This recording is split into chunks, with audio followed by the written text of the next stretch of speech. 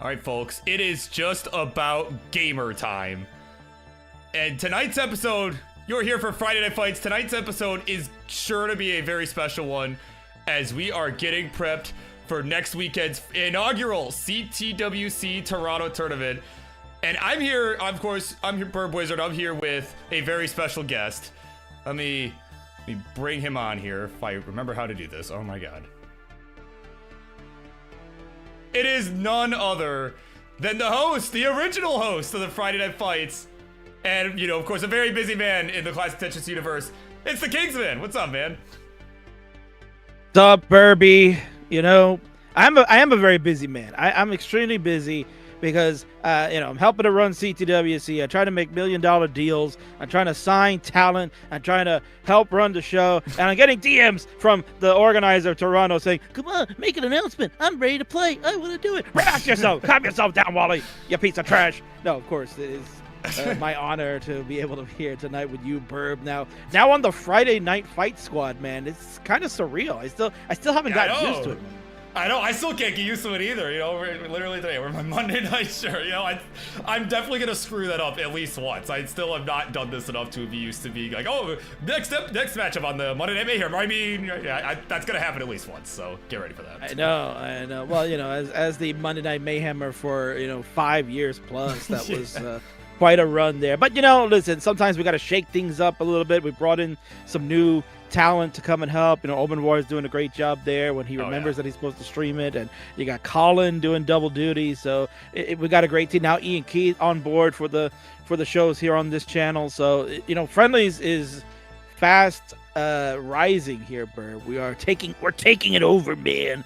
And I'm really excited. This is a very good era for us to be in. But what's even more important, Burr, is that this is a great era going into next week's major event that we're going to be having. It'll be the first time ever that CTWC, right? I'm repping the colors today.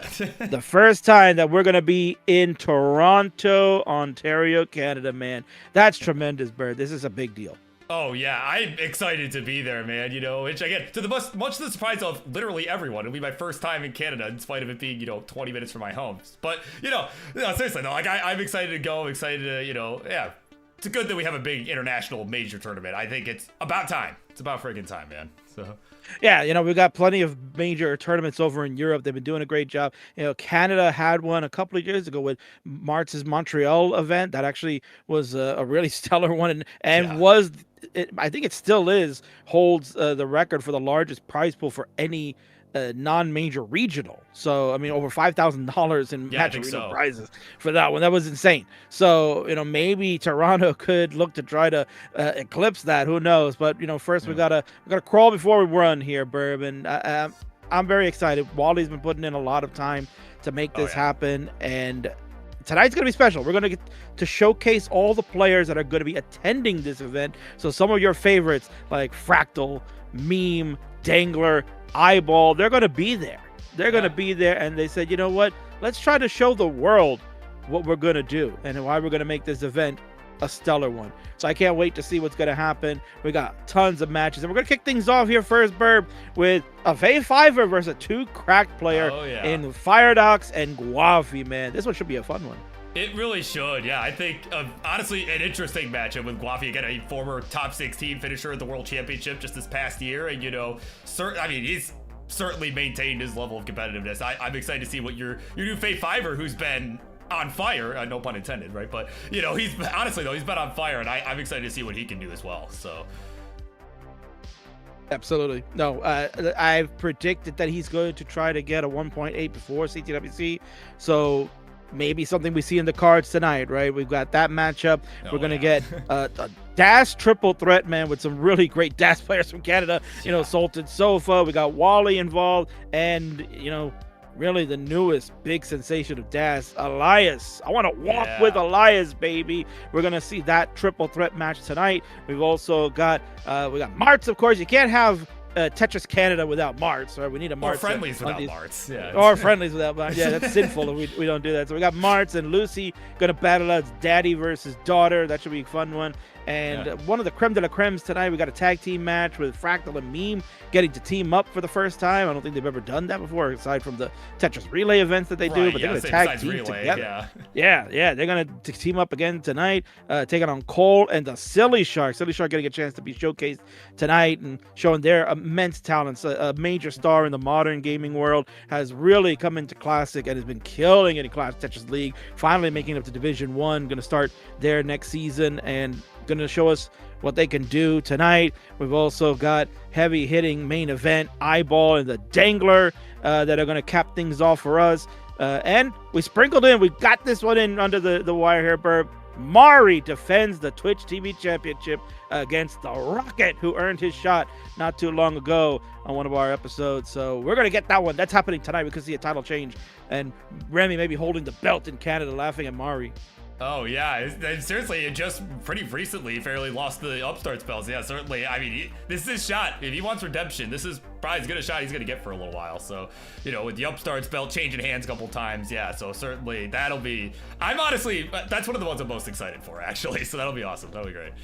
Yeah. So we got six matches on the card tonight. We're going to get one started here. But most importantly, folks, the whole idea for this evening is that we are looking to raise money for the match arena. We're looking to get that kick started because we want to play these.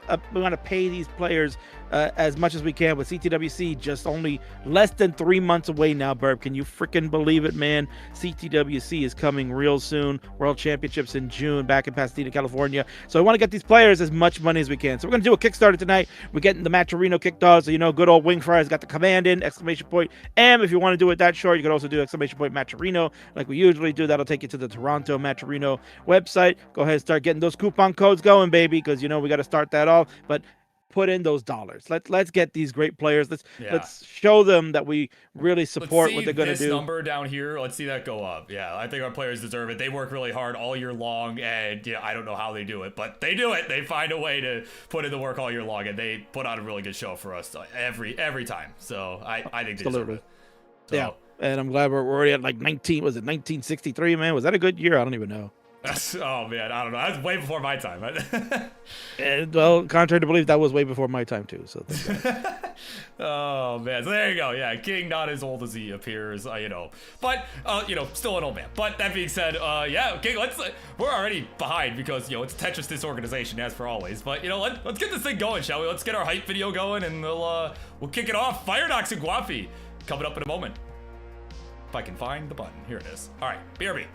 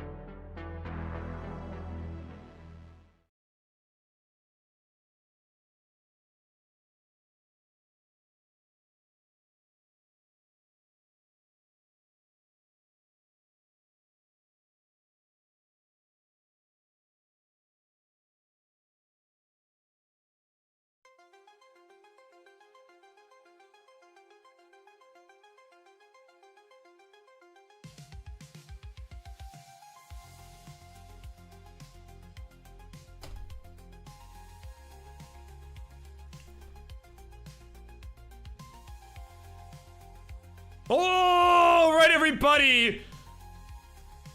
It is apparently Meatball Monday on a Friday. On a friggin' Friday, man. Can you believe that? Oh my god, I blame Tyler for this. But no, here we go. It is Friday Night Fights, and we are here with Gwafey here. Oh my god, what is happening? All right, let's just do this thing. All right, we got a CTWC Toronto special, and we're gonna kick this one off with a big one. Charlie, if you could do your thing, pretty please. Dude, is this one? There we go. It is time for some fights. Introductions, please. The left-hand side is a member of this year's King's Fave 5 list. As he is, as mentioned just moments ago, is projected to make it to 1.8 million points before making it to CTWC this June. As he is red hot, as he is getting set and ready to go for Toronto. It's the Firedox. And on the right, his opponent for this evening has quite the fit of all time going on. As, of course, he's ready for the fight. A top 16 finalist at the World Championship just back in 2025. As he is, again, with an outfit of all time. As he's getting all squared away, ready to go. It's a Gwafey. And with me, as you saw, to call this one and all our matches tonight, it is the inaugural Friendlies host, the Kingsman. Welcome in. Ooh. Yeah, I give that one for the old group that loves to hear when the king goes like that, because people assume that that's what I do all the time. But yes, I'm here tonight, being on the co-pilot side of the Friday Night Fights. This feels very awkward. It feels very awkward that this is happening. But you know what? I'm prepared for it. I'm prepared because we have such a banger lineup of matches, and this one's going to kick it off with the Firedox and the horse's head, which I was about to call a horse's ass, but it doesn't matter. They're going to pop it off and kick things off to get ourselves ready for CTWC Toronto, which is 1 week from tomorrow. I can't wait. Burb, this is exciting. Let's freaking go. Oh, yeah, dude. I can't wait, man. But, of course, we are going to have to wait just a moment because I got to generate a seed for our players. Right? We need that. Of course, it is for our players. It's going to be FA0E1A. It is pinned on Twitch. And speaking of Twitch King, look who's here. Emmy Babe with a raid party of 8. Long time no see. Hope you've been well. Thank you so much for coming in. Picked a good night. Ooh, yeah. You Sudoku deviants out there. Hang out with us tonight. Thank you, Evie, for the raid. You are awesome. And, Burb, I was told recently, Evie said, I want to get back into classic Tetris. I want to kick some of these guys' asses. Oh, boy. I said, come on down. Come on down. It'll be a while before Evie gets to play one of these jokers here, but don't worry about it. We're going to put on a show nonetheless. Evie, we're going to be invading Toronto next week. So we're going to be doing a showcase tonight. Help support us. We've got Matcherinos going. So all the deviants out there or connoisseurs of Sudoku, we're ready to go. We're going to get this one started in moments. Yeah, actually, not very many moments anymore. King, why don't you do the honors? Hey, this is originally your show. Why don't you do the honors? Count these two down for game number 1. Oh, you're too kind, Burb. Let's do it, baby. Let's count down in 3, 2, 1. Tetris, let's go. Friday Night Fights, hosted by the Birbwizard. Unbelievable. Yeah, it really is unbelievable, Like I said earlier, I'm gonna screw it up at least once, right? But we're here. That's what we're here for, right? Tetris disorganization. That well, if you want this organization, you're coming to the right place, right? Watch out, because Vandy's streaming on his other channel right now, so he's gonna get upset. Oh, King, you double booking guys. I gotta get over CTM. I gotta get you those sound bites, man. Oh my god. Oh yeah, yeah, I definitely need that. You need those, but what I need here is a little bit of an update on what's going on here. We've got 2 outstanding players here, Burb. You know them very well. We've seen them compete on the Monday Night Mayhem, the Friday Night Fights through many, many years. I guess let's start with the player on the left side there. The newest member of the Fave 5. You're an alum of the Fave 5 back from 2021, but here 5 years later, it's the Firedox. Man, oh man, a lot of people probably didn't think that King would put Firedox on there. There's been an honorable mention before in the past, but, Burb, put in a lot of work over the last few years. Former Upstarts champion here in the Friendlies universe, is kind of eyeing that Phenoms title a little bit. So let's talk about Firedox. What do you know about him? Yeah, you know, I mean, pretty much, yeah. Honestly, I think a very deserving member of the Fave 5. I mean, I think there might have been an argument that, oh, maybe he's too cracked for Fave 5 list now. I think that might have been part of it too. But no, I think he's certainly at that level where I think he will ascend even more. I think this will be one that you hit right on the head. But, you know, he's been in the scene for a long time. You know, he's been, you know, in the Upstarts division for quite some time now. As you mentioned, going for the Phenoms title, as he has progressed quite a bit since then. But, you know, a one-time Upstarts champion, and, you know, he's looking to join the likes of Ian Keith and 20 Dan for getting multiple division belts. You know, that would, honestly, he'd become one of the best Friendlies players of all time at that point. So certainly a very stacked resume that he has built up over the years. I mean, it took him a while, but he has got there. And honestly, he's here. Yeah, no, absolutely. His rolling has taken really quite a turn for the better, right? You know, he was been working very hard at that. Was formerly a DAS tap hybrid type of player. That's what ended up getting him that Upstarts championship before eventually losing it to Winter, who, you know, we know how excellent she has been over the years, and trying to, you know, become the very first Friendlies player to win the 3 major titles. No one's been able to do that yet, but certainly Firedox, a very bright future. I have very high hopes for him. I think this is a year that he can really break out and show the world, not just Canada, but the world, that he is a player and a force to reckon with. Made CTWC gold bracket for the first time last year, and certainly is going to look to try to get past into maybe round 1 and have a matchup that, you know, when you get to that round 1 matches, man, those are so tough. Upsets can happen, and you never know. Oh yeah, I mean, I know a thing or two about upsets, but, you know, it's certainly, yeah, like in round 1, like there's, especially with how competitive the scene is nowadays in general, and how pretty evenly matched a lot of the top level talent is, you just never know what'll happen. Like, the seeding almost doesn't matter. It really just matters, can I make the bracket and give myself a chance? And that, I think he's got a good shot to do that this year, King. Yeah, absolutely. And who has a great shot to return maybe to the top 16 as we get a quick score check. 306 for the Firedox with 79 lines, 243 for Horsehead over there, also known as Gwafey. And yeah, top 16 last year for the World Championships. Berg really kind of maybe shocked people as far as the performance that he had. He really started to come into his own last year, made the 2 crack list back then as well, just because he, you know, kind of like the inaugural group. Actually, the second year. I remember the first year was, yeah, I think it was the second year. Cole, Scooty. Yeah, it was the second year we started doing it because people have been, you know, hounding the king. Oh, why don't you put this person? Why don't you put that person? Yeah, I can only put so many people on, right? Should we give participation trophies to everybody? No, we can't do that. But certainly, we created this new role that, you know, would kind of quench the thirst of those people that thought they were getting slighted because they're just too good. And Gwafey was one of those guys, and there you go. Finally, he takes it off. He's like, "Damn, that's too hot, bro." Yeah, I was gonna say, it looks like he's sweating a bit. Yeah, maybe. Well, Firedox is pushing him. Firedox with the lead at 380 to 358. But yeah, I mean, a breakout year for Gwafey last year. He really kind of silenced a lot of critics. He had a tremendous match with Meme that, you know, goes down in the annals of history for a number of reasons. But gameplay wise, it was one of the best matches in CTWC last year.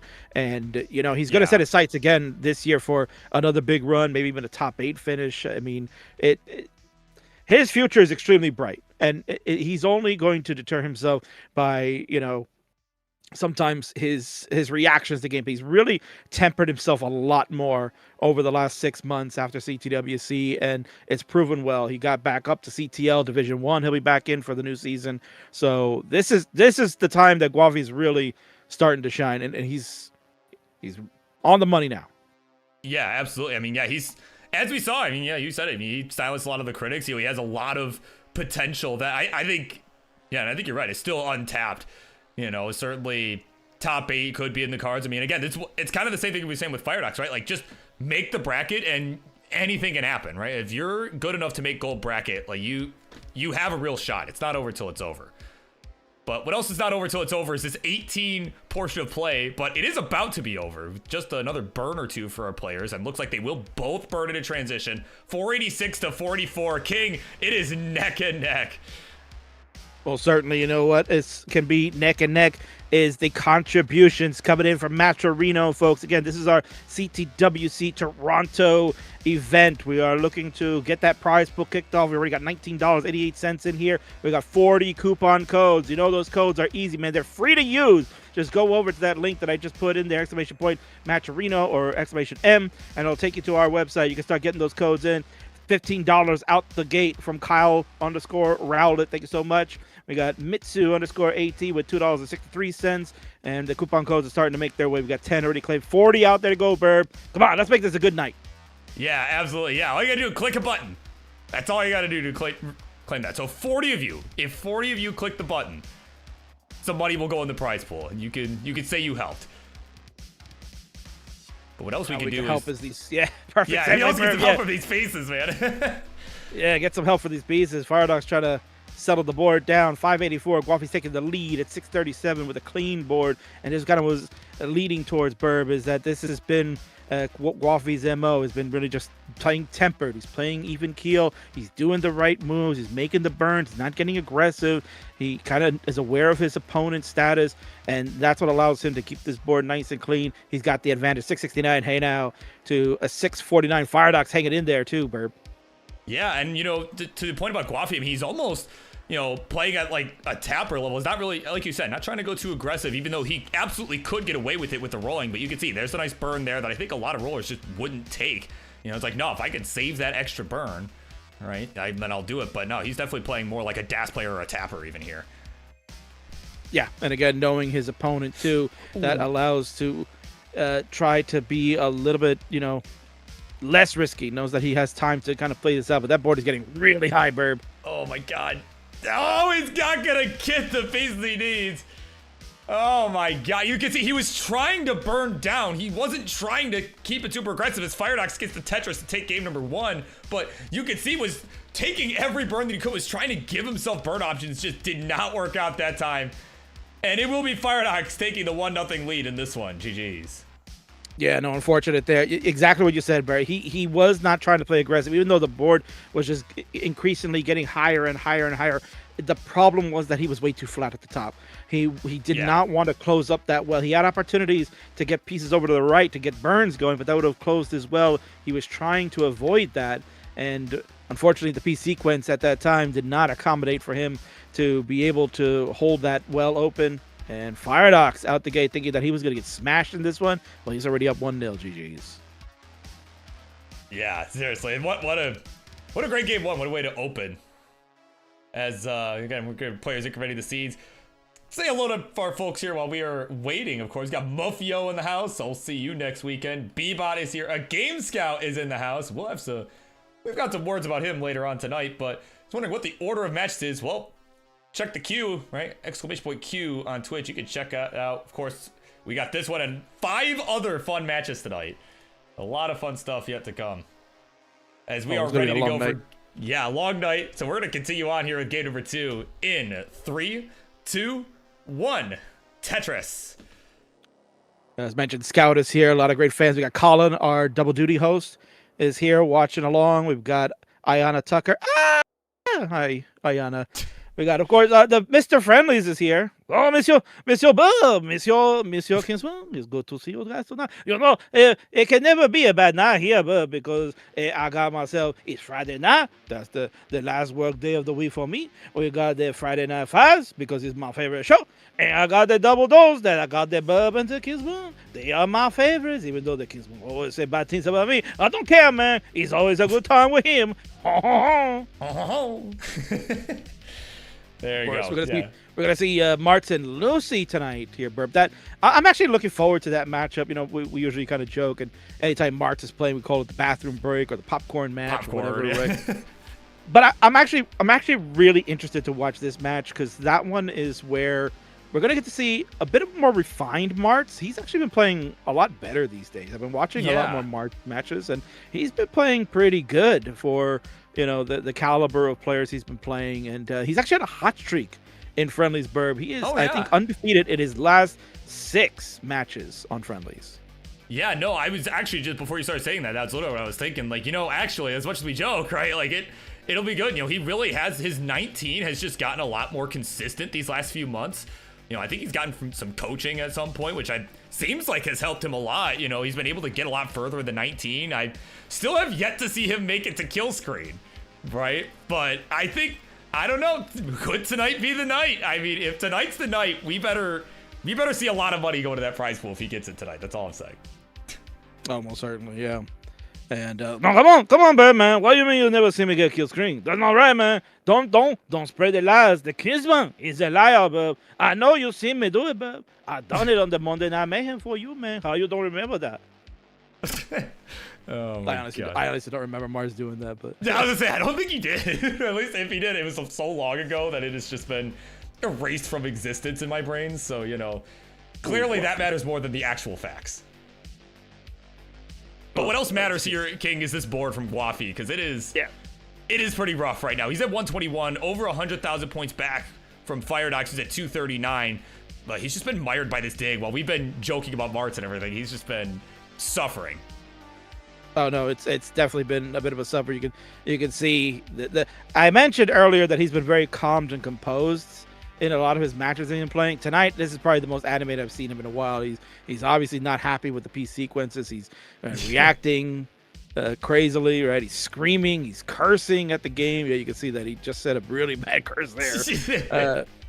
Meanwhile, you know, he's starting to bring it. He's getting some Tetrises now. The board is starting to materialize itself as far as the parity is concerned. Firedox, though, got into a little trouble there. He's handling it well, though, Bert. Yeah, certainly. I mean, you know, you're Firedox right now. You've got the lead too, so certainly you can afford to take a little bit of extra time burning if you feel like you need to, just to give yourself the safest burn option, right? Certainly that's, yeah, he's in pretty good shape here. And now with Gwafey getting out of this mess, he's going to be able to start catching up here, provided the game will provide the pieces needed. Again, 225 for Gwafey, 301 for Firedox. It is Gwafey with the cleaner board. Oh, did not go for the S burn, but now we'll burn with the LPs. Yeah, I see he's playing a bit more aggressive this game, King. Yeah, I think he's got his hand is being forced to do that, right? Because of the, you know, the way that Firedox is playing, and you know the height of this board that he's been put at too. So a little bit uncharacteristic of the games that I've been watching Gwafey play. I've been watching it because in CTL, Burb, we had a larger Division 2 that he was in. Each one had to play upwards of, like, I think eight matches per player. So, you know, you got a lot to watch there. And Gwafey was lights out. He was undefeated for the year. He went 8-0 in his Division 1 it outright. And like I said, he's got the promotion to Division 1. Very excited to see what he's going to do. But yeah, not the best of starts in this game number 2. He was looking lights out in game number 1. Like, it was all going well, and then that unfortunate P sequence that ended up ruining him. But we'll see what he can do. Still a lot of game left to go here. 354 for him, 383 for Firedox. Great spin for my fave fiver. Yeah, no, that was really nicely done. You know, so again, approaching the transition. Yeah, and like you said, lots of game left, so certainly anything can happen. Right, we've seen crazy comebacks before, and although, especially with Firedox's board looking the way it does, I mean, it's definitely an opportunity here. There's a Tetris for Gwafey to close it in. Look at that, 7,000 points the difference. Yeah, see, there you go. Wasn't surprised that Gwaf was going to start making his way back into this one. So, you know, again, this is the type of gameplay that you're going to get, high-level gaming at its best when we get to Toronto next Friday. Next Saturday, folks. So Toronto Gaming Expo is hosting us at CTWC, our first venture in Toronto. It's going to be exciting. They're a great partner. Can't wait to get in there and get to see what they have to offer. That expo, I've heard, Burb, is tremendous. A lot of cosplay that goes on over there. They've got a number of different, like, raffles and prizes, and a lot of other games that they showcase there. So we're going to look to be the main attraction, man. We're going to look to be the highlight, as we always should be whenever we go to these exciting events. Yeah, I think it'll be, I'm hoping that this will end up being a big major tournament for years to come. And I think King, it has a lot of potential to be. Certainly when you bring in top level talent like this, and that's the thing. It's not like a ton of us live in Toronto. I know I don't, but, like, you know, it's almost like Ohio, right? Where you got enough people that live, like, within, like, a couple hours drive or what have you, you know, that a lot of people can go, right? It's pretty easy to get to. So I think it has a lot of potential. Well, certainly, as much as the potential this game has to being really, really spicy. Both players neck and neck. Gwafey getting a little distance with that Tetris. 570 for him, 550 for the Firedox. Firedox with a bunch of holes that need to be resolved, but at a height of the board that can certainly be handled and is just about clean there. Gwafey going to try to continue to pound, and look at that back-to-back jacks for Gwaf. 630 to 558, just that quick, almost 100,000 point lead for Gwafey. Yeah, you know, we were looking at the start of the game, was just so far behind, was having all the suffering early on, but now, I mean, look at him now, King. He is getting back to his lights out self that we were seeing in that game number 1. He's just, you know, found his rhythm. Yeah, no, sometimes it takes a game for that to happen, right? You got to get that warm up is done, Burb. You know that, right? So certainly, Burb knows all about those warm ups. He's seen enough Mart matches to know warm up what looks like. Yeah, certainly. Oh my God. 725 for Gwafey. He'll add a touch of 756. 663 for Firedox. He's got a bit of a left well setup going on at the moment. So that's what the pieces are allowing him to do. And there we go. He'll hit it as he's going to now just work with what he's got, right? Quaid who? Quaid who? How about King who? I'm going to throw in 9.25 cents by contributing to the code there into the match arena. We're at $20.63. Let's continue to grow this, folks. We got to continue to grow this. We want to get off to a great start. We want to make sure we get these players paid. CTWC is nearing, so why don't we try to get some money for these folks so they can take that trip out to the World Championship. A little extra pocket cash certainly wouldn't hurt for them to pay some of the bills. So come on, let's go. We got at least 37 more codes. Get those contributions in. If everybody's kind of contributing a couple of bucks here and there, Burr, we can easily get to, you know, $300, $400, $500 tonight. Yeah, it adds up quick, you know. That's right. You think it's just one person, right? Oh, well, it's only a few bucks. Well, enough of you do it. And it adds up pretty quick. But what else adds up pretty quick are these lines, King. We're on level 28. We got a nice, dirty center well from Firedox. And we're into level 29 for him. 798. As Gwafey is... Yeah, he's way ahead at this point. He's about to max it out, and he will AO5 into level 29. Yeah, 969. Hey, now for Gwafey. Oh, I'm behind. I'm watching the wrong one here. Duh. There we go. Oh, my God. Sorry. I have to... Again, Burb. I'm not used to doing the backseat driving here, but, you know... You take the driver's seat, right? You're the driver. Go ahead. What's happening here on level 30 for Gwafey? Right? What is happening here, right? He's at A60 right now. He's got about a 230,000 point lead over Firedox. Both the players are just kind of lining it out right now. We're at a point where kind of daring each other, right, to start going a bit more aggressive. Now, to the best of my knowledge, right, we did all agree to do level 39 cap, if I'm remembering correctly, right, so we could stay on schedule here, right? As if. But no, anyways, staying on schedule. Well, at least for 2 matches, we did agree that. Yeah. Well, we'll see. We'll see if we need to implement it for the other ones. Definitely for the Marts Loucy match, that needs to be implemented. Oh yeah, definitely, without question. Yeah, we'll be here all night if we don't. But without question, in all seriousness, 5 taps by Firedox here, Burb. Yeah. You see those 5 taps on the left, tremendous. Oh, absolutely. And now, didn't move that bar in time. He's done at 873. So no cap, no problem. It'll be C32, C75 with the dagger, because why not? Gwafey is good. He'll tie us up 1-1. GG's.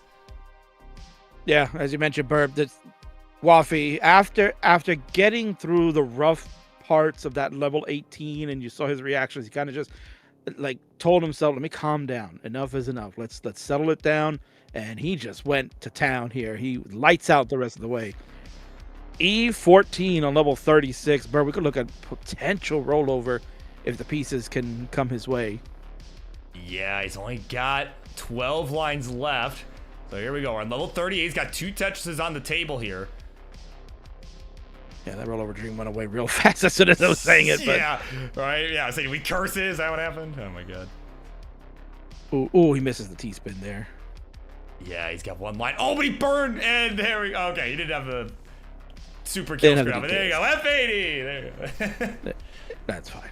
1.5 million for Gwafey. So well done for him. And you know, Burb, if Gwafey went to Genesis, right? If Gwafey went to Genesis, that 1.5 would have netted in some big points in the qualifying standings, you know? Oh, yeah. I would say it probably would have won him a fair number of games, too. So. Yeah, certainly. Well, you know, kind of just leading into potential to see what could be happening for CTWC in the future. And we got Toronto is going to be using that qualifying method that people like the wars method, as it's commonly known in the community, where we use a point system. So this is something that it will also be looking at as we're watching the games tonight and how these players are going. But I guess let's continue on, Bird. We'll get to game number 3. Yeah, why don't you do the honors here? Count them down. I guess I will, because we're going to do this in 3, 2, 1. Tetris, this is now the crucial game 3. Both players have a win on each side. One of them will take the advantage by the end of this third game. And yeah, so next week, folks, we have the Toronto event, as we are certainly promoting that. But the qualifying system will be using that war system that you saw at Genesis. A lot of people were very pleased with that. For those newcomers that may not be familiar, it's a different qualifying system than we use for the number of max out. That was the tried and true form at CTWC for many, many years. But, based on player feedback, Burb, and just the sign of the times, right? Rolling has now become the main play style to win a world championship. And players have felt that you kind of need to format that really equates better with the system at hand, as far as where rolling does play a part and sees people correctly instead of playing on 29. The spamming of attempts on max outs that usually can occur before we even get to 29. So we continue to look at all those avenues. So Toronto will be doing that with that system. I believe we just announced Portland is back again at Reed College. Our friends Redshirt and Amaro is now going to be in charge of that one. So they'll be back, and they'll be doing that system as well too. So, and I think rumored innuendo, Burb, we may be doing that at Midwest too. We're gonna get a really fine look at this system to see, does it work in the realm of what we needed to do here at CTWC. So it'll be a very interesting couple of months now.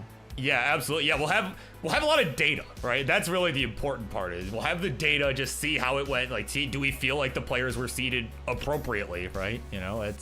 That's kind of going to be the key over these next couple of months. Yeah, I'm excited to see how it pans out. What I'm also excited to see, King, is how this game pans out, right? We're 1-1 here. It's definitely, as you said, a crucial game. And it is neck and neck, as you'd expect. 200 to 211. It is Gwafey with the lead, and it's actually behind in lines, too. And Marts is letting us know that I'm about to officially announce, but Quebec 2026, man, is going to happen. Oh, my God. Imagine. Right after Portland is, or Portland is in Jonas Cup, not Portland is in Reed College. Crazy timing. Yeah, well, Marts has always had great timing, right? Just as Judy. It's right, yeah, right on time. That's Judy. Am I right on time? Is it time for the Marty party? Marts, please, this is a family-friendly show. How dare you? Oh my God. Oh man. We're carrying along here in this game number 3. Oh my God. Yeah, I'm sure perhaps these two could show up at Quebec too. Well, I guess they'll have to tell us, right? But what they will do is they'll keep on scoring, as Gwafey almost missed that adjustment there, but he'll get the Tetris go to 376, 346 for Firedox. Yeah, it's been a fun opener here, Burb. I've really enjoyed seeing this. Again, like I said, Firedox was feeling like, this matchup might not be favorable for him, knowing that, Gwafey is a now Division 1 CTL player after winning his whole division. Firedox, taking last season off, had gotten relegated from Division 2 back now down to Division 3. But sometimes, Burb, you just got to get knocked down in order to get back up stronger, right? And I think that's what's going to happen to Firedox. I think Firedox is going to slam through Division 3, easy peasy, going to come out stronger for it, get back into Division 2, kind of reclaim that confidence that he sorely was missing. And, who knows? Maybe we'll see this matchup in Division 1 in a few seasons. Yeah, and, certainly even taking a break, too, never a bad thing, right? I think that's, it's something I feel like isn't really talked about enough, I would say, in this community, right? Just the importance of just, hey, like, if you're, like, don't burn yourself out, right? And sometimes that's just what happens. Like, you don't play as well, and you don't, like, it's just not as good for your well-being, right? So certainly, I think the break might help him out as well. Agreed. No, everybody needs to take a break, man. Trust me. I took a break, and it was nice. And then when I come back, now I play that crap. But, that's just how this game is. Yeah, it's you know, it takes no prisoners. That's just kind of how this game operates. Right. But segueing like a ninja would, this is this game is being taken no prisoners. Gwafey, tremendous 582 at 115 lines, Burb. Now he's hit the 600K. A beautiful adjustment for that long bar to come in. Great foresight from Gwafey to see that. And what efficiency are we looking at? He could get 2 more Tetrises in if the pieces allow and the placements work. Could see something really nice, almost a near 700K transition for him. Yeah, like that's cool and all, but like, did you see those vitzes from Firedox? He was all amped up about those. Oh man, I still gotta find that soundbite from Jasmine. Oh my god. Oh my god. Well, we got a transition here from Firedox. He's at 610, 659 for Gwafey as they are racing along. Will you find that soundbite? Yeah, I gotta look for that, man. No. We need it. Yeah, we really do. Yeah, I need to get all these sound bites, man. Yeah, I'll hook you up later. Yeah. Oh my god. All right, here we go. 713 here for Gwafey, 666. Oh, heavens no, as Grand Designs might tell you, right? Oh, look at Gwafey here. Oh, nice man. fits. There he goes. Yeah, like Firedox got some fits. Nah, bro. Watch this. Oh my god. But honestly, you know, in the grand scheme of things, Firedox not far behind here. It's only about 70,000 points back. I had a touch for him. I mean, both of these two King are honestly on fire right now. Oh, they really are. This has been again another banger clanger. This is turning out to be a very great start. And like I said, this is the stuff that you're going to be seeing next weekend at the CTWC Toronto event. First time ever we're going to be at the Enter Care Center. First time working with the great TGE, that is the Toronto Gaming Expo. They've been fantastic partners, really helping us out and getting us set up and getting our placements there. And it's going to be a fun time, man. Oh, absolutely. Yeah, I would say I'm going to get to see this in the flesh. I'm certainly excited for that. You know, because there's great action here and just, you know, all the fun hangs. It's going to be a really fun event. But what's not so fun right now are these boards. Oh. Yeah, exactly, Burb. No fun hangs going on for both these players. Gwafey in major trouble at the top. He's finding some burns, but Burb, man, this is so difficult. Oh my god. And look at Firedox got clean. Oh my god, he can't believe it. 896 the final score, King. And with that Tetris, Firedox is gonna take the 2-1 lead. Oh my god, he had it out and just did not get there. And we're now on game point here. Both players got into some major trouble there, Burb, right? They got into major trouble and ended up, you know, Gwafey just playing so high up with the fire. Those rolls were excellent, but he just could not get the piece to get him out. Firedox, though, he found the solves, worked it on. You saw he had a fist pump right at the end of that dig into a Tetris, and then the next Tetris after that was the game winner. He's finishing it out, gets another max out, add to his all-time career highs of max outs. Gwafey, meanwhile, just, you know, needing to reset that console after unfortunate circumstances there, just not happy. And yeah, wow, 2-1 to the Firedox. Yeah, he's got to reset the RNG, you know. You know, even though we're using the same pieces, right? Clearly, right? well, clearly, yeah. Well, you know, but he nearly broke his NES, and that would have been tragic there. But luckily, that would have been very anticlimactic. Luckily, no pieces of NES hardware were injured in this event. Thank you. Yeah. So far, no, I'm kidding. No, just not at all. Yeah. Please. Yeah, we'll see what happens at game number 4. Yeah. Oh my god. All right, so assistance with the seed Gwafey may need. Let's double check that. Oh yes, let's take a look at that. Yeah. 2D. I believe it is. Yeah, 2D. Yeah, see. Yeah, I'll put it in there too. Yeah, there you go. Just occurred to me, delay. Internet delay is a real thing, and it's not as prevalent with text, but what else is prevalent, though, is our countdown. We're getting ready for Game 4, which begins in 3, 2, 1, Tetris. All right, so game number 4 of this one. This has been a fun one. L and the T confirm that the pieces are correct. Both players have the same seed, so we are off and running. And coming up next, Bert, we got another banger and clanger. All of them are bangers tonight. We're going to have ourselves a triple threat DAS match with some of Canada's best. Wallbant, our Toronto organizer, are going to be in action. You're going to get the Salted Sofa, who made gold bracket last year at CTWC, the lone DAS player to make the bracket number 48 on top of that, too. And oh, yeah. actually took a game off a roller in what was a crazy game number 1 against Dan V. Yeah, I was going to say, to be fair, it was Dan. But anyway. No. Oh, man, don't besmirch our great frontage champion. Oh, man. Yeah, I guess he's not Kakaku anymore. So, yeah, we did rectify that. So, yeah. I had to rectify that, yes. So they'll be taking on there's those two. And then Elias, who has been tremendous and had a big win in today's CTM DAS Masters.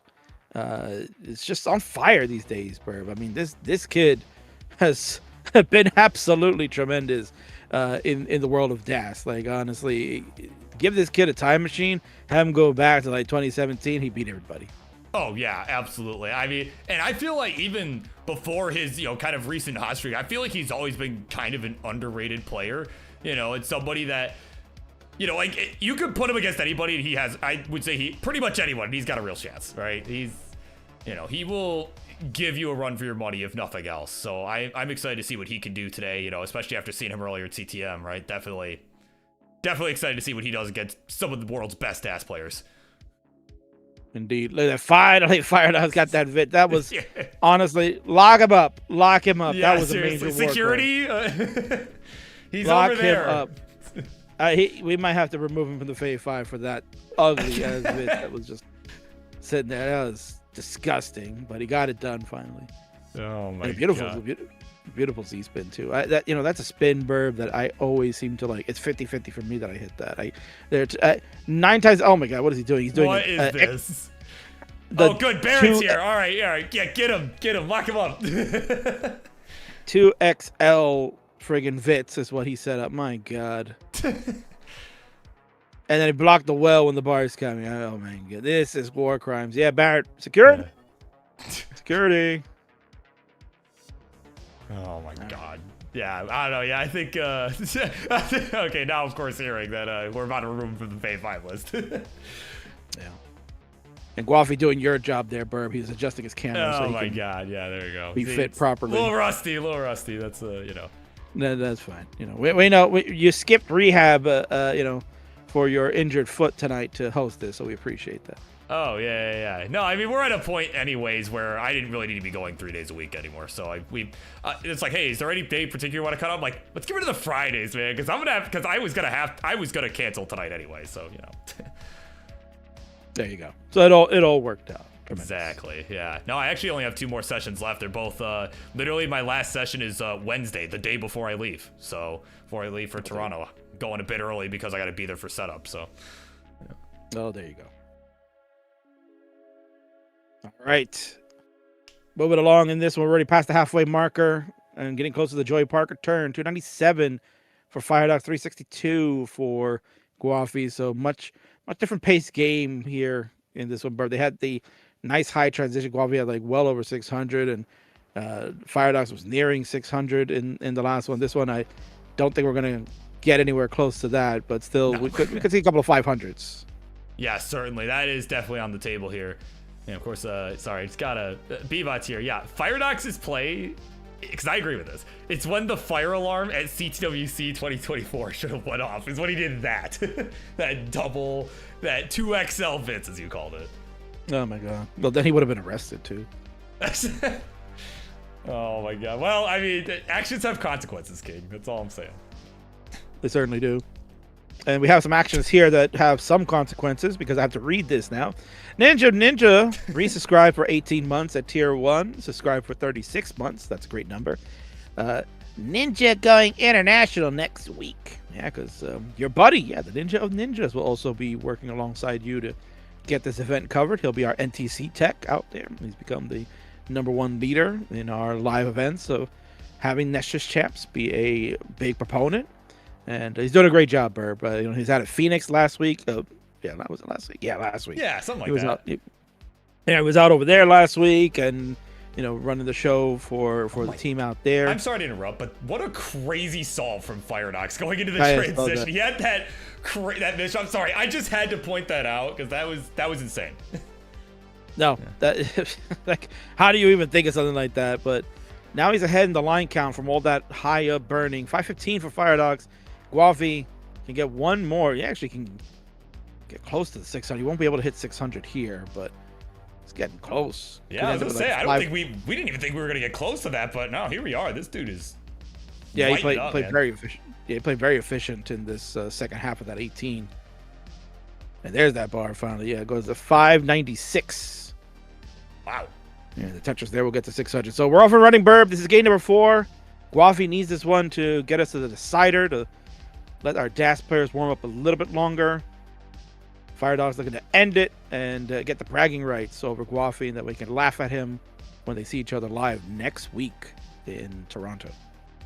Yeah, certainly. And, you know, and a win, like you were saying, too, you know, with Firedox, we were talking about his CTL progression, how he's been relegated to Division 3, and certainly him winning that would give him his confidence back. I think this would be a pretty big confidence boost for him, too, given, like you said, you know, the difference in divisions that these two play in for CTL. So, I mean, a lot on the table here, a lot on the line. So Gwafey does have the lead right now, though. He's at 714. Tetris for Firedox will go to 676, so it's a pretty tight one here. So pretty tight one. Although, worth noting, Gwafey is behind in the line count by about 10 lines or so. So that's going to be worth noting as we get closer to the level 29 to 39, so on and so forth. So just keeping that pace in mind. Yeah, indeed.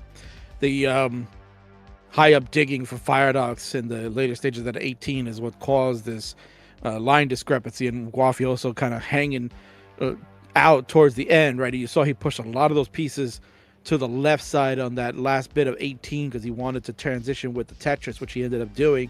By doing that, delaying that piece sequence, this is now giving him that advantage. So ball's in Gwafey's court. He will be able to determine if he needs to play aggressive to catch, but those piece movements, that's not going to be helpful for him, Burb. No, not whatsoever. Both of these boards looking in not so good shape right now. Firedox able to fill in that bar dependency and the L dependency on that left side, but ended up making another misdrop. So he's going to have some burning to do before we get to the level 29. But oh, Gwafey, that board's not looking so hot either. Oh, more misdrops galore. And he did not get the piece. Not in time. Oh, man, if you can read lips. Oh, my word. 900K. Gang, that's enough for Firedox to get it done. 3-1. GG's. Charlie, do your thing, man. Ring that bell. There you go. That'll do it. Yeah, unfortunately, you can see a little, maybe a little bit more than just a little bit. Yeah, it's just a frustration there from Gwafey. Not happy with the ending there. Knows that certainly could have played better. But the Firedox, look at that face there, Burb. It tells you everything you need to know, that he's shocked. He's like, I beat Gwafey? What? What? Yeah, you read it literally. As he said that, what? What? Oh my God. There you go. Yeah, your winner, chicken dinner. It is Firedox getting it done. And of course, man, what a game. It's certainly, and like I said earlier, what a confidence boost this has got to be leading into one of the biggest regionals we've had in quite some time coming up, man. Yeah, certainly. You definitely need that. Kind of shows you again the prowess of the Canadian Tetris player that we're seeing here. Firedox, a member of the King's Faith 5, Burb. He just took down one of these two crack players. You love to see it. That's my guy right there. Firedox for 2026, baby. The Faith 5er is out to a great start tonight, Burb. Hell yeah. There you go. Yeah, right, yeah. Somebody invited GD here. Yeah, hell yeah. Right, no, but there you go. Faye Fiver doing his thing. And, you know, coming up next, King. I mean, this next one, I'm going to do the thing in the bot, right? But triple threat, DAS triple threat, King. I mean, I can't wait. I mean, Salted Sofa has mentioned, you know, like, someone who made the top 48 at the World Friggin' Championship. You got Elias, who has mentions on the hot streak, and Wally, the tournament host. But no, someone who's also been on the rise, right, in the world of DAS. Your thoughts, man? I'm excited to see how this plays out. Yeah. Yeah, I mean, it's pretty straightforward, right? You're gonna get a Faith Fiver in Wallbant, right? So you're gonna get him. You know what he can bring. He's an excellent roller, and now he loves DAS. He finished top 16, right, or top 8 at Jonas Cup. Top 8, I think. Yeah. Yeah, he was. Yeah, top 8. Yeah. So he finished top 8 at Jonas Cup. So you know that he's legit. You've got the Salted Sofa, as we mentioned, the only DAS player to make the gold 48 in an era where the rollers are prevalent and it's near impossible for any other DAS player to get in at this juncture. And Elias, who has been an online sensation in the world of DAS, this is may be his first live event that he'd be going to. So this is going to be something exciting to see. We may be able to see him play in the gold bracket as well, too, for this event. I'm very excited. DAS is, you know, Burb, years ago, people said DAS was dead, right? It has resurrected, and it is better than ever. So, my God, we're going to be in for a nice treat in this next matchup. Yeah, absolutely. So let me go do the thing and set this up. It might be less than the 5 minutes here that is shown before we come back, but let's get it set up, and we will be right back with that one. Triple threat action, DAS. Let's do it.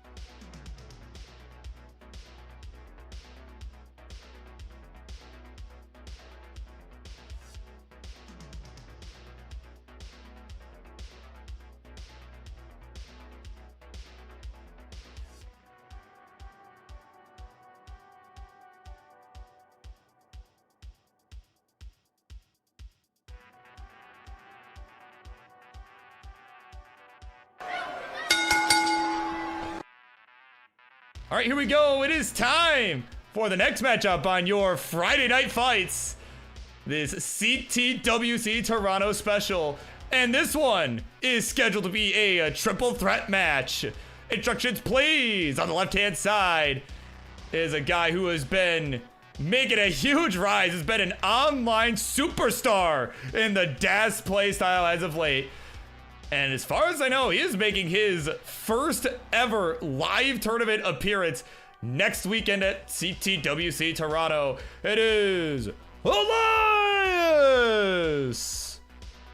In the middle, one of his two opponents for this evening is a DAS freaking legend. Was the only DAS player to make it into the gold bracket at CTWC 2025, even taking a game off our heavyweight champion Dan V. He is the GOAT, Salted Sofa! And on the right, last but certainly not least, he is the man responsible for CTWC Toronto happening in the first place.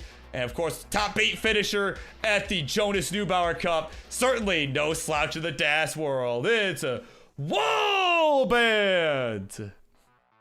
And still here, calling this one with me and all the action. It is the Kingsman. He is here once again. I never left. I'm sitting here. I'm here in the long haul with you, Burb, tonight. So absolutely, let's ring go, man. This is again. This is one of the matches I'm very excited to watch. It's DAS, which I love because that's the only play style I know, and it's 3 outstanding Canadian DAS players. So this is even more hype because you get to see the level of gameplay that's happening out in the Great White North and what's going to be representative of the Toronto event that we're going to be having next week. So you're going to get Elias, you're going to get Sofa. Great DAS players all around. Wally is, done rolling, and Dassy loves Dassy, but more than rolling these days. So who knows what he'll play when he looks to get to the event. But I'm excited, just as much as excitement as DJ Mr. Bordo, who resubscribed with a Prime subscription. Thank you so much, my friend. Has been doing it now for 11 months. So next year, happy anniversary, you bastard. There we go. Yeah, certainly. I'm excited to watch this one too, man. Certainly can't go wrong with some good DAS action. Again, these 3, I think, some of the world's best right now. But we have Pendercy in the chat. But of course, this is a triple threat match, and some people might be new here and may have just forgot. How on earth does a triple threat match work, Burb? Why don't I explain this for the masses here, right? So here we go. Here we go. Rules of a triple threat. All 3 of our players that you see on screen there, they're gonna play at the same time, and they're gonna compete for the highest score, just like with a one-on-one, except there's a third person. The top finisher in each round, they're gonna get 2 points. They're gonna get 2 points overall in the match. Second place will get 1 point, and last place, you don't get anything because you got last place. And the matchup will be first to 7 points. Right? You get 7 points, you win the match. And if there's a tie, there will be a tiebreaker game between folks that are tied to determine our winner. There you go. That is a triple threat match in essence. That's what you're gonna be seeing from our 3 players, and it tends to get interesting, King, as you know very well. Things tend to get interesting as we get further on in the matchup, and the points kind of start to flow in, and we kind of start having to depend on each other, right? Certain players having to depend on the other to make sure the third doesn't run away with it, all that sort of stuff. So no, without question.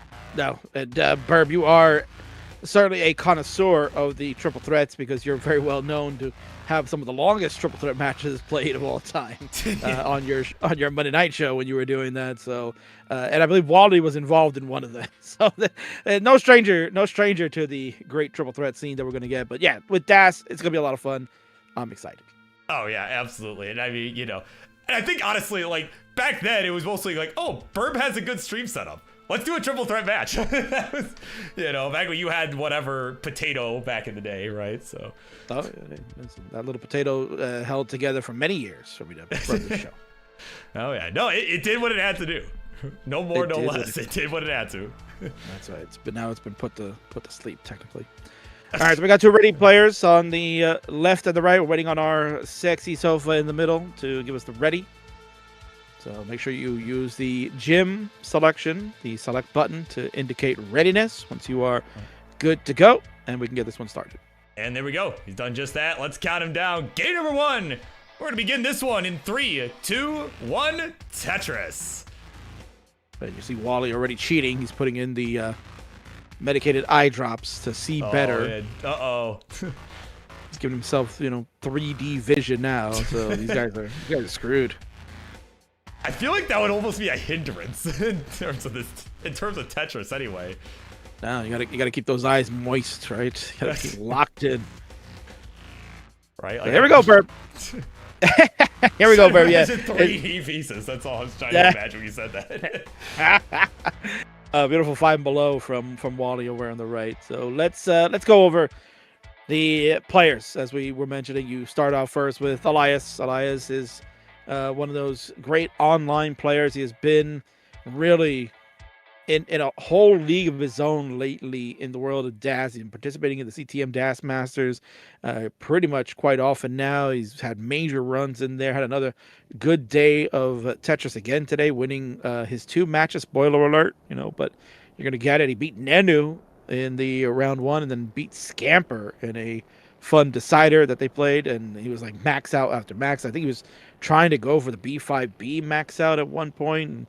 And, not really, but this kid is unbelievable. And what's even more unbelievable, Burb, is that he may be from Canada, but he represents the wonderful nation of Ecuador, which is the king's home country, if you knew that. Oh, wow. Yeah. I actually did not know that about Elias anyway. Yeah, yeah. So he's probably got a soft spot for you then, I imagine. No, not at all, but it's okay. He's taken away the title of best Ecuadorian from me. I was best Ecuadorian player in Classic Tetris, and then he came along and he's ruined it now. So he's no longer only Ecuadorian player right now. Right, but you know what, Bert? I'm okay with it, because if we can have one great Ecuadorian DAS player, and then we have the greatest LATAM announcer of all time is here, right? No disrespect to you, Peak, out there. You're hustling and bustling, but you're never going to be the king of the restreams. Let's be honest with that, right, Bert? Oh, yeah. I mean, exactly. You got the best Ecuadorian player in the world, in Ecuador also, but also in the world, and also the second best Ecuadorian player, right? You don't have to tell people that you're the only other one, right? No, clearly, yeah.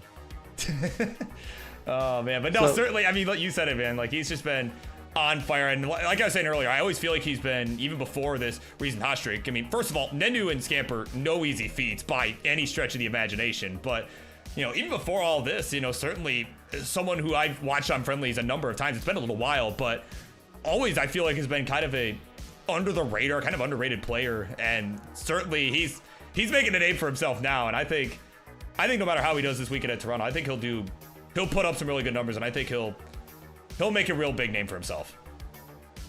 I think he's already made a big name for himself, at least in the online scene right now. Now, when you go to a live event, that's where you can really show the world and the people that are there to see it first and foremost. That's a whole different ball game. You're in the element of your comfort zone at home, and you can kind of just move and groove. When you get to that live event, it's a whole different hustle and bustle. And I think this is the opportunity for him to really showcase his excellent talents with the dance play style. And honestly, he's a guy that should be coming out to the Jonas Cup, or maybe going out to the DAS World Championships, where he can really make a significant run in those areas. He is that damn good, Burb. Yeah, no, absolutely. I mean, yeah, like we said, the live events being kind of a different ballgame, like you said, different setup, and also not to mention the crowd noise too, right? When you're playing up on the big stage there, it's, I mean, as someone that's been there's nothing like it. There's absolutely nothing like it, and there is a little bit of pressure to that, just hearing everybody react to every little thing you do. I mean, who knows? I mean, I'm sure he'll do great, but that could be, it's something that could be an adjustment. Yeah. Absolutely. So we'll see. We'll definitely see, and we're very happy to have him coming out to this event. We are going to be in for a exciting time. And again, folks, remember, help contribute to the Matcherino, so that way, maybe, like I said, if Elias was thinking about going to Jonas Cup, right, that's a pretty expensive trip to go. So we need some funding. Man needs some money. If he says, I want to go to maybe the World Championship of DAS, I want to go to Jonas Cup, you need funds, man. So use the !M or !Matcherino in our global chats, whether you're watching on YouTube or you're watching on Twitch or Facebook, Kick, whatever. Use those commands over there, so that way it'll take you to our Matcherino link and you can help contribute. We got plenty of coupon codes still remaining.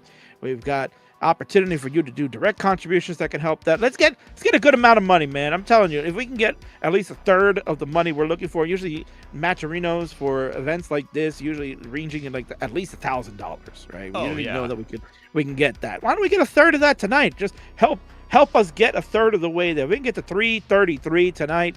I mean, that's a third of the max out, isn't it, Bert? Yeah, exactly. And honestly, and I was just looking at the contribution codes. We do still have 34 codes remaining. Like, if you go to our Matcherino, just log in, click the claim code button, and boom, 25 cents added to the prize pool. Let's get all those claimed too, man. I'm going to go do it right now. I'm going to do it again. I got claim codes that I can go ahead. I got Google accounts here. Let me go to my CTWC official account here. I'm gonna go. Oh, okay, Mr. Big Shot over here. All right. I am a big shot. Apparently, I claimed that code already, so I have to go to my other Google account here. Where is that one? Yeah, here it is. I'll use my personal Google account. That's how. There it is. I can claim this code right now. Just easy peasy, man. It took me literally 1 second. Boom, we got another 25 cents in there. We're at $21.88. Again, thank you so much to Kyle_Rowlett with the $15 to lead all contributors, and Mitsu_AT with a $2.63 that was entered. So let's come on, people. You guys are watching. At least get the contributions in with the codes. Let's get that done, right? Yeah.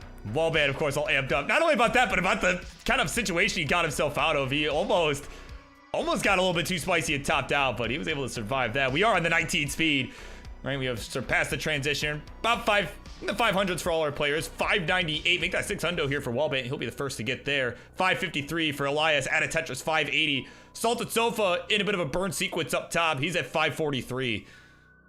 So tight game, King. It's a nice tight game. It's not what you would expect, at least, right? When you're watching three top stars in the world of DAS for Canada. I mean, if there was ever, there's been a lot of talk about maybe having Tetris as a esport, if that ever happens for the Olympics, right? I mean, this could be your team. If it was a DAS only type style of Olympic that we were doing, this is three quarters of the team right here, right? Oh yeah, absolutely, yeah, without question. That's undeniably.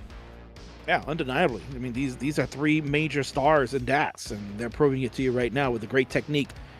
And 709 for Elias, 645 for Sofa, 726. Wally leads the way for everybody, but it could turn pretty quick. Sofa has got a nice clean board. He's just trying to build this out to get Tetris ready. Doesn't go with the Aki bar. That kind of shows you, Burb, that he's kind of just pacing himself a little bit, not putting himself into a situation. Patience pays off. He gets the Tetris to go to 708.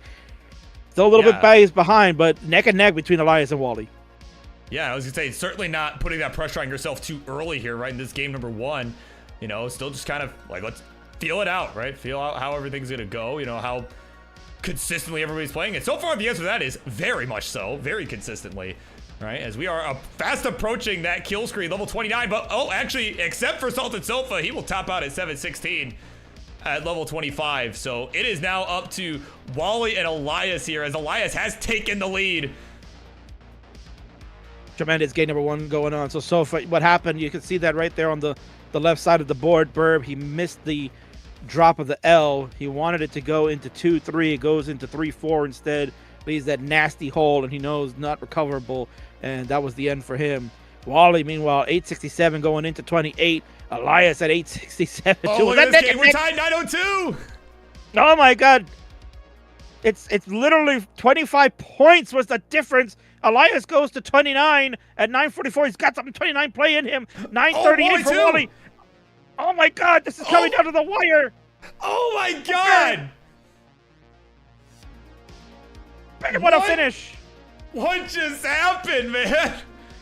Oh, my God. What is happening? Right, oh my God, somebody call James Chen, because it was a 4,000 point game. It is Elias getting it done with the 29 play. Can you believe that? 29 making the difference. Let's get our score tallied up here, right? Elias, well earned 2 points. Wally in second, having to fight really hard for that 1 point, just missing out on the victory there. And of course, Salted Sofa at 716, not nearly enough. And he will be scoreless after one. GG's. What a finish that one was, man. And thank you, Cousin Avi, for the subscription to Game Scout. tremendous timing for that. Man, Burb, they, at 9:02 that you called it, right? They were tied. It was a 25-point difference between the two at that juncture on level 28. That's insane. Yeah, that is crazy. Yeah, with so little time left, too, to really do anything about how close it is. It's pretty much, you both got to get the Tetris. Then it's like, all right, what happens on 29? You know, how much 29 can you play? And I know certainly, clearly both these two have been working on it because they both were able to get some points there. It's just Elias almost hit level 30. That was the difference. Amazing. And that was tremendous. Oh my god. Woo! And now we got warm-ups here from Wally on 29. we need to stall. Right, yeah, for real. He's becoming, well, I mean, you know, as we've been planning the Toronto event, he's becoming well accustomed to Tetris disorganization. So I mean, you know. He's learning from the best. Trust me. He's in my DM like every freaking day. So. Oh, I know. Yeah, you and me both. Probably you more than me, but yeah, you and me both. Well, I'm sure you can trade stories later. Yes. Yeah. All right, well, Wally's ready to go. Man, what a game number one that was, folks. If there's any other time to start contributing to the match arena, it's now. Come on, what are we doing here? Yeah, if you like what you're seeing, yeah. And yes, Elias, first two digits. We are incrementing. We're not gonna go fancy and be like, oh, we need to generate a new seed every time. No, I'm too lazy for that. There's no re-rolling here, buddy. What do you think you are, CTM? All right, yeah, for real. Come on now. What do you think we are? Tetris organization? Come on now. Yeah, right, exactly. All right, bro, let's count them down. We're ready to go for game number 2. Yeah, I'll give you the honors. Count it down, man. I'm going to count it down in 3, 2, 1. Tetris. We're going to get game number 2 underway. Again, this is a first to 7-point system. You see Elias got 2, Wally's got 1, Sofa got none. That goes into the first, second, third place categories. So at minimum, we'll get to 4 games. Max, we'll see 7, which could be some very fun scenarios. Burb, man, I love these dancers. They're so good. It got so good. I got to take a quick break, Burb. I have to step away for a moment. Yeah, right. It's just too much heat, man. Yeah, man. I'll be right back. Alrighty, there we go. All right, so now while he's gone, I'm gonna give all the slander. No, I'm kidding, guys. Oh no, I'm kidding aside. What a game! Seriously, what a finish! And again, if you like what you saw, we still have 30 claim codes remaining for our Matcherino here. Thank you to Game Scouting Talbot for claiming some codes there. All right, of course, we'll see a Game Scout in Toronto this weekend. I'm certainly excited for that. You know, but again, all you gotta do is just log in to Matcherino, click a button, about 5 seconds. I mean, you watched King do it in literally 5 seconds. I certainly would like to see all those claimed, and if you like what you saw, certainly these players more than deserving of it. And oh, Dalton, so far! Oh my God! Why would you do that? I'm like hyping you. Oh my God! I gotta say it. Come on, man! Oh man! All right, Marty, where's Marty? Hold on. Which hotkey did I set to Marty? I think it was this one. Oh no! I'm going to let it go, man. It's going to come out. Oh no, Kingsman. Oh my God, this freaking guy. So there you go. Wallbant and Elias both gonna be on the board again as yeah, we got the an egg sandwich being dropped. I don't know what that means, but what I do know is that he is not getting any points in this game. Oh man. 136 to score for Wallbant, 170 for Elias. Oh my God. Man, like as soon as King walked away too, right? This freaking guy. Right, are we gonna blame Kingsman for this? Is that what's gonna happen? Nah, no, we'll blame Sofa. No, we'll blame Sofa. We'll blame Marts as fellow Canadians, right? We'll blame them for that. Oh man, so I normally would be going on about like some of the different scenarios that could happen here as we, you know, it's like, oh, well, if you're Sultan Sofa, right, the ideal scenario would be X, Y, and Z, right? I'd normally be going on and on about all that stuff, but nah, no need. No need, as his scenario is set in stone at 0 points, so he's gonna go walk that off. Meanwhile, our other two players, Elias with a big opportunity here as a result of that, has got a pretty big opportunity here to take a massive lead early, go up to 4 points. But Wally with the win can keep this pretty even, but this board, oh my God. Brother. Oh my god, no way. No way. No way. No way. No way. Oh my god, it's a simul tap out. He's done it to 11 and Elias at 226. Oh my, what is happening? Oh my god. King's gonna come back and be like, what happened? Oh man, Elias getting a lucky break. He'll go from 2 to 4. Wally will get another point. It's 4-0 to 2 as we get set for game number 3. Oh man. GD, you know what? Yeah, let's get GD in here too. What? Give us your analysis on what just happened there. No! No! No! Man, see, I'm like trying to like Wally. I'm trying to hype up your prize pool, man. Right? Trying to get all our players at this event paid at your event, no less. All right, here you go. Right, all you go. Anyways, that's. Oh man, just can't have it in Detroit, man. Can't have it.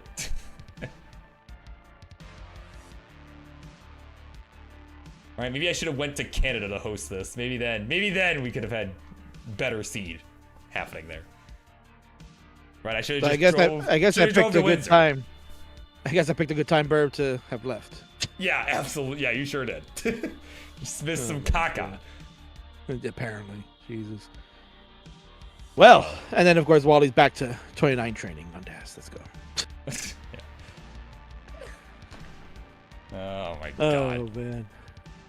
So yeah, so with that, I mean, yeah, like I said, Elias up to a pretty healthy lead early. As Wally's like, you know, if I played some more 29 before that game, I wouldn't have topped out. Right. I don't know why that's my voice for him, because that's not even what he sounds like. But what I sound like is this, as we're going to count them down. Here we go. 3, 2, 1, Tetris. All right, players are about to get underway for this game number 3. Elias with the 4 points in the bucket, Wally with the 2, and Sofa with 0. So, usually game 3 in a triple threat is where we kind of start discussing the strategies that need to be implemented for players to keep this one going. And certainly, you know, that last game, a stinker all the way, but I'm sure these players will rectify that problem here in game 3, give us another banger like we saw in game number 1. But yes, the different type of scenarios here, Burb, why don't you kind of go over what, you know, Wally and Sofa are going to need to do? Yeah, I mean, they're essentially going to just have to make sure Elias doesn't score, right? Make sure that they both score ahead of Elias. And if you're Salted Sofa, right, like you want Wally to do better than Elias, but you don't want him to do better than you, right? Because certainly, you know, he's getting 0 points after a couple games. Not out of it yet, but certainly this is the point where you got to start making something happen, because, you know, otherwise it starts to get really out of hand. But if he can get the win and Wally can get second, that is about as even as the set could be at, you know, 2 to 3 to 4 at that point. At that point, and then we've got a series and nobody's really running with it at that point. Well, certainly, yeah. So a lot of strategies going to go into place here where Sofa and Wally kind of need to rely on each other. Ideally, Sofa would want to take this game, get the 2 points on the board. Wally would like to get into that second place, then get the 3rd point, and then that way we go into a game 4 where it can get nice and spicy in a lot of different situations. But the key, Burb, is that both Sofa and Wally have to rely on each other to not give points to Elias, who then potentially could just, you know, cakewalk his way to the finish line. If he wins this one, then all he's got to do is just finish in 2nd place. Yeah, certainly. That's when things would get a lot more complicated. So like, this is, man, like I said, this is their chance. This is their chance to kind of prevent that scenario from happening. Certainly. But you know what scenarios I don't want to prevent from happening, Burb, is that Game Scout is here tonight. We got Scout here tonight, and we got the Marts Loucy match coming up next. And you know, we got a treat for you fans out there, because as mentioned, Scout is here. He's going to be going to Toronto. For those that didn't know, Scout will be in attendance. He'll be documenting things like he usually does with his great camera and his videography that he does, and it's going to be tremendous. You know, he's going to really take it all in. He's actually coming in as a guest celebrity with TGE, which is really nice that they're giving him the notoriety for that. But yeah, it's crazy. We're being graced with the opportunity to get a sneak peek tonight of his latest video that is coming out. It might be coming out this weekend, as early as this weekend, but it'll be out before the Toronto event. We're gonna get a teaser trailer for it, or at least a clip from it, man. I'm very excited. Yeah, I'm excited to show everybody that, right? Because I mean, I've seen it, but like, I'm excited to share it with everybody, right? I think y'all are gonna be really happy with what you see, I think you're gonna be happy with what's to come. Yeah. So you know, Scout has really put a lot of time and effort in making this next video that he has. It's going to be focusing on the Canadian Tetris scene and really what was going on back at Montreal a couple of years ago, where Marts was the grand host along with K9, and what that event really that event, Burb, is what sparked the fire within for Wally to kind of say, hey, you know, I really would love to get an event myself going one day, and ended up being the reason why we're doing this. You know, why Toronto is getting a chance to really showcase the players, and you know, from the ashes of where we didn't have a true Canadian event last year, well, we're getting spoiled. We might be getting 2 this year now, so it's crazy. I say we sure do now. You know, and being one of the biggest cities in North America too. I mean, come on, you gotta have one there. You know, it's. Absolutely, yeah. Mart's making a great point. If Mars can do it, so can you. I think that's one of his proposal lines to Judy in order for them to get married. You know, if Mars can do it, so can you, Judy. Everybody's God. Lovable. The lovable French Canadian crusher will be in action coming up next, but then you will get the teaser trailer. Keep calling it trailer. You get the teaser clip. It is a lovely clip that Scout has put together for us to enjoy, to whet your appetite for when that video gets released within the next week or earlier. So stay tuned for that. Do not go anywhere after the Marty Party match. You'll get your clip in there. And right now we're getting a much better match here. Game number 3 turning out to be a good one for these DAS players. Oh, absolutely. You know, they're just putting on a good show. It's just as though, as GameScout will tell you, right? Just as though we're bringing back classic Tetris Manitoba, right? That's what they're playing for, clearly. But right now, though, from Wally, woo. Yeah, my God, yeah, certainly some relief.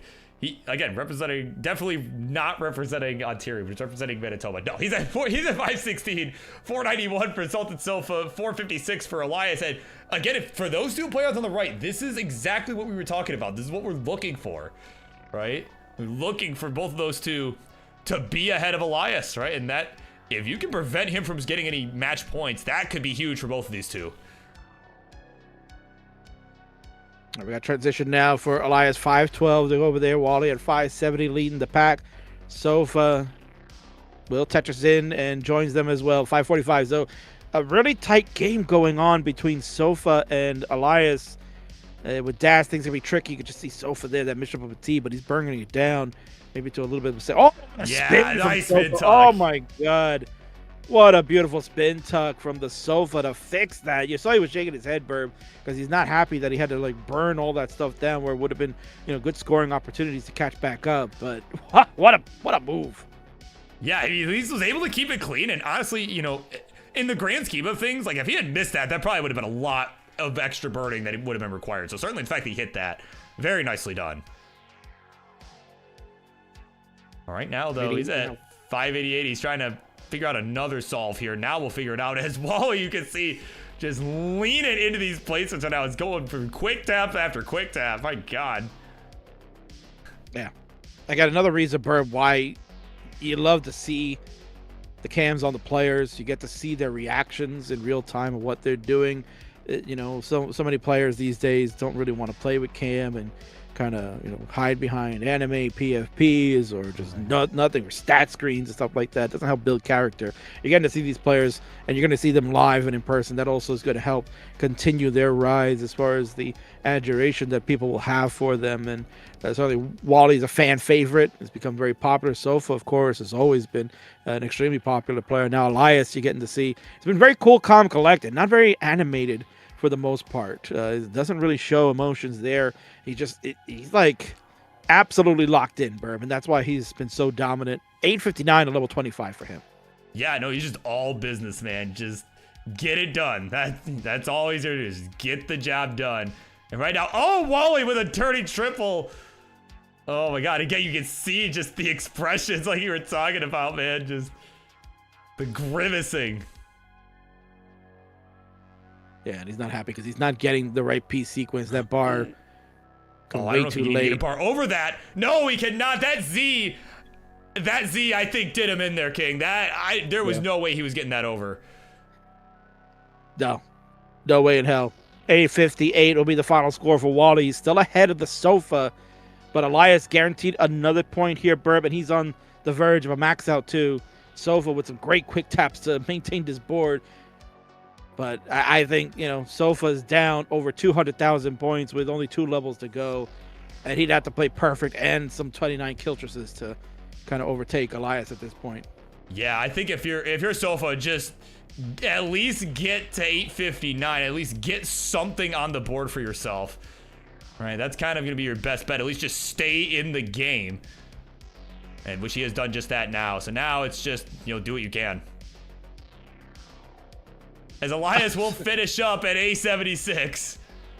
Yeah, he could have had the 1.1 easily, but he was trying to set up for 2. And here's Sofa. He'll get 1. Yeah, no burns now.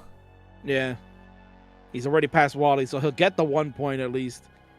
And that'll do it. But, man, great comeback game from all 3 players after that terrible game number 2 with the early top outs. But, again, Elias, oh, my God.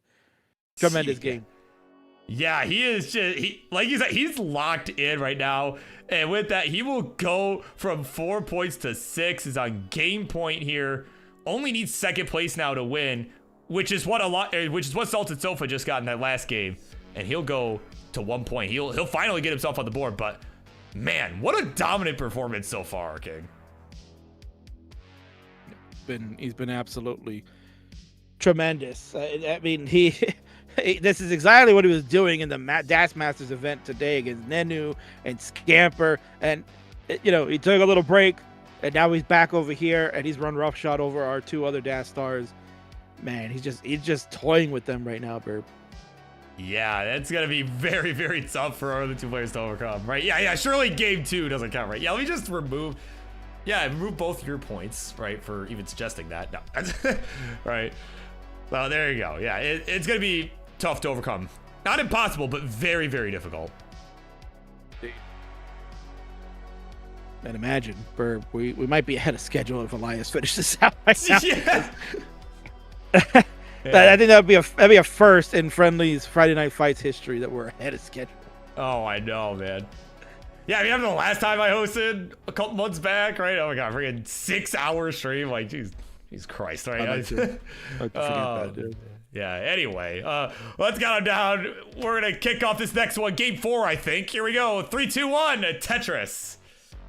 Yeah, it is game number 4. Elias has taken the first 3. So this will be tremendous there. Marts is pinging me the information that you should be pinging. I was saying, I'm the one that needs to know this. No. Monsieur Kingsman, I want to tell you some information that you need to do. Even though you're not the streamer, I want you to know this. Thank you, Marts. Yeah, I'll relay it to Burb. You're the best. Anyway, wow, tremendous here. So Burb, I was before I stepped away, I was starting to grab some stats to look at Friendly's history on our 3 players here. So we got a Friendly's database that Anpu helps to keep that. We started by Rory first. Rory technically the co-founder of Friendly's, but I don't include him anymore because he's he's a piece of trash, right? So yeah, he's Kaka. Include him in Kaka crew. He's Kaka crew, right? And then Pumpy took over that for a little while, and then when Ampu officially took over the Elo sheet, he also took over this friendly sheet for me. So we got our own spreadsheet that keeps our database of all the friendly matches that we have here in the Tetris Friendlies universe. Elias, in his overall history of friendlies, he's only played 7 matches, but he's got a 5-2 record. Where his first match was back on March the 12th in 2024, defeating Anpu in a triple threat match. So, looking at the history of Elias here, his first 3 friendlies were in triple threats because he beat Anpu, he beat Roman to get those points there, and then he's ended up losing a triple threat against Milo back in 2024. The Illinois, when we had the split in person and online. That was a crazy show. Yeah, that was actually a lot of fun, and unfortunately, haven't been able to do that since. But that was a fun one where we were able to show that we could do a hybrid version where Elias was playing at home and Milo was live in that triple threat. I think who else was it was another player from? Oh yeah, who was it? Yeah, at the Illinois event there. I can't remember. It was shoot, I want to say. Oh man, I can't remember his name, but he was playing pretty good too. But nonetheless, he's had those type of matches. He's actually beaten Cobra as well back in 2024. So he's played a lot of matches in 2024. He only played 1 last year, which was very early on. He played against Weston, beat him 3-2 in January of 2025, and this is his first one back. So well over a year. We have not seen Elias playing friendlies. And Sofa, again, also someone who hasn't been playing that often. Used to play a lot. He was playing in 2020, 2021, and then eventually became part of the friendlies family, right? He was doing his own Elo battle show with the sexy Sofa showdowns that he used to do. So that was a fun time, man. And that kind of got him some notoriety in the community, as well as his great DAS play.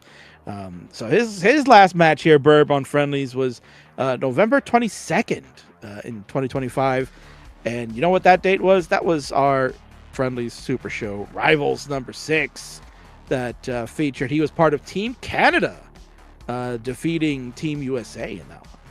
Oh yeah, that was a fun one for sure. And I was gonna say, I know we kind of passed talking about life, but I wanted to mention I'm surprised I didn't realize that it was so few matches on Friendlies being played. I feel like I'd restreamed him a number of times on the show, but I guess that maybe I just happened to do most of them, the ones that he played. So. Well, maybe, yeah, the ones back in 2020 and 2021, sure, I guess, right? Yeah. But nonetheless, yeah, so those are the records for those. And as far as Wally is concerned, same thing. He's sitting at a 12-6 friendlies record. His last one that he played a couple in 2025. He's on a 3-game winning streak. He beat Shadow Knight 3-0. He beat Tetris Time because technically that was the Rivals match. He was part of Team Canada, right? Yeah. And he defeated Remmy in a DAS match they had earlier this year, back in January. So, while they getting back into the scheme of things, mainly been playing a lot of DAS though. So, you like to see it. Yeah, and he almost is just preferred playing DAS as of late. So I've talked with him a lot about all this stuff as of late, and he's kind of been humming and hawing about man, why you even bother with rolling it out? What do I don't know, man. I'm just having fun with this. And certainly they're having fun with this game. A very tight one again, Bert. 477, 442, and 477. So, Sofa trailing behind the pack a little bit, but it's within striking distance. Elias and Wally just going toe-to-toe yet again. I mean, this is what Canada brings to the table here, Bert. That's what I was saying, man. Opportunity for the Matcherino to grow, not only just to help grow for the Toronto event, but those funds could maybe go to one of these guys, or both, or all three. Who knows on where they finish? But some of that money could help them maybe go to these DAS events that we're holding here, especially the World Championship of DAS that's been going on in Germany for a couple of years now. The Jonas Cup, which is a little bit closer for a North American to maybe, for one of these guys to go. Wally, like we talked about before, made it to top 8 at Jonas Cup, and some of that prize money that he got was able to help, fund for him to go to other events too. Yeah, I mean, he's been go to events like crazy. I mean, it's so much so that we've kind of joked, man, when is the U.S. Border Patrol gonna start thinking that He was like, "Oh, I'm going to a Tetris tournament," right? He's starting to wonder if that's gonna be, if they're gonna think that's like a euphemism for something, you know? So that funding has helped him out big time. I guess is what I'm getting at. Yeah, well, we'll see when you cross the border what's gonna happen to you. Right? Oh my god. But here we go. We've crossed the transition thresh line here. Burb is 672 for Wally, 576 for Sofa, and 606 for Elias. So again, anybody's ball game. It is imperative that Sofa and Wally must finish either one in the first or the second position. They cannot allow Elias to get any points here. So this is critical, Burb. They have to be careful about having a top out of this stage or falling too far behind from Elias. Yeah, certainly. And I mean, right now, again, Wally's doing what he's got to do. He is ahead, and by a pretty significant margin, too, at 757. Salted Sofa, meanwhile, will slam a Tetris here. We'll go to 642, so is only back by about 60, 70,000 points, something like that. I don't know. They don't pay me enough to do the actual math, but somewhere in that ballpark. So is within shouting distance. That's the point. Yeah, certainly. And he's gonna have to really ramp it up here because Elias at 716 starting to pull away a little bit. Now 743 to 678. So that's the matchup we're going to watch here. Wally has got a good score and well ahead. He's got to do is just try to maintain this and not let Elias get within the striking distance. But it's up to Sofa. Sofa must play catch up. He's going to have to start ramping it up. Burb 708 to 803, almost 100,000 points the difference.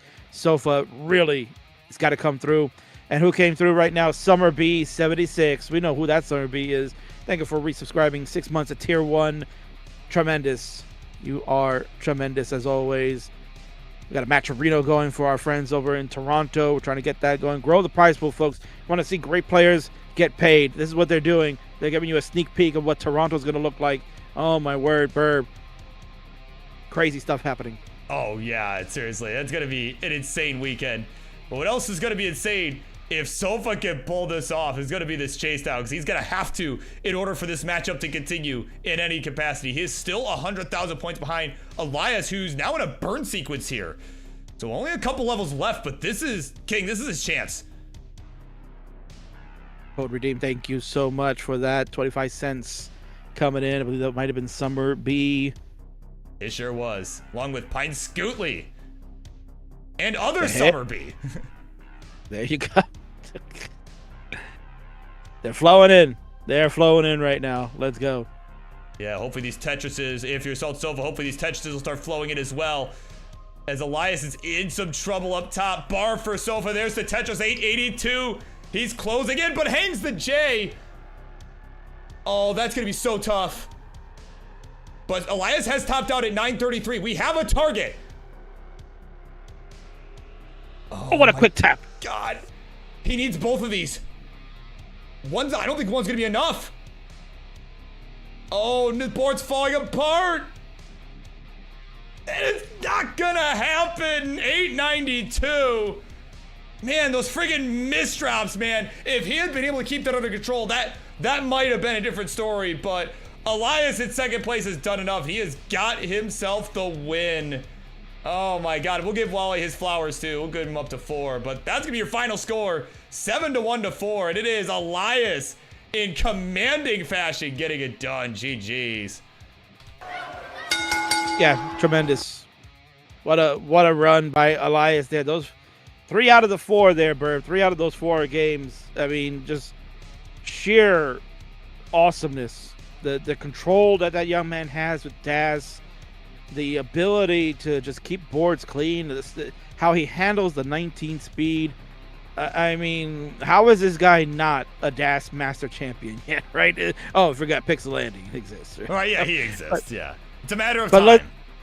It's a matter of time. I mean, let's be honest. Again, this is why supporting the Matcharinos at when we do these type of shows and when we go to live events, having the support to be able to pay players such as Elias, right? Let's continue to try to grow this Matcherino, folks. It's up to you to do it. I know King always is like asking guys, contribute money, right? It's a hard time out there, right? Gas prices are insane, right? But if you're able to just give a few dollars here and there, obviously the contribution codes are very important, but reward this young man. Reward this young man for that great gameplay that he's giving. in order so that he can continue to go to live events, maybe be able to fund himself to go to CTWC DAS World Championship, maybe go to Jonas Cup where he can have a good finish that he could use that money to go to the World Championship. I mean, it's all up to you. Community funded events. We need you. Continue to support. Congratulations, Elias. Great job. Yeah, seriously. Yeah, it's grassroots, man. I'm going to bring this on over here. But yeah, it's grassroots still, so obviously we're still growing. But speaking of growing, so is our prize pool king. We're up to $73. We got a direct contribution, $50 from SillyShark, along with the coupon contribution. So really 50-25 from SillyShark. Wow, coming in clutch, man. And we've still got 26 claim codes available. Anybody can do it. Anybody with a mouse or a phone, any sort of device can do it. You see a couple more contributions coming in. Thank you all so much.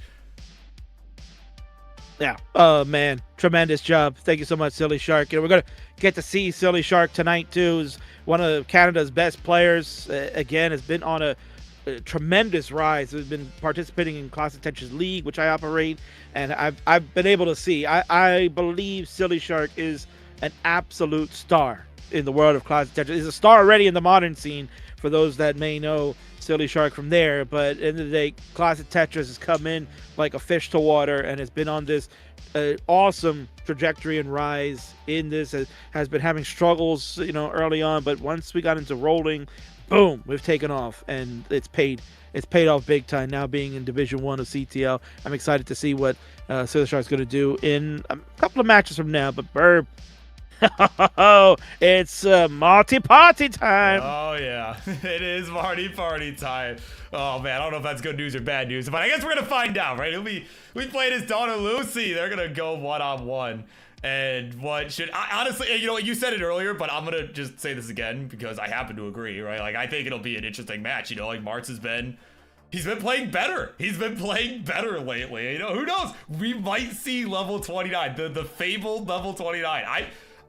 We're gonna see it. I think we're gonna see it. So we're gonna see it, all right. But it's coming from Loucy because she's one of my favorite fibers. She's gonna go and show, Daddy, I'm gonna show you level 29. I'm gonna show you how to do it today. This is what it looks like. This is what it looks like, Daddy. See, you only know from the screen when you're watching the Burb or the Kingsman streaming the show. I'm going to show you how they look like live. Yeah, I can't wait. It's gonna be a fun one. Yeah, I think this will be a much better match than what they've had in the past. Loucy, is currently on that max out grind now. Marts trying to show the world level 29. We're gonna see some fun. So stick around, folks. And again, reminder, continue to contribute to the match of Reno. Burb, like I said, we're at $73 now. Keep pumping that money, man. Goal is at least let's get a third of that tonight, right? Yeah, 25 contribution codes too. So let's get those claimed at least. Come on now. Let's do it. We got so many good matches later on tonight, so you're gonna stick around. Got a fun-filled night. We're gonna take a quick commercial break. Bird's gonna set things up, and then it's Marty Party time. Let's go. BRB.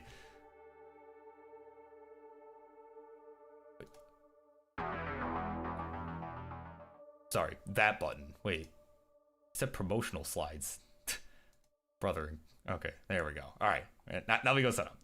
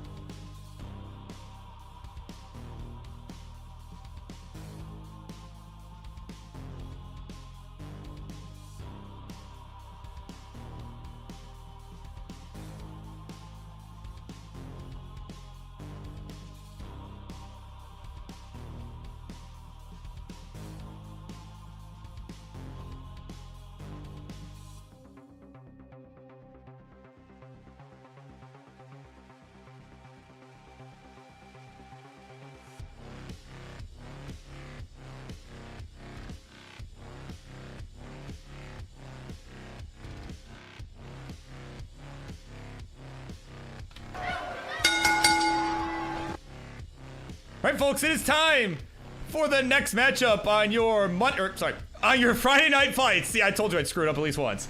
Friday Night Fights, the CTWC Toronto special. And this one is taking place in the same friggin' household. Introductions plays, left-hand side is like half asleep. Like, what's up, man? Come on, we gotta get some Tetris playing. But because he's here week in, week out. Anytime a Tetris Friendlies thing is happening, that man right there is here. It is Mr. Friendlies. Perhaps gonna show us some 29 tonight. It is a Marts. And on the right, his opponent is in the same household as his daughter. And conversely to Marts being on the Kaka crew, has recently made the King's Fae 5 list. And it's going to show you what she's got, show you how she made that friggin' list. It is Loucy. There you go. There you go, King. It's going to be a fun matchup, a matchup of all time, if you will. And this is not the seed.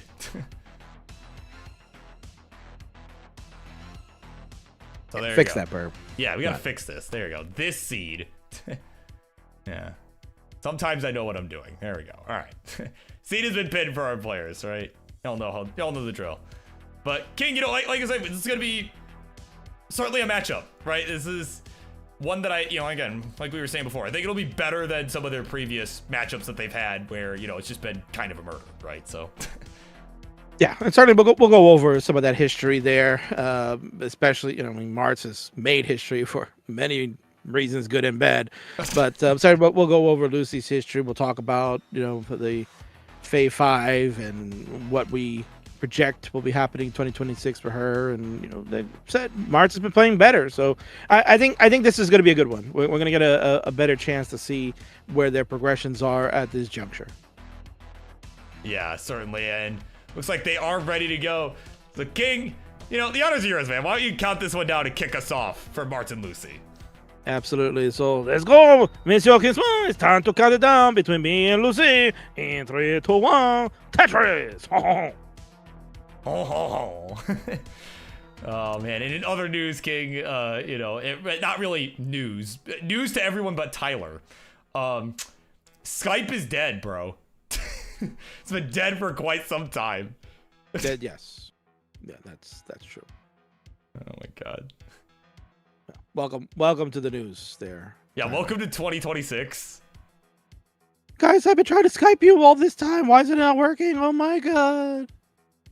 Right, he was looking for a Discord alternative, I guess. I don't know. Yeah, apparently. But we're not looking for any alternatives here. We wanted to see this matchup. We got ourselves a dad-daughter match, and this is one that, like we said, we kind of been building it up a little bit. Want to see where they at this juncture of their Tetris careers. You can see Loucy kind of daring a little bit to maybe play with a column 9, not one of the ideal columns, but she'll get a Tetris regardless. So 74,000 for her. Marts at 93,000, playing pretty clean through the first 19 lines, and this is not the first time they've played each other. They have played each other before on the friendlies, and they have played each other, according to this, 3 times, apparently. So, if you can even friggin' believe that. Maybe it's more, but I don't know, because Marts, he's broken the friendlies table here of stats.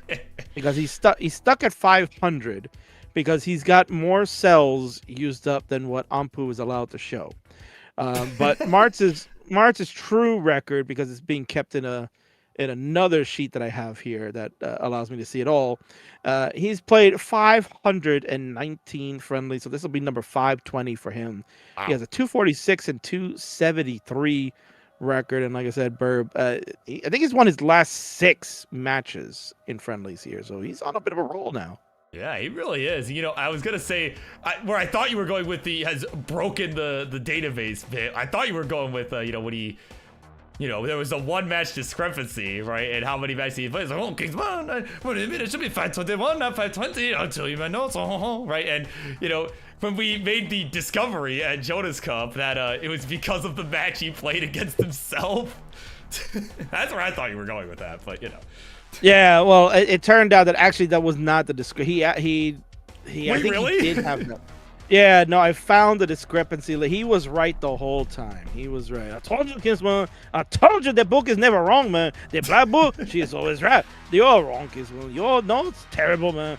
So what happened, I guess, to give some backstory, is that there was some issue in that I had the number miscalculated because as I was going through some notes and just cleaning up the spreadsheet for Ampu a little bit, as Loucy is tiny bit of a dig. Let's see how she gets out of this bird before I continue the story here.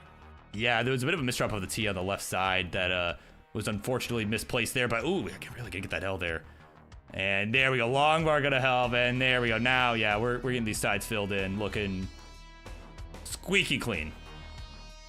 Yeah, great dash control from Loucy. You can kind of see, if we're talking 6 months ago when she was playing Dad the first time, definitely would not have been able to get out of that. Would have been some shaky dash.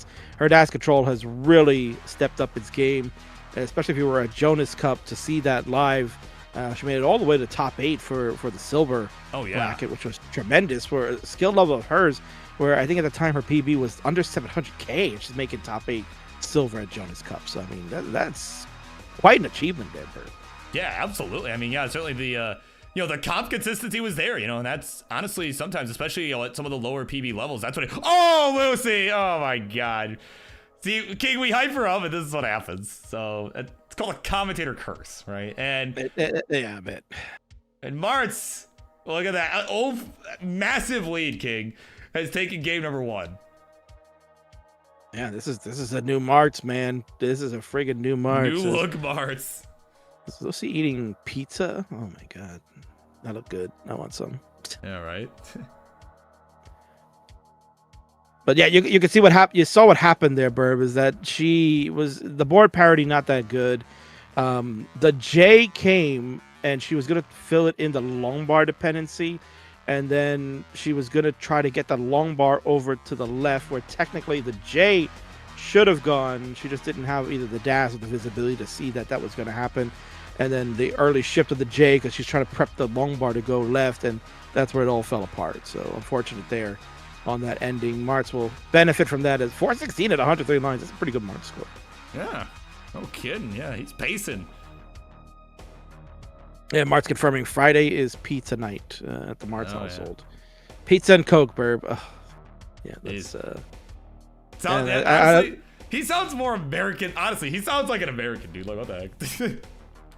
You're gonna have to let me know how the pizza is up in Canada, Burb. Yeah, I'll keep you posted. Yeah, I'll let you know. I definitely like. Does Toronto have like their own pizza style? Like, is that a thing? Someone's gonna have to let me know. I think so. I mean, Loucy had it looked like almost like pizza strips there. I don't know. Oh, yeah, maybe. Well, as we'll find out. We'll also find out how game number 2 goes momentarily here as we get him counted down in 3, 2, 1, Tetris. So yeah, so Marts overall has 519 matches played in the friendlies universe. This is number 520 now, and the discrepancy was that we had it from an episode of Euro friendlies. You remember those shows, Burb? Oh my Euro God! Friendlies. Okay, yeah, that makes sense. Yeah, there was a misreport that I missed one of Marts's matches. He played actually twice on an episode against 2 different opponents, and I didn't realize that. Oh, I was gonna say, was it GeoWolf both times? Like, GeoWolf was one of them, yes, but they of played course somebody it was. else. And, yeah, of course. The way to end that series was him and GeoWolf playing. Yeah, that was a great match. That was an all-time favorite match. That was, I think. Yes, one that will live in infamy forever. So Marts, yeah, well above. He's the man with the most matches played in friendlies history. No one will come close to catching him. Loucy has 10 matches played in the friendlies universe, 6-4 overall. As mentioned, they have played 3 times in friendlies. Marts is the leader in that at a 2-1 rate called here. For some reason it's 6-6 overall, which is weird, but maybe they played a best of 3 and I don't know about it.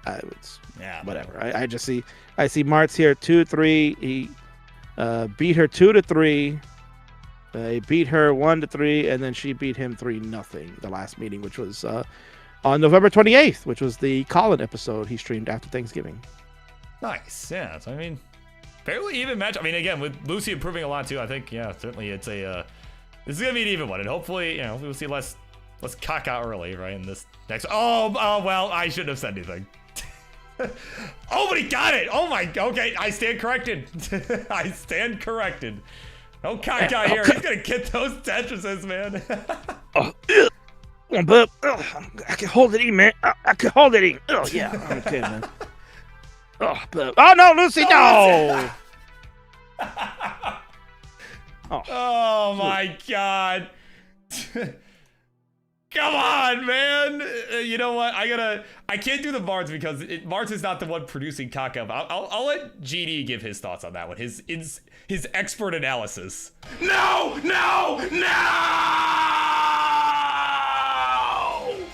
There you go. Thank you, Grand Designs. I think it's that nose ring is distracting Loucy. It's like reflecting off the TV. Or off like the light above her. All right, come on, Loucy, come on, girl. Don't do this to Kissman. Kissman says you'll fade 5 and you'll play like caca 5. Come on, don't do that now.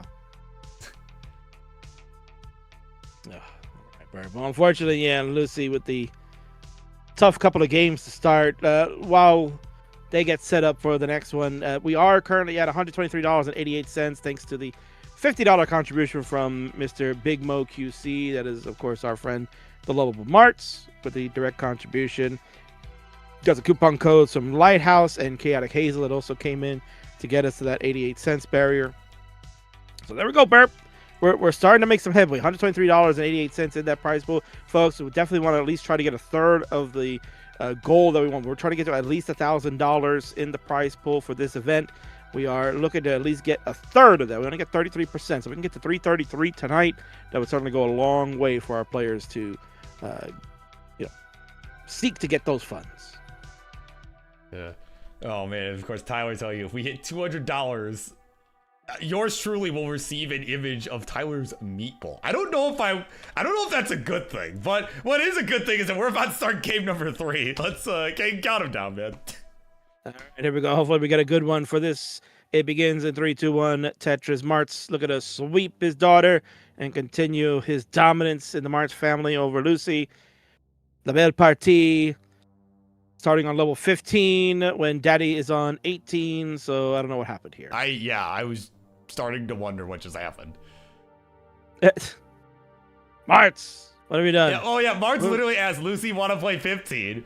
And then just didn't play 15. I think that's what just happened. So, players, we're going to top out. Yeah, we're going to do that again. That's let's get it top out. Daddy, you're supposed to play level 15. Oh, he's going to try to catch up. Oh, come on. Oh, my God. Tell me, man. Why are you doing it to me? Yeah, all right. Let's just top out. We're going to start over. Let's stop out. It's not my fault, man. It's not my fault. I'm an old man. I did not remember. I asked Loucy, you want to play 15? I did not remember. I was too busy gloating in my victory, you know? Oh, my God. What's even funnier, Burb, is that they're in the same friggin' house, so it's not like he... Wait, yeah, it's not like... they can yell across the house like, "Oh, we're starting over!" Or sorry, we're starting over. Press the wrong button. My fault. He gave us an F2 in the board there. Yeah, that really that summed it up right there nicely. There you go. Yes, we will increment the seed. Yeah, please increment. Yeah. Marts is ready on 3C. What is Mademoiselle Loucy on? Yeah. Let me double confirm here. Yes, looks like they're both good. So, all right, King. We'll let you mulligan this one too. Go ahead and count him down. Game 3. All right, let's try this again. Game number 3 is for me. In 3, 2, 1, Tetris. You know, man. You know, I'm a big fan of t-shirts. You see this t-shirt here I'm wearing? This is the Henna t-shirt. That's the very first t-shirt Kisman was selling in his store. You know that. But that's the very first shirt, and it was a good one, man. I like it because it's the one where you put the 2 J's together in that kind of format that is very suggestive here. And I thought, it's pretty funny. I'm going to wear it. And when Judy sees it, she knows what I want. Judy, put the kids to bed. I'm ready to play some Tetris with you. sure that's Oh, like the last thing Loucy would want to ever hear. Yeah, I was gonna say. Oh man. You know what? I'm gonna not make the joke here on friendlies. This is not unfriendly. I'm not gonna make the joke. Oh man. There you go. What is he talking about? That's my mommy. What are you saying, Keysong? You don't want to know. You don't want to know.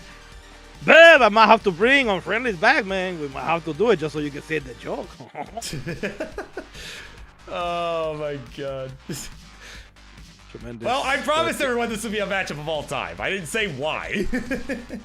Right, you know, I mean, we have to stall a little bit here for time. So we got to make some jokes and do whatever because play 15. No joke. Yeah. Play some 15, but there is no joking. After this match, we will have a very special treat for you all. If you're a fan of the Game Scout, he has been hanging out all night tonight. He's going to be at the CTWC Toronto event, much like Marts and Loucy will be there next weekend. But he has graced us with a clip of his newest video that is scheduled to come out before the event. Might be coming out this weekend, or definitely at least before before Saturday's event next week. We're going to get a special clip that he's put together for us that kind of talks about where he attended that 2 years ago, the event in Montreal, Quebec, Canada, where he kind of followed Marts around and documented that whole event. That really was like the event that kind of now sparked where we're at for Toronto eventually. So it's a really nice clip. Burb and I have seen it, and we are excited that you'll all get to witness it too. Yeah, and just in time as Loucy is in a bit of a bind up top and cannot get the L over. Oh my god, what is King? What has happened? Well, what has happened indeed. Loucy making the major longbar dependency there that never showed. She wanted that dirty Tetris, doesn't show up.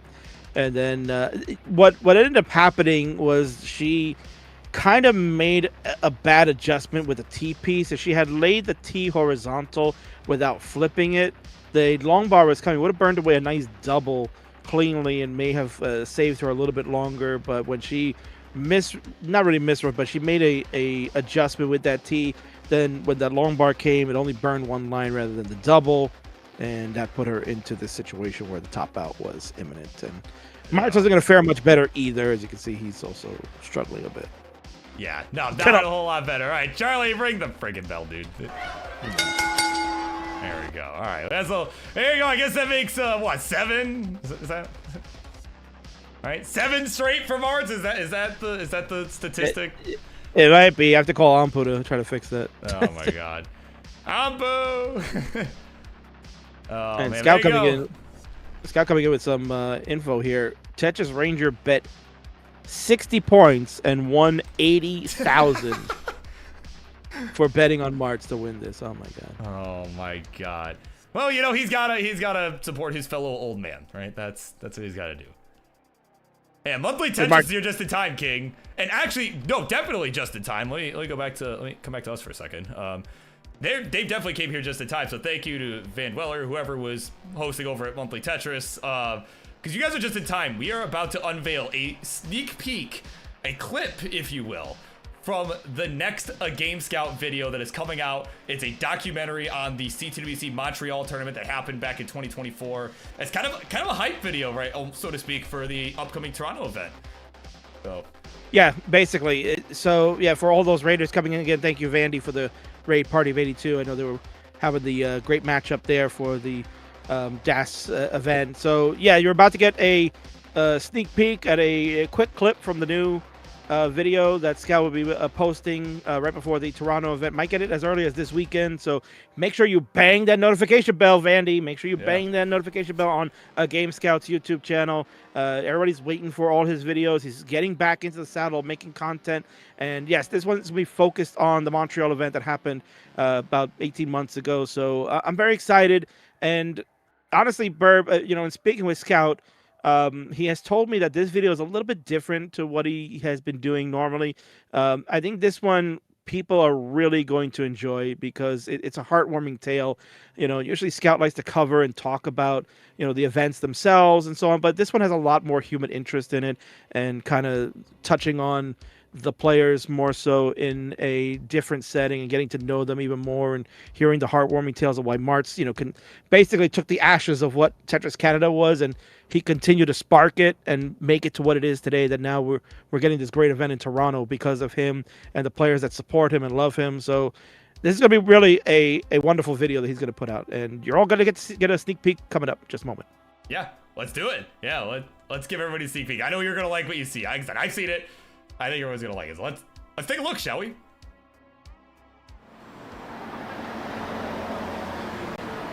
Doors open!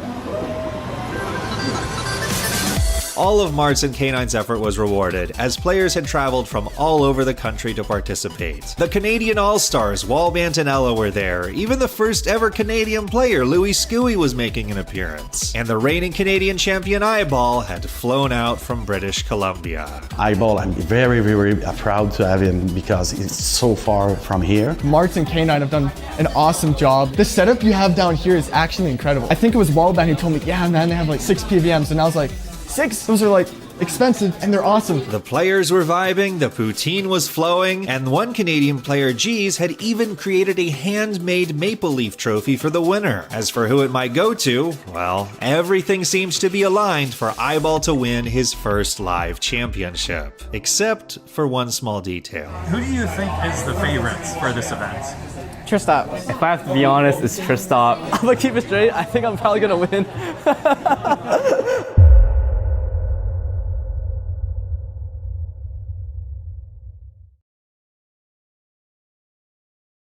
Wow, man, that gave us some interesting vibes there, Burb.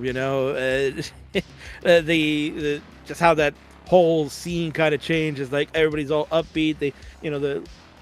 The thoughts are iBall, right? He's our great Tetris Canada player, and then you get that ominous note of, I think Tristop's gonna do it. Tristop, right? man. Yeah. So you kind of see where the direction that he's going with this. So honestly, like I said, this is going to be one of his best ones that he's put together just because of the elements of the human story that he's going to go with. So check it out. Make sure, again, like I said, you have that notification bell ready to go when the Scout video drops. I think most of us do have that, but for maybe first-time viewers, we're all over the place on Twitch, YouTube, Kick.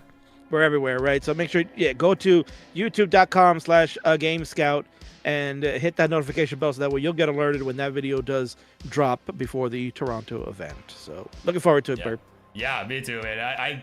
I know he's been hyping it up for a while. Like, I mean, just conversations I've had with him too. Like, I know he's excited about it, and I think, I think we're gonna really like what he puts out. I mean, we always do, but I think this one, like you said, in particular. So, yeah. And Burp, I think Vandy might like this here if he's still around, right? Because usually he likes to raid and leave because he don't want to hang around. But if he's still here, he might like to hear this, that we're not disorganized, Burp. Oh, yeah. Our next matchup coming up, the second half of this Toronto special that's coming up. We're trying to raise money for the CTWC Toronto event that's happening next weekend. We currently have $123 in the match arena. Continue to make that grow. We still got coupon codes for all those that were just joining from the monthly Tetris. So, hit !M or !Match Arena to get to the link, contribute whatever you can, or at least get the contribution codes. Let's finish those out tonight so that we could get that out of the way. The next matchup starts in about 5 minutes, Burb, and that put us on time because it's the one that I think a lot of people are excited to see. It's a tag team match because that's one of our specialties here in Friendlies. Oh, yeah. Fractal and Meme get to team up versus Cole and the SillyShark. Oh, this is going to be a good one. Yeah, it's going to be electric, man. And I think, I'm excited to see it. That's all I can really say. It's just 4 heavy hitters just duking it out. What else can you say? Oh, it's gonna be crazy. Yeah, no, I can't wait. And we're gonna get it started hopefully in a few. Fractal saying his OBS isn't working. Thank God he doesn't need OBS. Yeah, I guess nothing matters. Yeah, we're doing Nestress Champs, Fractal. So get into the secret channel that we have. Oops, did I say that too loud? Yeah, see, we got a secret channel, Fractal. We'll have a room for you to join. You don't need OBS, brother. King, I'm sorry to cut you off, but there was a pretty big contribution that was just made to the prize pool. K9 watching Tetris. $500 US have been added to the Matcherito for CTWC Toronto. My man. This guy. How does he do it, man? Easy with a click of a button. That's how easy it is. K9, you crazy SOB. Oh, man. Oh, I guess a meatball is going to arrive in my DMs momentarily, apparently. So, there you go. We'll keep it at PG-13 here. But yeah, K9, once again, tremendous. $500 straight contribution.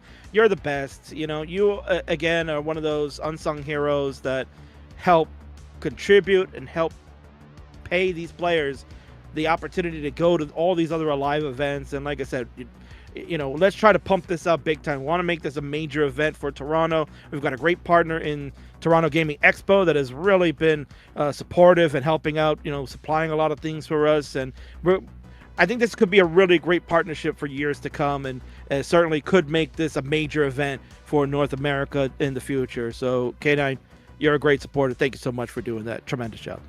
Yeah, absolutely. Yeah. And like I was saying, you know, just to add to this, right, we do still have 24 claim codes. So if it's okay if you don't have $500 to spare, right? Because that, I recognize that is a lot of money. So, and you know, we want to acknowledge that here. But if you want to contribute 25 cents, you don't even have to spend 25 cents. Just got to click a button that says claim code, right? 24 more people can do it. So let's get those claimed as well, right? Certainly keep pumping up that price pool. All these players deserve it. Certainly the ones that you are about to see deserve it as well. As we're going to get that set up in just a moment here. Get Fractal and Meme facing off against Cold Bucket and SillyShark. Let's go get that set up, Kate. We'll be right back. And reminder to our friends, you clicked the right one? Yeah, we clicked the right one this time. Yeah, there you go. All right. Attaboy.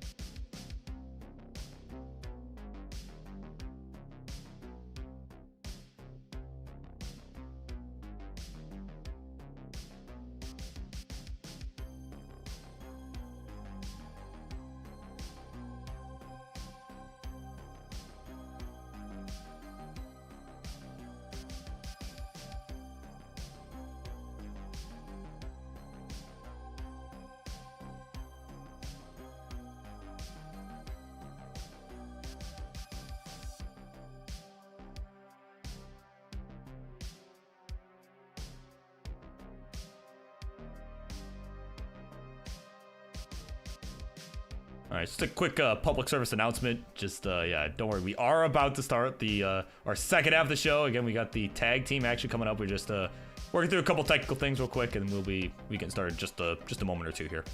So appreciate everyone's patience. And who is next? It is Fractal, Meme, SillyShark, and Cole Bucket. They are all gonna clash in tag team action, right? So we'll be getting that in just a moment here. Again, appreciate everyone's patience.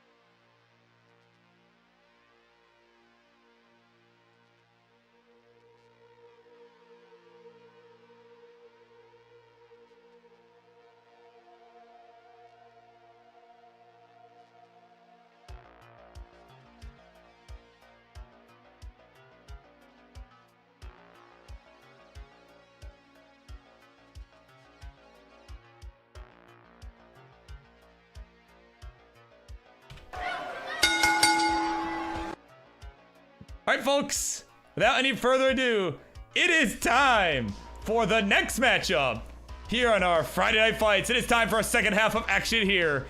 And this one is scheduled to be a tag team match in what is our Toronto preview event. Introductions, please, on left-hand side.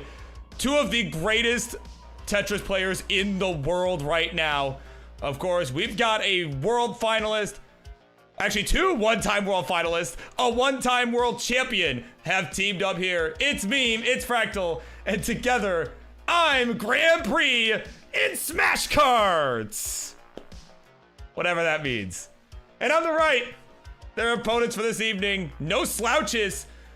Some D1 players in the world of Classic Tetris League, a top 16 finisher at the World Championship.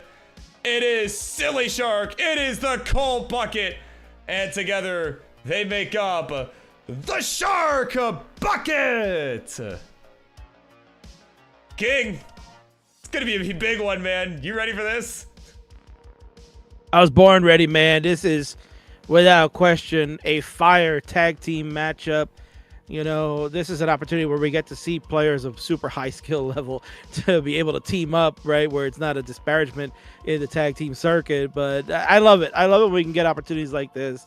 And I think we're going to be giving a fun show as Fractal's giving you a show on how tree strats work. That's tremendous. Yeah. And I've also been given a show on how that team should be named. Apparently, they would like to be named W Jockey Pulse. So that I'm going to honor their request. That is their team name now. So W Jockey Pulse. There you go. That was the name. That was the name I was trying to find. I remember seeing that spammed in the chat.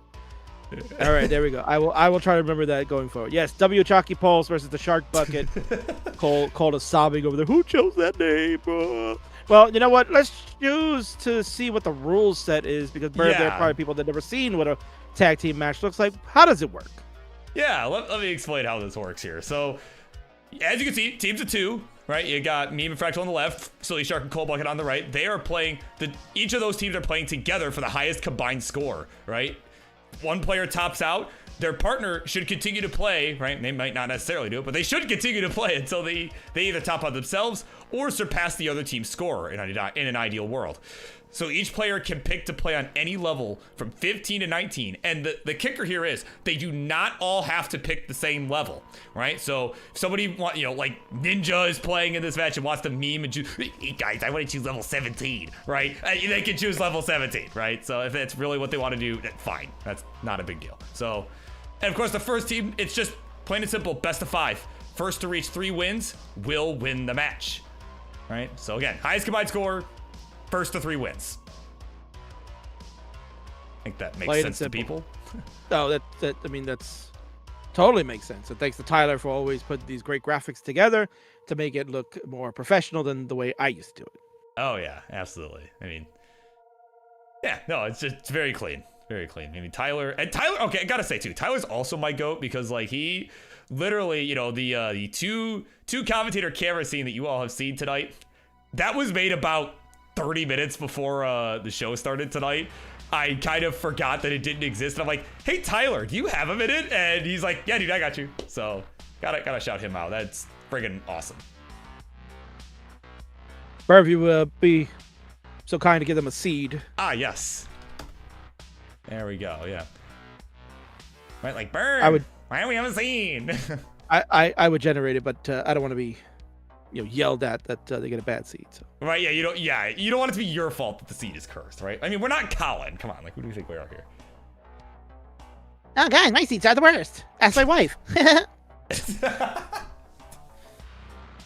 W. Colin, of course. Oh, God. All right, so, Burb, we're just about set to go. We've got it ready from the Shark Bucket team. This is the first time that we get to see Cole and SillyShark team up. I know they have high regard for one another, so we're going to get that put together. And we got the super team, Meme and Fractal. Fractal says he's washed and is going to suck. Something tells me he'll be fine. And Meme will just showcase her great talents as a top contender to potentially win this CTWC Toronto event without question. Yeah, exactly, without question, man. So yeah, the players, you just, as Cole and Fractal done once you are ready, if you click the ready button on your Nestor Champs, we're not doing hover 3s or any nonsense, right? That is how I'll get the indication that you are ready to go. And I gotta make sure to not do the countdown in the chat as I've done in the past. Let me just hover over the countdown button, right? So I'm going to do this properly, right? Of course, right. Let's do things properly because NTC is beautiful. We love it. It really is. All right, so once again, Meme, when you are ready to go. Meme had to check DMs. Fractal was sending some last-minute team advice, I'm sure.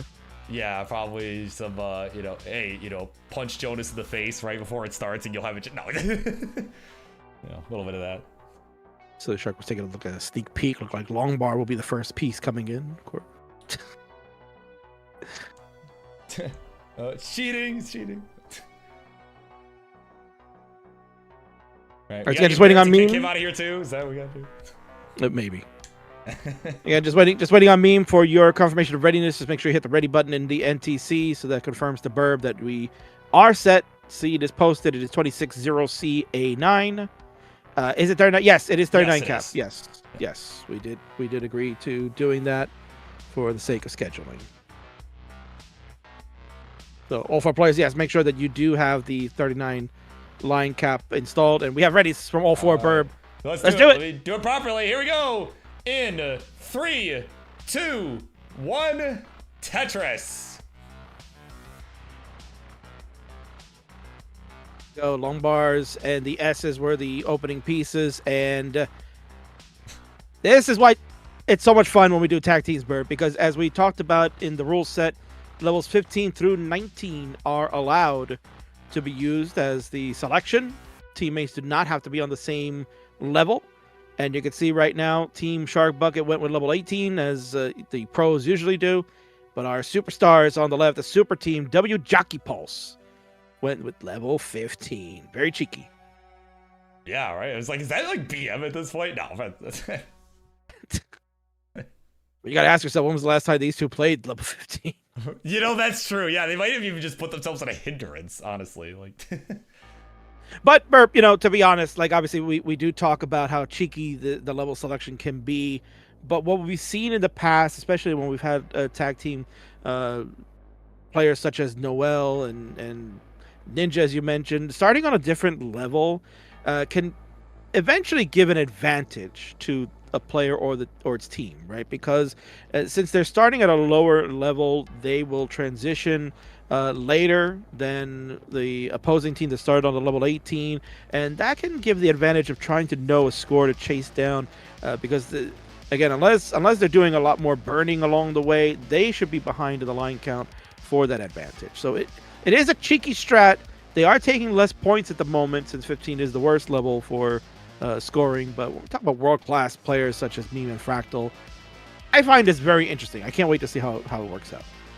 Yeah, no, I definitely was not expecting this. So this is, yeah, like I said, it'll be interesting, right? And I mean, all things considered, King, not that far behind, only 90,000 points behind, which sounds like a lot, but you know, people got to remember, right? This is 2-on-2. A lot of leads that ordinarily would look large or even insurmountable, right, can go away pretty quickly. I mean, you got two people scoring against it, right, trying to make up the difference. So all things considered, not super far behind. Exactly. And when you talk about every Tetris being scored, there'll be a difference of about 3,000 points between the two sides for each one that's getting in. When you add that, when you double that, because it's two players on the same level in that regard, you're talking about 6,500 points difference or so. Very interesting. So there will be that discrepancy in the score.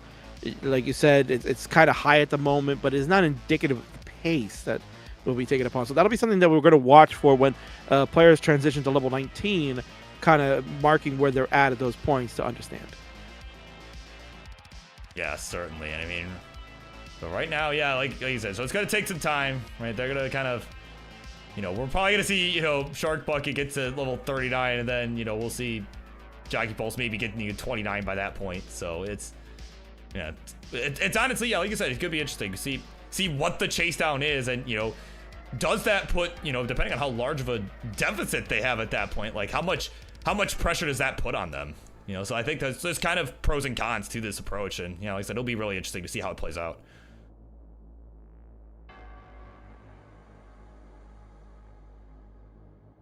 So right now it is 577 for the W Jockey Pulse, 808 for the Shark Bucket. Again, these are combined scores here.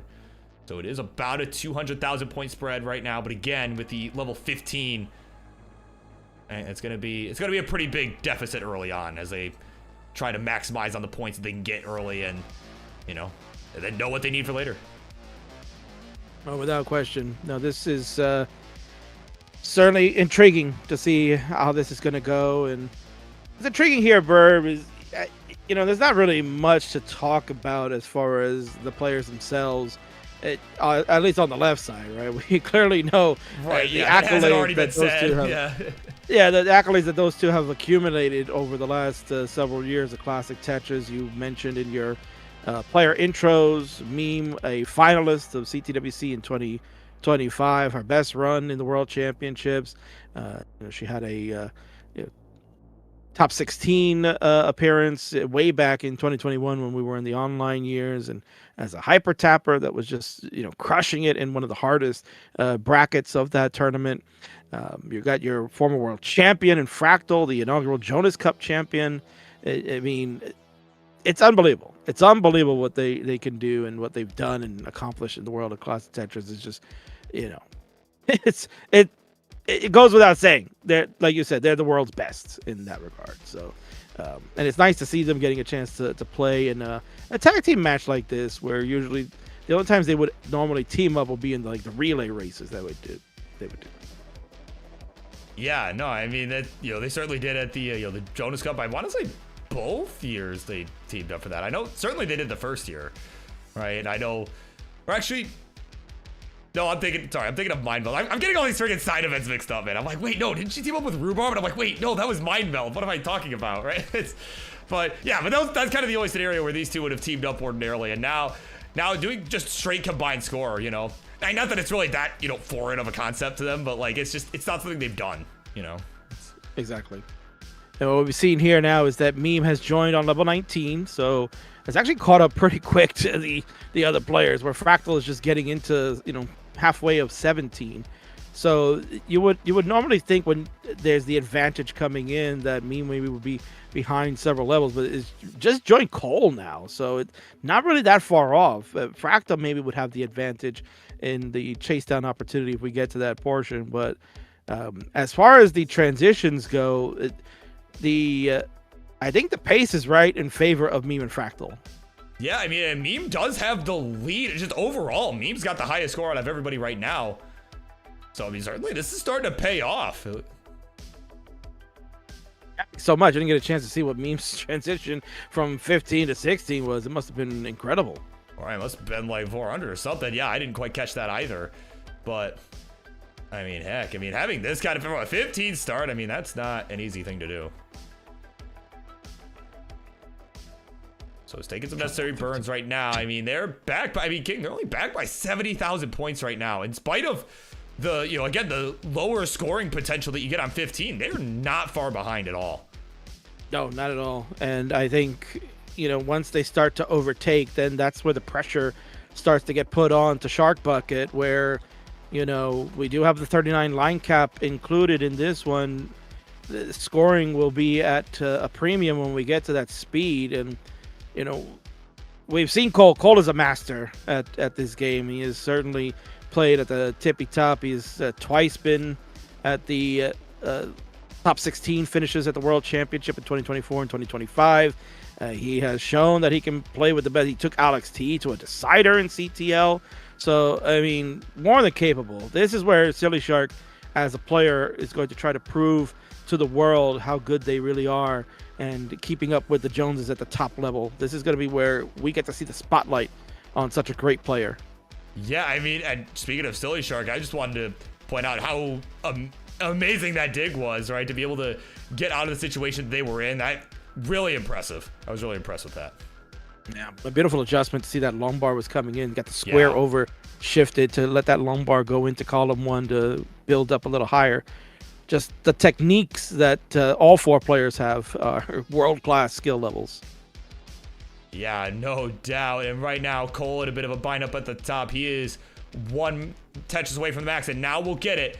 Meme at 1.1 million. She's on level 27, King. This is some monster pace. Incredible. We can see 1.2 going into 29 play on Meme's side. Fractal's at 914. He is bringing up the rear, but he's on level 25. So, I mean, he could, be looking at a max out in moments. Oh, but Meme! Oh, Meme! Oh, that might open the door here. 1.214 is her final score. So now this is where it gets interesting, King, because you got two players, basically 2-on-1 at this point. Oh, Cole! Oh, hold on. He's got to get out of this for what I'm about to say to even be relevant. As SillyShark will top out at 1,035,000. Cole has got to hang on. And he will not at 1.15. He'll be finished. And at just about 2.3 million combined, as Fractal is approaching level 29. They're gonna take game number one. That's game number one for W Jockey Pulse. GG's. Tremendous. I mean, wow. Opportunity. You mentioned there perfectly, Burb. There was an opportunity for Shark Bucket to really kind of hammer that home, and a 2-on-1 advantage over Fractal could have given them the ability to try to stay in this one, but that 29 speed just so tough. Both SillyShark and Cole top it out on 31. Cole, great game, 1.15. SillyShark got the max out. We got max outs all across the board. Fractal, 1.249, says, bro, I'm washed. Meme, can you carry me? Well, guess what? Fractal carried over to the finish line, and a 2.4 beats the 2.1. Wow, what a game number one, that dude. Yeah, seriously. I mean, what else can you say? I mean, that was crazy game. Absolutely crazy game. Wow. Tremendous. And yes, rules state that, listen, players can choose from level 15 to 19. You can play whatever level you want. So, if they have a strategy, they're implementing the strategy. So you can't fault them for that. Let's play. Yeah. The mind games. Oh, boy. Fractal. Oh, here we go. Fractal's he's gonna negotiate now. Here we go. Let us play on level 12. We can pick one level. I already listen, Fractal. I know what you guys are doing already. I know what they're gonna do. Get it over with, Fractal. Get it over with. You wanna. They're gonna increment levels for those. Yeah. I figured that out by him saying that. That's it. Correct. Yeah. Yes. So. What am I doing? Oh, we know what you're doing, Fractal. We know what you're doing. Go ahead and do it. Go ahead and do it. Thing. Do the thing. Level 16 for Fractal and Meme. Shark Bucket, whatever levels you want, 15 to 19. If you want to match them on wits, then this is a valid strategy. This is a valid strategy that works, and it's interesting, and it shows what the prowess is. Like what can we do to manipulate the players and get in their heads, man. Psychology. I love it. Yeah, I mean, it's part of the game, Certainly, and same with the case of like some of the live events too. Well, maybe not with the level selection, but just in general, right? Mind games can play a factor, I'd be remiss if I did not mention it. I don't know if you mentioned here. Cousin Abby gave a gift sub to SillyShark and to Fractal about half an hour ago. I did not see those, but I did not catch that. Yeah. Okay, yeah, I'm on it, Bird. So thank you again, Cousin Abby, for those subs to both great players. Tremendous. Thank you very much on that. And continue, folks. K9 did a great job. He carried the load. He got us $500 in the match arena again. Thank you so much, K9, for doing that. Currently sitting at 626 in the match arena with some change on top, right? 626.63. Our good friend Wally said, hey, maybe we can get to 676. Something crazy like that. Yeah, maybe we could. What else we can do, King, is we can count down our players. They're ready to go. King, the honors are yours, man. Let's do it in 3, 2, 1. We got some more Tetris coming up. And, we got something cheeky. We got cheekiness going on. Yeah, I did not get a double 16 star. We did get it from Fractal, right? I mean, we knew that was going to happen. But Meme going with a 19 start. And that's something I feel like in terms of strategy with tag team matches, especially from higher level players, I feel like that's something we see more often than what we just saw that first game, right? With the double 15 nonsense, right? It's something, because again, if you could take advantage, it's kind of just like with the CTWC qualifying, right? When we were doing the max outs and all of that, it's, hey, I can get more points. I can take advantage of the earlier points, right? To be able to score, in this case, score higher, right? But of course, you'd see that in like qualifiers too, to be able to get a max out quicker. But in this case, it's, hey, I can get more points because of the scoring potential. Yeah. No, absolutely, right? I mean, I think that's what the Shark Bucket is looking for, right? They want to maximize the amount of points that they can get safely on the level 18 start, whereas Meme, going for a level 19 can get the higher score potential, but there is a little bit more danger involved where, if we're not playing cautious and just kind of reckless, then it can slip. And we've seen it many times over that the best in the world can trip themselves up. And it's kind of one of the reasons why in CTL, I mean, we still allow for the 19 starts, but not too many people really choose that. You see it actually more in the playoffs than anything as like a strategy that's being used now by the opponents. We got to see that recently with Hydrant Dude and Scooty in the CTL playoff that they played. They opted for a 19 start, kind of backfired on Hydrant there, but nonetheless, sometimes you got to play the sight games to see if it can rile them up. Yeah, it even throws your opponent off. But not for nothing, I got to mention, our good friend is here in the chat, Mr. Zara Jordan. Ladies and gentlemen, the weekend. What's good, man? No, Burb, you got to do it this way. You got to go. You got to lean right into the microphone. You say, yeah. Ladies and gentlemen, the weekend. Yeah, there you go. Yeah. I got to teach you everything, man. Come on. Oh my God. Come on, man. Come on. What is Marts teaching me everything now? Is that what's happening? Don't let him teach you anything. That'd be a problem. But what's not a problem is continue to put money in that match arena. Again, like I said, K9 with the heavy lifting. We're gonna get more money. We're looking at $1,000 for this match arena to at least suffice. We've kind of put it out there that we know we can do it. This is a major event that's gonna be happening in Canada. First time ever. CTWC is in Toronto, a great partner in the Toronto Game Expo. They have been tremendous in everything that we've been doing. They've been so supportive. They've been very helpful in allowing us to be at the space there. And this is going to be a remarkable event. It's one that you do not want to miss. If you're in the area, you can still get the tickets. Go to Toronto Game Expo. Just do Google search for that. It'll take you right to their website, and you can still get tickets. Admission is very reasonable too at this juncture, so it's not even that expensive for a 2-day event. So take a look. If you're in that area, I implore you, come check it out and come see us. We're going to put on a friggin' show. Wally's really worked very hard to make this happen, and your support here for the match arena is going to prove it too. So let's continue to get that up. We have 13 more codes. At least let's do that. Can we get the codes done, folks? Let's get that done. We've already met. We wanted a third of the prize pool to make it in there. We're definitely now almost 2/3 of the way. Let's go. Let's keep going. We still got great action tonight. You're watching this amazing tag team match. We got the Twitch TV Championship coming up, and your main event, iBall and the Dengler. My God, what a matchup. Yeah, it's going to be an absolute banger. I mean, these have all been bangers. Well, I mean, the Marts one, not so much. But it's been mostly bangers, It's been mostly bangers tonight. Yeah, these last few are going to be no exception. There we go. We got Miltank Amiibo is going to be there in person. We can't wait to see you, Miltank. Yeah. Go up and say hi to Wally and the team. You can see Burb over there. Yeah, come say hi. Yeah, Burb's a star now, so you got to pay to get his autograph, but it's fine. But yeah, it's a $30. No, I'm kidding.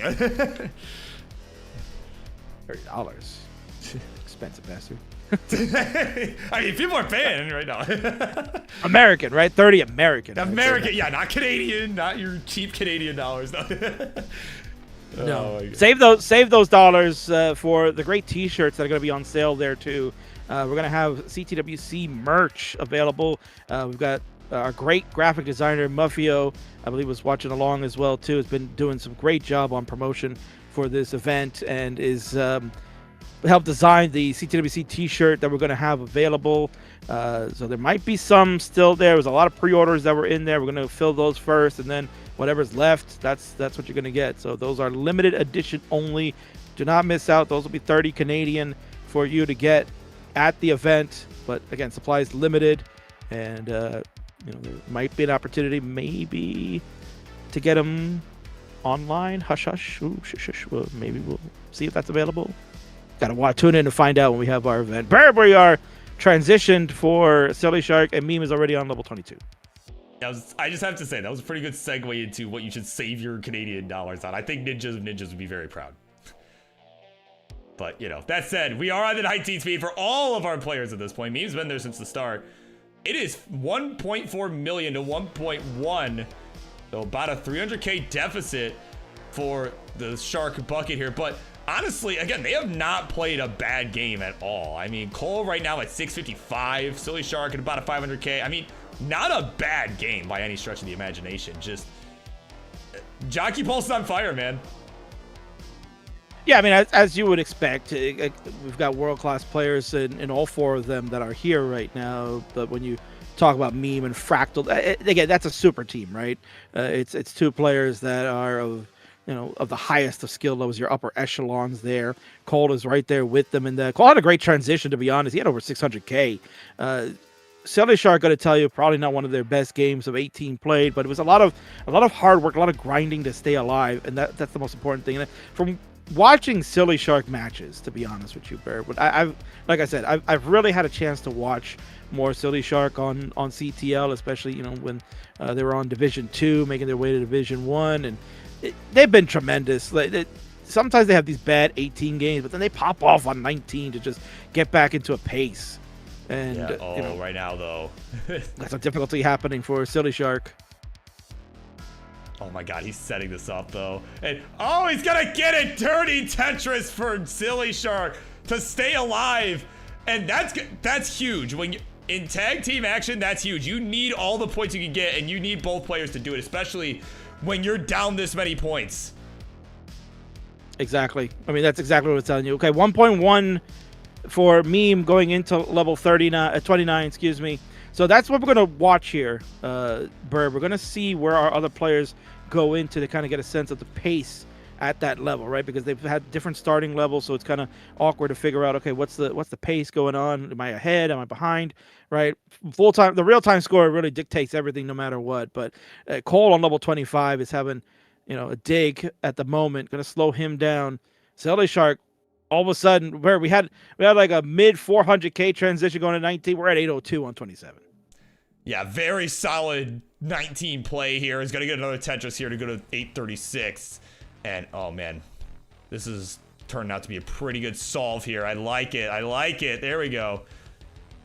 Yeah, seriously, just awesome stuff. Seriously, that was a really good solve there from SillyShark. He's going to hang on. And again, like, really, when you're down this many points, every point matters. He's got to hang in there. He's got to get that board ready for 29. You're going to be behind by a lot no matter what. And if you're comparing right now, both SillyShark and Cole are ahead of Fractal. SillyShark at 918. Meme's going to be done on 34. So opportunity now. Cole cleaned it up. Bangarang! There's a Tetris for Cole. SillyShark and Cole coming through. They are down over 400,000 points, but Meme is done. So now it's got to be about being efficient and getting the scores in. Fractal. Oh, that's a tough one for Fractal. Oh, Cole in trouble too up at the top. As Fractal will top out. Okay, so it is a chase down. It is a true chase down here. We need another 300,000 points combined. It's not going to be easy, but again, both players are still alive. And this is what we were talking about, like having both players available, right? The best ability is availability in tag team matches. And this might be a perfect example of that here. Yeah, look at that. Cole was set up, but no bar right now. We got a little bit of a drought. There we go. Level 33 for Cole. What a burn from SillyShark. Yeah, he's a bar the worst way though. Now though, and he will top out at just over a max out. So it is up to Cole. He's got to get another 200,000 points before level 39. There's a Tetris, another 160,000 points. So he needs about a 1.3 if my math is correct. Your math would be correct, yes. So this is where things are getting exciting, folks. This is the excitement that we were looking for. Another Tetris for Cole. 111,000 points. You can see SillyShark rooting Cole on. Says, come on, you could do it. 3 levels left for Cole. We got $20 contribution from the Salted Sofa. Hell yeah, Toronto, baby. Thank you so much. From Sofa. Man, Burb, this is so exciting. Yeah, oh my God, it's coming down to the wire. He's only got a few lines left. Oh my God, he's setting this up. And he gets it down the middle. 5,000 points left. And they got it. Chase down has been completed. And it is the Shark Bucket taking game number 2. Oh my word, King. What a game. Burb, this is exactly what I told you. This is world-class play from all 4 players. That is a tremendous chase down. Cole persevered all the way through those tough digs on the 29 speed. Burb, unbelievable. This is why he's a top 16 player from the CTWC's main event World Championship the last 2 years. Certainly could be a top 8 any year. My God, what a match. We're tied up at 1 here, Burb. Holy crap. Oh my God. Incredible. Just incredible. I mean, but there's not really anything else there. That was just incredible. That was really good stuff. And honestly, man, I gotta give props to SillyShark too, though. I mean, again, just being able to hang on and get out of some of those scary situations that they found themselves in for a while there. I mean, that made a difference because it meant they were still scoring points, right? Longer than both Fractal and Meme were. And honestly, that could have made a really big difference too. No, without question. Here's the thing, right? In tag teams, you have to rely on your partner to get the job done. The longer you stay alive, the ability to be able to try to chase down those scores, right? If SillyShark had topped out a lot earlier on that 29, we don't get those million points and get those extra points that Cole needed to make the chase down more viable, right?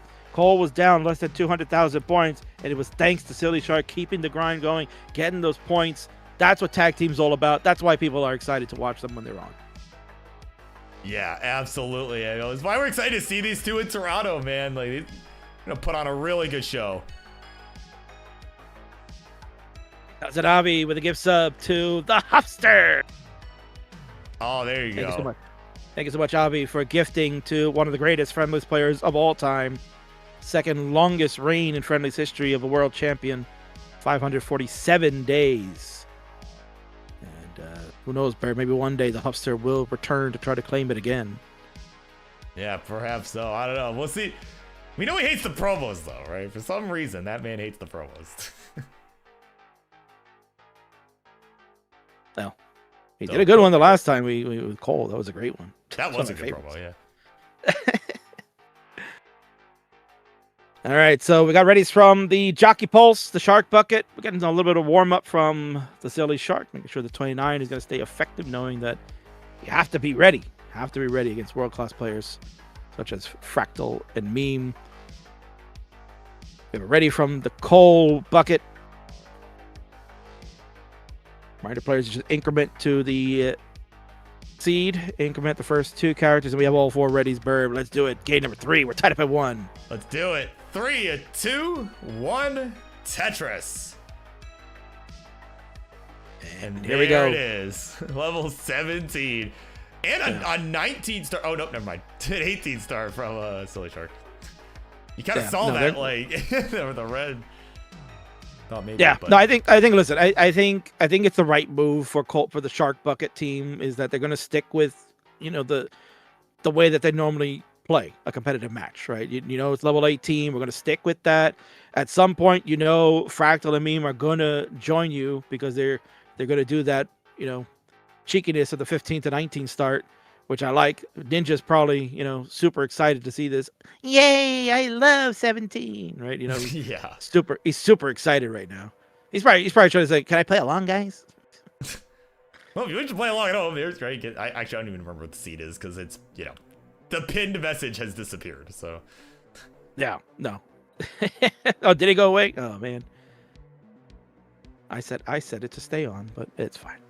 But nonetheless, yeah, so they're on level 17 together. They are going to get on an 18 at some point because we are guaranteed one more game after this. We're tied up at 1. We'll get to 4.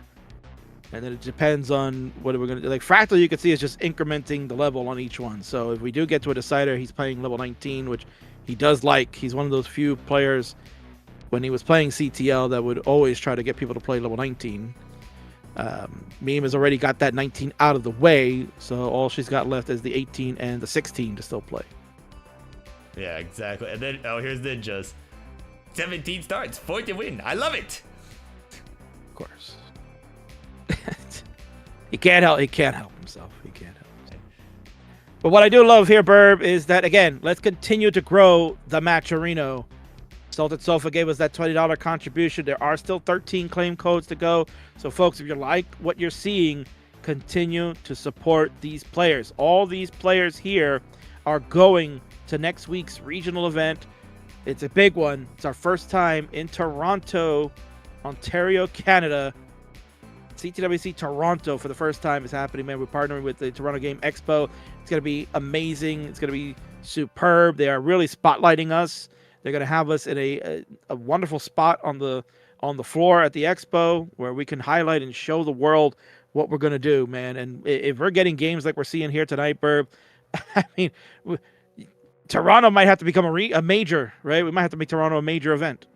Yeah, I think we'll get there. I mean, I think there's certainly a lot of potential for that to be the case, and I think I'd be pretty surprised if we didn't, honestly. Like, just especially if we get the attendance that we're getting this year, if we get that on a consistent basis, yeah.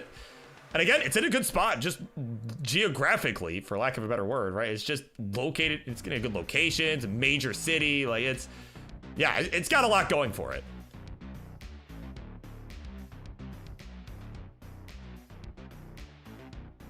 Yeah, to the shock of no one, Wallbant calls Toronto a major. No, without question, yeah. Oh, man. But no, certainly the preparation, I will say, speaking of Wally, right? The preparation is going to be fun for that, right? He's actually, by this time tomorrow, he will be at the, Wallbant will be at the Friendly Studio, right? We're going to be doing a big tech check over the weekend, and, you know, just trying to make sure we've got that all squared away, at least with what we have, right? Besides Ninja's NTC stuff, but like aside from that, right? Just making sure that we've got everything else squared away, and, you know, loading up my car just to make sure I can fit everything, all that sort of stuff. So lots of fun to be had.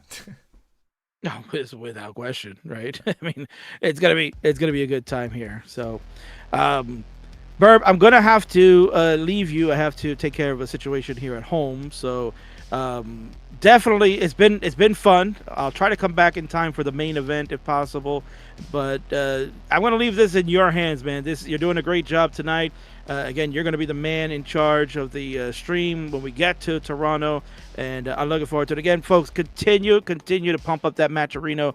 We still got some excellent matches. You got this one to completion. We got the Twitch TV Championship coming up next with Mari versus Remmy, and then our main event, iBall and the Dengler. I'll try to come back in time for the main event, but yeah, I got to step away for a while, and I'll see if I can come back. If not, folks, good luck and enjoy the show. Let's keep pumping the match-a-reno.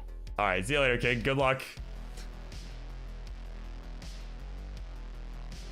And there he goes. Man, middle of the game, right? Crazy work. But no, what's not crazy is the fact that this score is neck and neck. All right, that's the thing that's not crazy here tonight. But man, seriously though, like what a night we've had. It's been a lot of fun. Right, it's been a lot of fun. A lot of great contributions to the prize pool, which is fantastic. Getting that head start.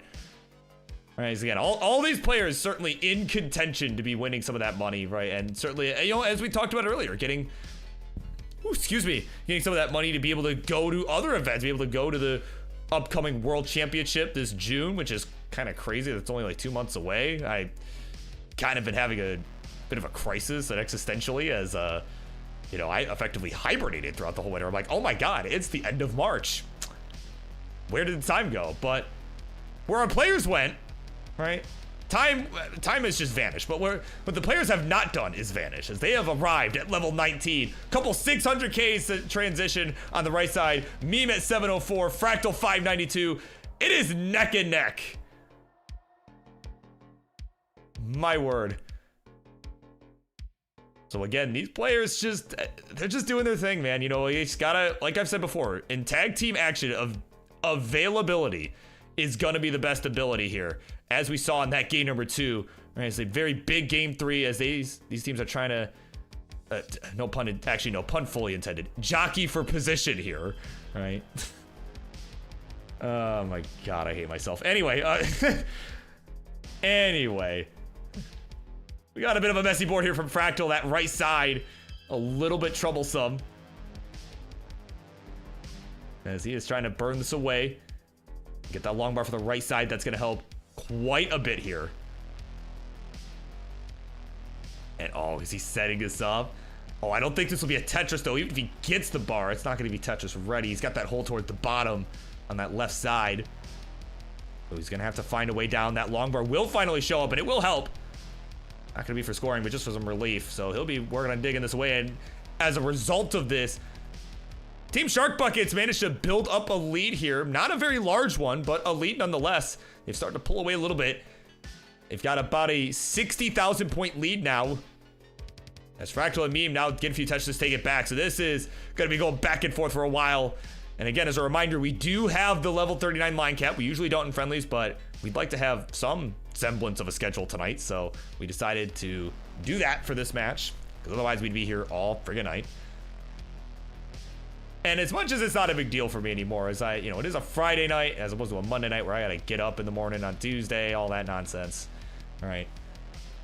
You know, like I don't gotta be up or anything, but you know, it would be nice to get sleep too. So, right, it is good for your well-being. What else is good for our well-being is some scoring, some Tetris action, right? At least the mental well-being. That's gonna be important here for our players, especially for those on the left, as right now they are down about 150,000 points. I don't know what that segue was, but it was a segue of all time.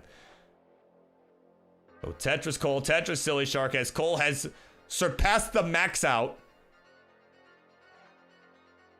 as Meme's capture appears to have died. But please keep playing. We will let that resolve itself.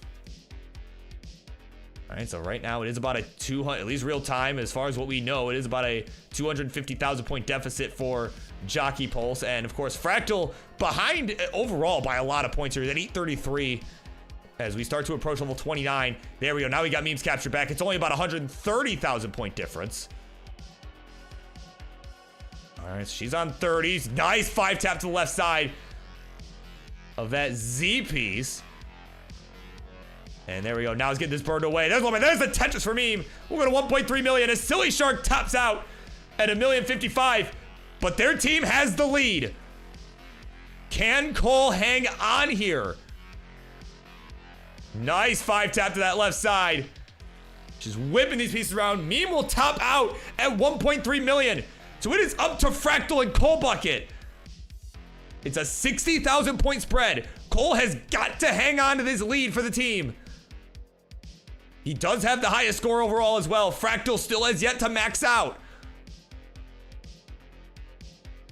But he is a little bit behind in lines. He'll get the Tetris on level 32. We're at about a 30,000 point spread here. Another Tetris Fractal. Jockey Pulse takes the lead. But still some time left before 29. As Cole has got a nice clean board. He doesn't want to get too high up, but will get the long bar for the Tetris. Gonna keep this one close. It's coming down to it. All their teammates can do is sit and wait and watch what happens. That right side. Oh, that T!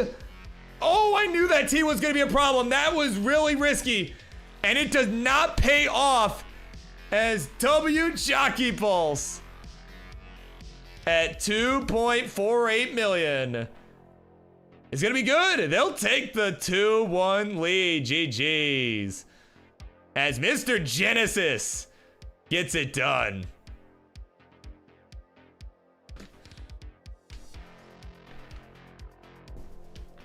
Man, it was just really just that T piece on the right side was really, I mean, that was hard to get anything over that. And just could not get a fast enough 4-tap. And that does it there. So it is now 2-1. Jockey Pulse on game point.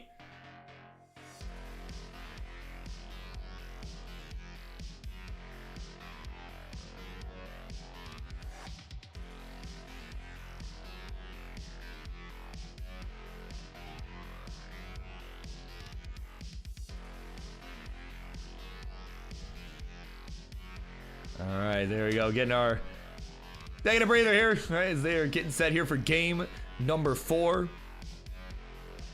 And as a reminder, folks, we got a couple more games after this, right? After this matchup, we got a couple more. We got coming up the Twitch TV Championship, along with our main event. And yep, let me refresh her cam, maybe. Can we restart camera, por favor? Nothing. Maybe I refresh the whole scene. Hang on. Right before we start the game, maybe I do that. Hang on. Refresh the whole thing here. There. Okay. Well, now I gotta. Oh my god. Okay, SillyShark. We got a call. Okay, there we go. All right, everybody. So if you had previously readied, if you could please re-ready. Right. Yeah, I had to restart. I had to refresh the entire scene for whatever reason. So there we go. Now we're good.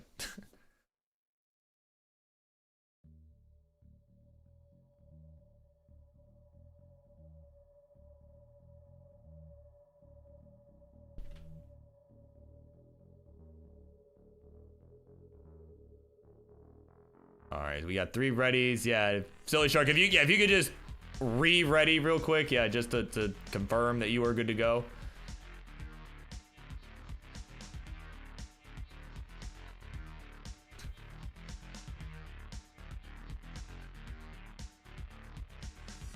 Let me pull up the NTC. So again, SillyShark. Oh, there we go. All right, we're ready to go. Game number 4, as a certain someone would tell you, it is coming to your door in 3, 2, 1, Tetris.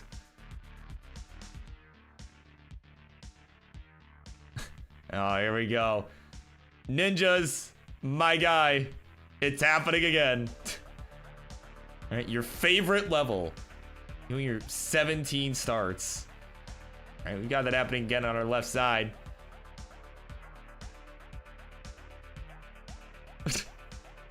Oh my god. Yeah, so once again, coming up next is going to be the Twitch TV Championship. Mari will look to defend the belt up against the Rocket Remmy. All right, so yet another player in the Marts household will be playing tonight. He'll be competing for the Twitch TV Championship. And then main event in just a little bit after that matchup will be iBall and Dengler in what is sure to be an instant classic. So again, as a reminder, folks, as we are just getting underway here, as a reminder, we do still have a number of claim codes available for our prize pool for the CTWC Toronto event, right? We've got 13 more claim codes remaining. All you gotta do, log into an account of some sort, right? You can use a Twitch, Twitter, Discord, Facebook, Google, whatever number of accounts that are listed there, right? You can log into that. Click claim code, done. 25 cents are contributed to the prize pool. And there you go. I got one right there from Fizzy Cola Bottles, right? Thank you so much. All right. Yeah, I got to claim that code. Let's get all those claimed tonight. We got 12 more. Right? Takes about 5 seconds. And $0.00. There you go. And Tyler, too. There you go. Tyler getting it done. Yeah, hashtag hero. All right? Well, you are a hero, right? Thanks again. They gotta get claimed, right? That's free money. It's free money that our players can get. So, oh, there you go. Class catches wars in the house too, getting it done. Yeah, hell yeah. Right, I'm sure if they could have included hell yeah as the message, they would have. So seriously, y'all are awesome. Keep them coming, right? Keep the contributions coming. Like I said, we have definitely done a great job of getting some money in there for our players. Again, we're trying to get about $1,000 overall. We were trying to get about a third of that tonight, and we have, boy, have we surpassed that. Certainly on the back of K9 watching Tetris, but also to all the other contributions, right? The other claim codes that have been redeemed, and a bunch that are being redeemed as we speak. Romation, Sonic, the Machine is in the house. You know, all sorts of contributions coming in. So again, we appreciate all of it so much. Our players, I feel, are very deserving of it. You know, we're almost there. We are almost there. Just a few more. Whoa, Burp said my name. Yes, let's go. Oh my god. Let's get a score check here for our players. I didn't have a good segue for that, so we're just gonna jump into it. Score check. 646 is the combined score for the Shark Bucket. Wow, my brain is starting to run out of gas here. 651 the score for W Jockey Pulse. Again, they are on game point. If they can get this win, this match will be over. All right, Shark Bucket trying to force a game 5 decider. As again, more codes are being redeemed here. All right, we got Firedox, right, contributing to his own prize pool. And hey, gamer! Oh my goodness. Which I can only imagine is threes twos chess. So thank you very much. So seriously, we gotta just got more. Let's get those redeemed as our players continue on here. Oh, we got some messes up at the top right now for 3 out of our 4 players. Or at least we did as I started saying that. Meme in a bit of a bind, most notably. She's got kind of an awkward left side. That LP's gonna come in clutch, and the long bar gonna fill it in. And there we go, another long bar coming in. There's long bar, there's the Tetris. We'll go to 376 for her, 812 for the team, 858 for the Shark Bucket. So they are enjoying about a 45,000 point lead. Which again, in tag teams is not a lot as we are starting to approach the 19 transition. But, you know, but again, this is world-class Tetris players in action right now. I mean, this is, as we've seen in a lot of these games, these are the sorts of games that are just going to come down to the wire, right? We're playing 18, we're playing 17, right? Because 17, you know, I'm sure, I'm sure Ninja of Ninjas would love to be playing along right now.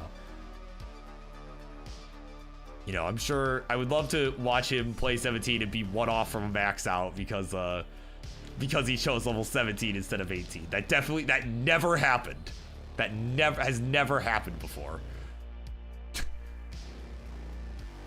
Oh, man. So, Cole had a little bit of a misdrop of a long bar on that right side of the stack, and now is finding himself in a little bit of a burn sequence. Not at a good time as we are about to transition on his side. He's done just that. 544 and 554 make up just about 1.1 million for the Shark Bucket. Meanwhile, Jockey Pulse has got there as well. It is a 5,000 point difference.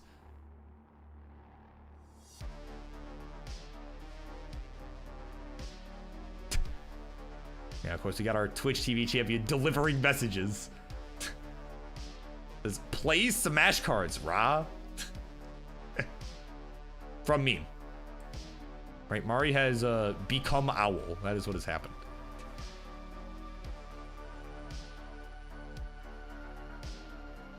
Oh, Fractal, though. Hold on, that left side was getting a little dicey. It's... made my Ethernet disconnect. Oh my god. Tetris Fractal will go to 716, 659 for Meme. They are combined at 1.377, 1.296 the score.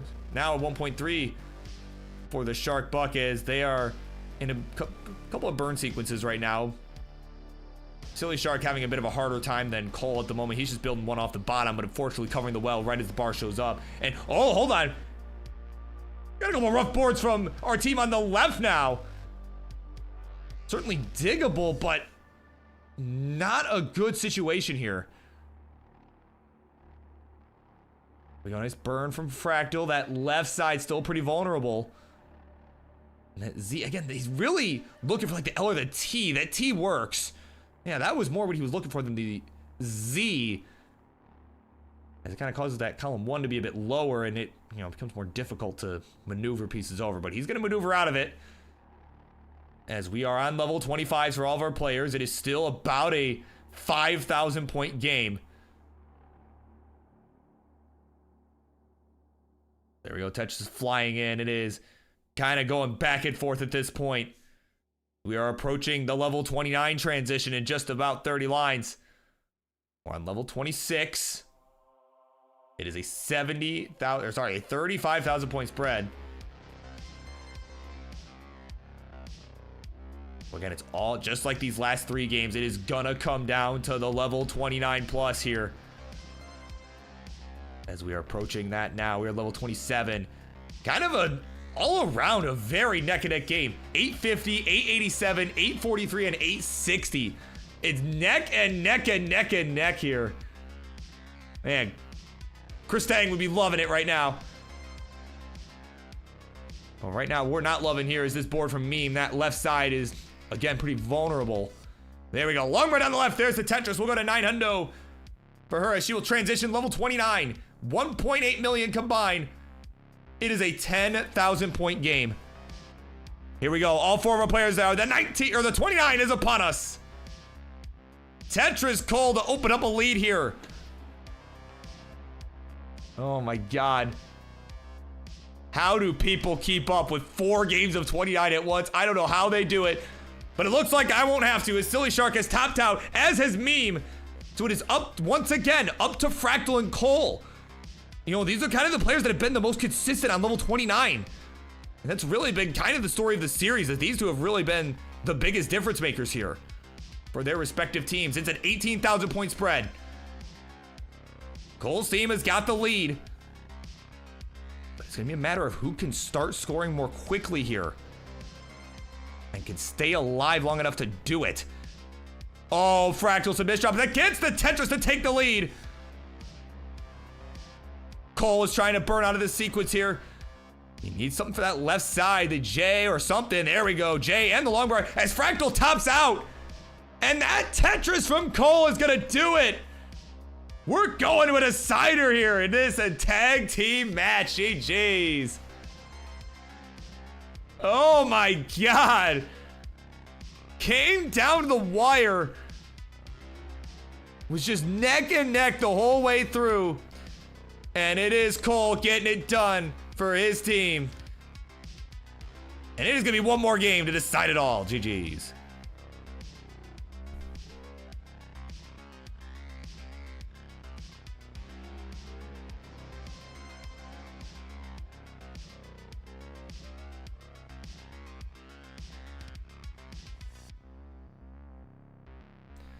Man.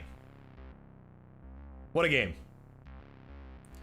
But I gotta tell you too, some other good news is that we did reach the contribution, I don't know where I'm going with this. We got all the claim codes. That's what I was trying to say. We got all the claim codes. So thank you everyone that has contributed to that. We got all 50 contribution codes claimed. So thank you for everyone that made that happen. Got it all done tonight before the events even started. You'll love to see it. So again, keep those contributions coming, right? The direct contributions. Keep it coming. Because again, if you like what you're seeing, these players absolutely deserve it. Every last bit of it. And I would like to see that number grow even more. Okay, Wallbant. Right. We did get a contribution, right? $6.70. 6-7 guys. So there you go. All right. Well, let's do it. Game number 5. If I could click the button, please. There we go. All right. 3, 2, 1. Tetris.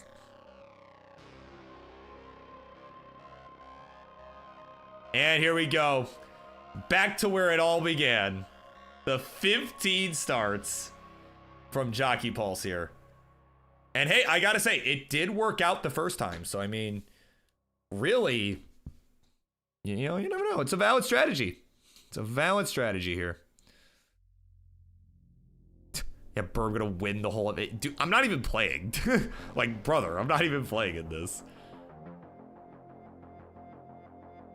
Now, I'll play some dollar singles, right? I don't know if anybody else has done this, but like something that you know, Jakey and I, you know, Jakey Winks and I have done in the past, right? Is we'll just play a single game, right? A single competitive game. And you know, we each bet $1. Basically, winner gets $1. Right? So I mean, you know, I'll do some of that. I'll do some of that nonsense. Maybe like after party, some stuff. I don't know, but I'm not playing in the tournament. That's all I'm getting at. I mean, I do have access to, as someone who has access to Metri, I mean, I could just steal all the, no, but that would be crazy. That would actually be crazy. Like, actually, I could use $600. Let me, oh my God. We'd have to get Barrett to throw me out of here at that point. Oh my God. Security.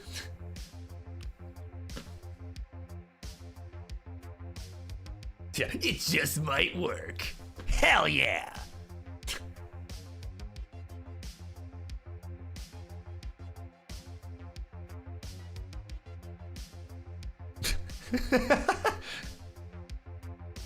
I mean, hey, we called security on Firedox earlier for committing major war crimes, and Barrett was the one that answered the call, so I mean... Oh my God.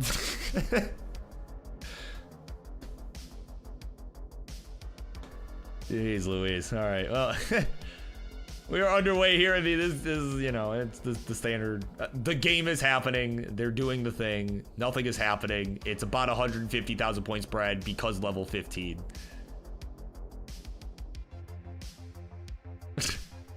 I mean, he's also doing more for society than the IRS, but like, you know, there's that. But you know, that too.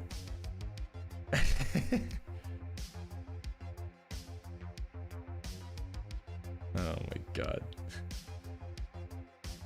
But no, Barrett, a true legend.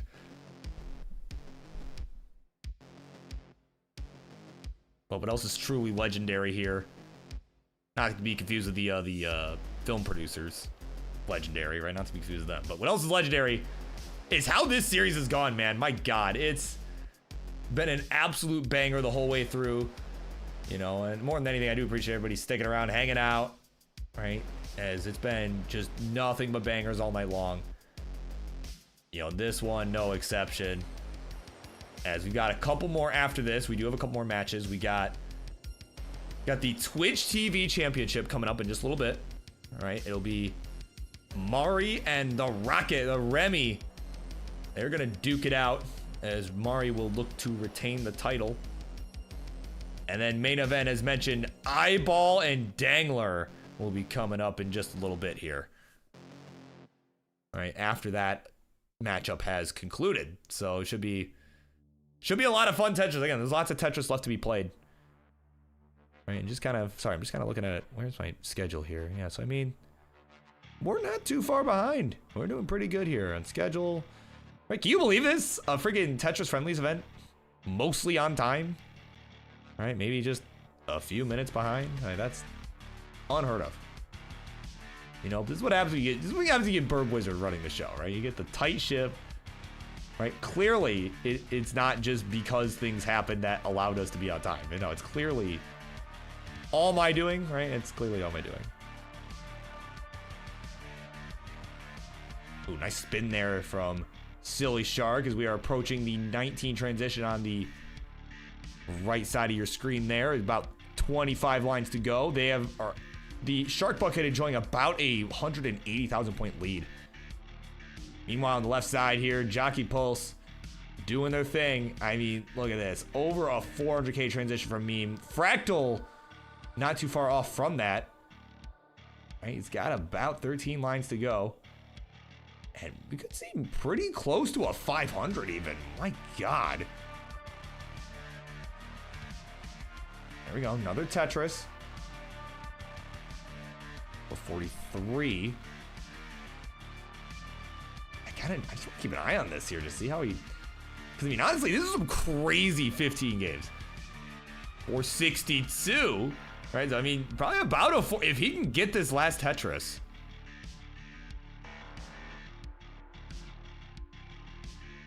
Let's see, come on. Come on, game. Will the game provide the piece? So far, no. There it is. There's the Tetris. 483 into level 16. That is nothing to scoff at. And in fact, it's a very impressive 15 game. Gotta know what perfect is, because I was not, because that definitely was not, but I'm curious how close that was. I mean, meanwhile, we're on level 20s for the rest of our players.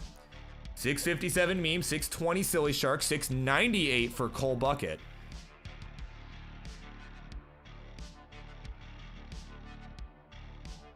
Yeah, so, you know, we got about a 100,000 point lead. Again, this is really, as it has this entire series, it's going to come down to that level 29. Let's see what we got. Meme up high on the stack is trying to burn this down, gets the triple. And there we go, gets that J over the left, gets the necessary burns. And there we go, long run on the right, there's the Tetris will go to 724. The team's at 1.3, the opposing team at 1.4. This is it. No more freebies. The time for talk is over. It is time to make Tetris here. This is game 5, winner take all. Cannot be leaving points on the table here. So again, it is 1.45 for Jockey Pulse, 1.6 for the Shark Bucket here. Add a Tetris for Cole. We'll add another one on the board. We'll expand their lead to 160,000 points.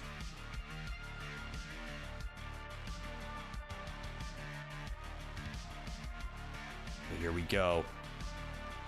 Again, they're just playing so clean. Now, here's the thing to kind of keep in mind too, though. Fractal is several levels behind, right? He just got to level 22 and just brought the team to within 100,000 points.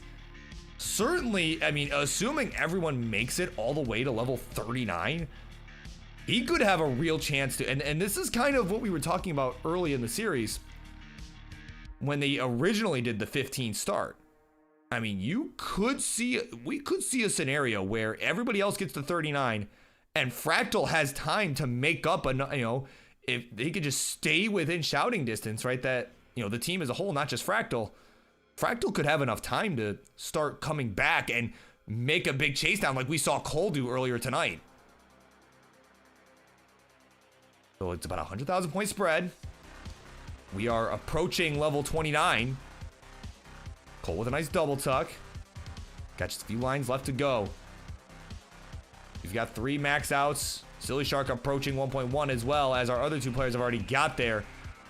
All right, and that team on the right is the first to make it to 29. Meme not far behind. We need a couple J's though, as she'll get there at 1.2 million. All right, let's see it. See Meme get out of this mess right now. She's got to just stay alive, as does Fractal, right? And just, again, they got to, well, one, hope that the opponents make a mistake, but they got to keep scoring too. Fractal going to have an easier time doing that right now, as he's still back at level 26. The rest of our players are on level 29, level 31 for the Shark Bucket, now both on 32, 31 for Meme. It is only a 112,000 point difference, which sounds like a lot, but it's not. There we go. Cole with a Tetris to expand the lead. SillyShark as well. Now they've found their groove. They have opened up a 200,000 point lead. Another Tetris for both of the Shark Bucket members. Meme trying to get in position here. She needs a couple bars. One to bring this down. Okay, no, it's not going to build on row 2. It's going to just bring this down. Reset. Gets it up. Oh, it's the Shark Bucket. It's both topped out. They have simultaneously topped out.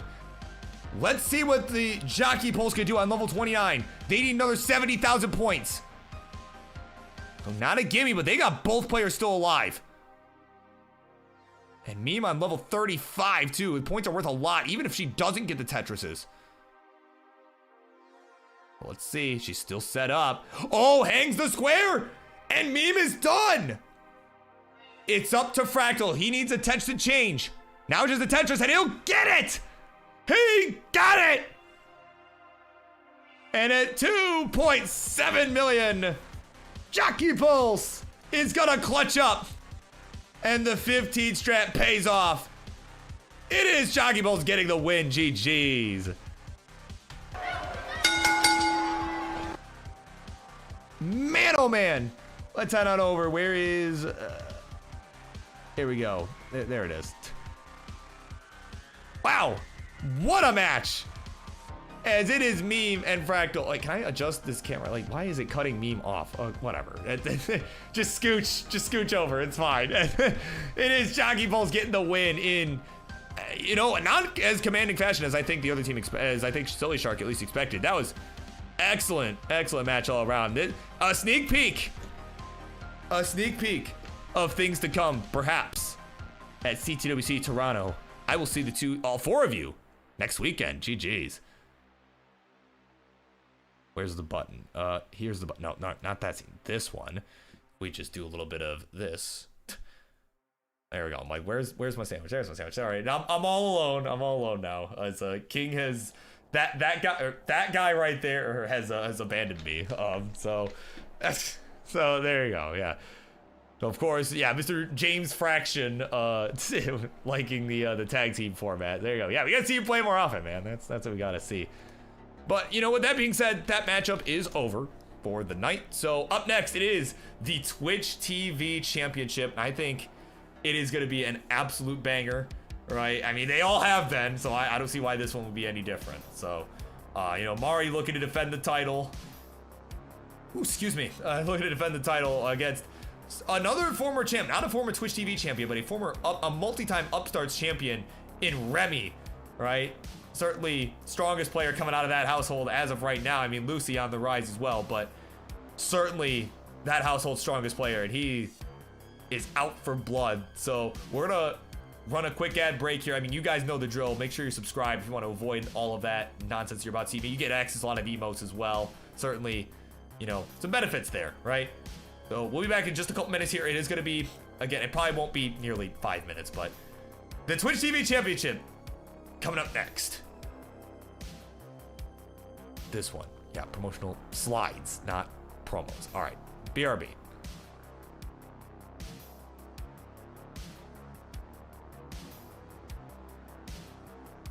Okay, we will not be running an ad break because apparently, you recently ran an ad and must wait to run another. So we'll do it after this match. It's fine. So.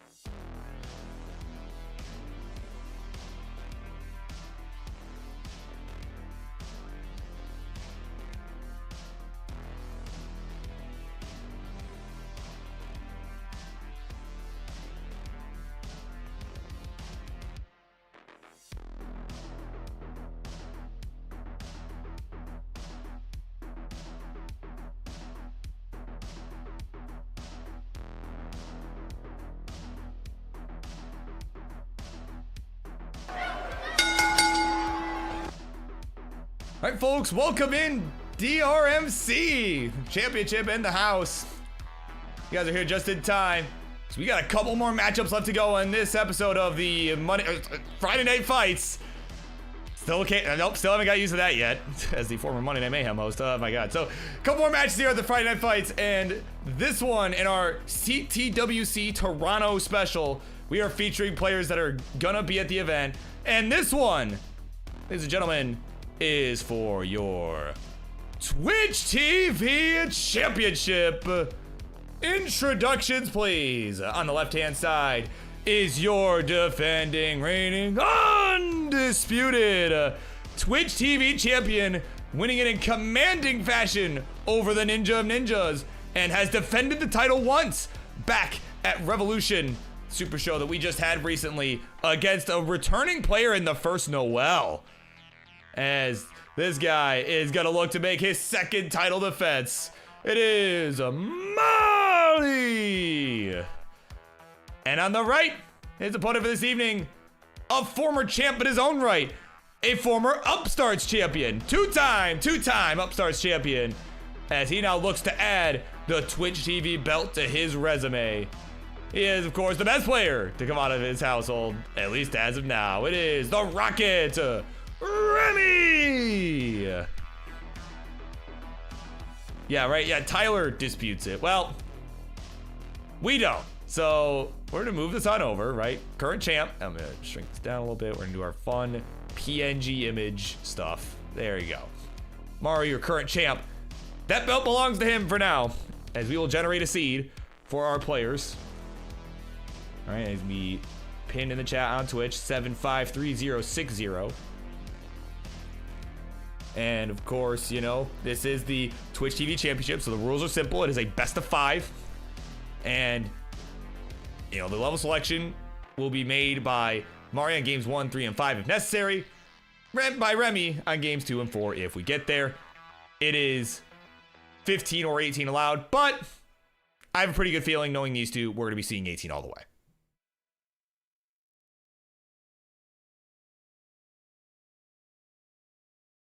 So that's just what I'm guessing. But technically, right, for Twitch TV, there we go. Our players getting squared away. We got the champ ready to go. And we got the challenger ready to go as well. So that means, oh, did we lose our tunes? Let me make sure the tunes did not end. Oh, come on. Where are my tunes? There we go. All right, I don't know why there was such a long gap between songs. All right, here we go. Game number 1, the Twitch TV Championship. We begin in a 3, 2, 1, Tetris.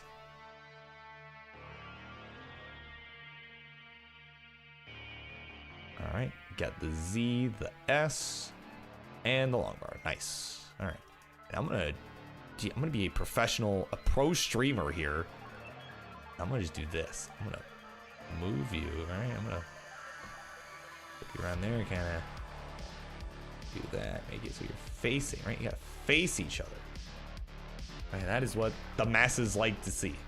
So there we go. This is a professional stream.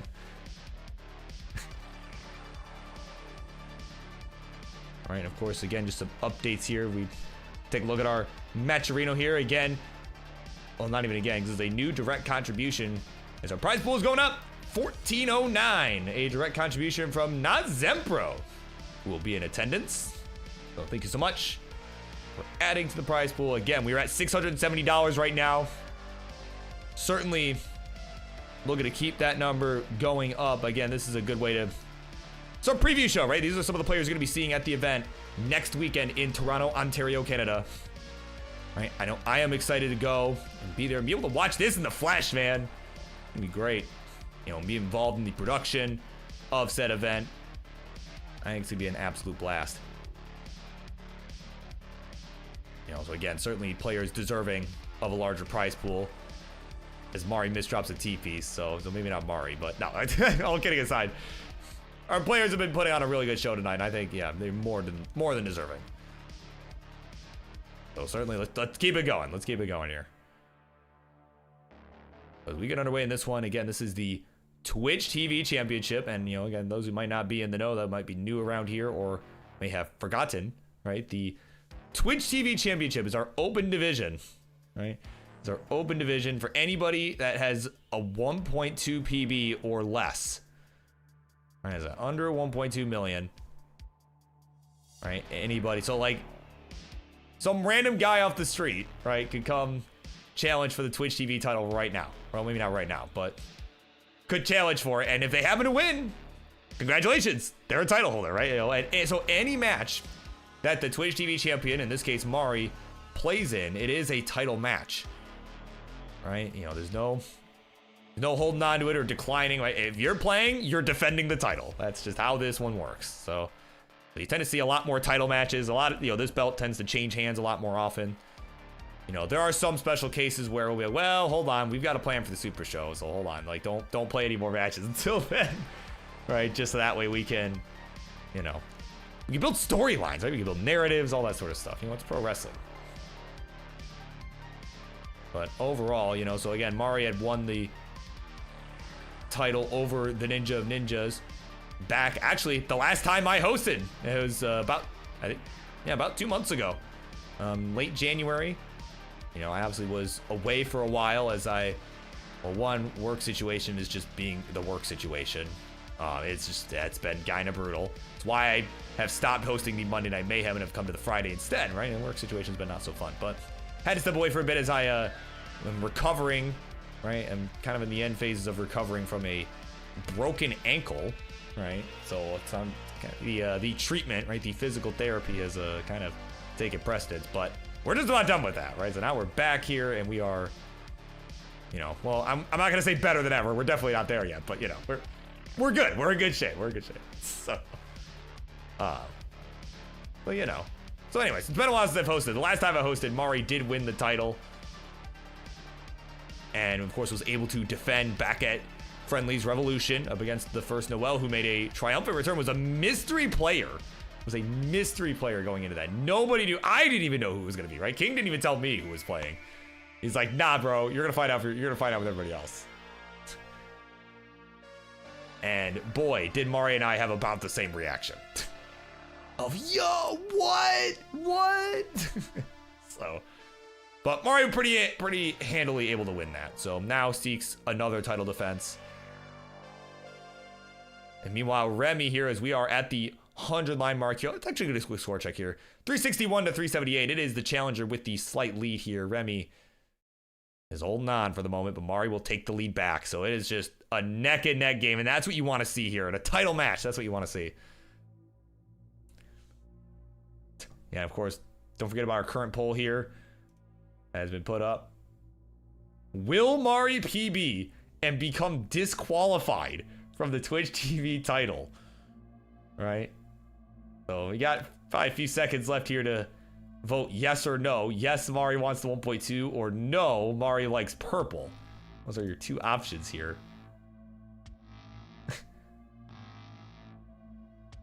And there you go, Zempro. Yeah, Zempro all excited. There was a cat on Remy's side for a moment there. Wanted to say hello, wanted to make a cameo. A carmeo, if you will. No, is that not a good one? Oh, okay, all right, back to the drawing board. Oh my God. So here we go, transitions coming up. It is a pretty tight one here. 425 for the champ. 502 going in for the challenger. And there we go, Tetris Mari now will join at 449. So here we go, 19 is upon us. All right, looks like our 2 out of our 3 voters in this poll are predicting that Mari will not PB and DQ himself from the Twitch TV championship. So there we go. We got a good representation of all the people that are here. All 3 people that voted are an accurate representation. Oh my God. Oh, Mari! They might be right so far, as Mari's done at 458. And at 565, calm and collected, the Rocket will take game number 1 in this Twitch TV title match. GG's.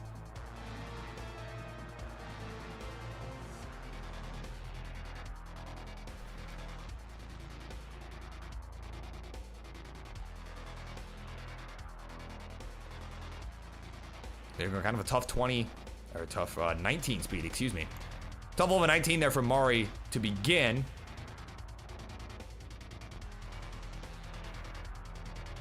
So, but as you know, that guy's dad would say, "Oh, Mr. Mari, no, don't you worry, warm up is done." Oh.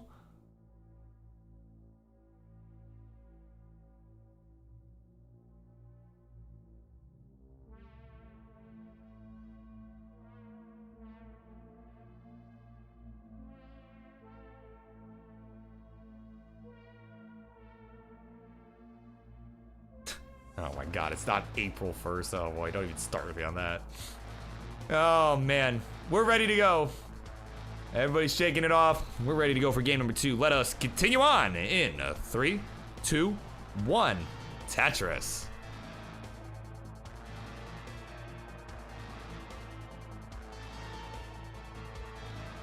Alright, so again, as mentioned, that was kind of a tough 19 there, right? It was kind of a tough board for Mari, I feel like, going into the 19 as well.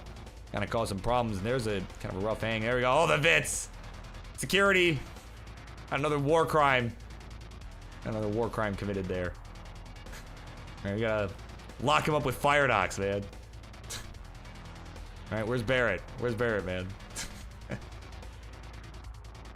Oh my god.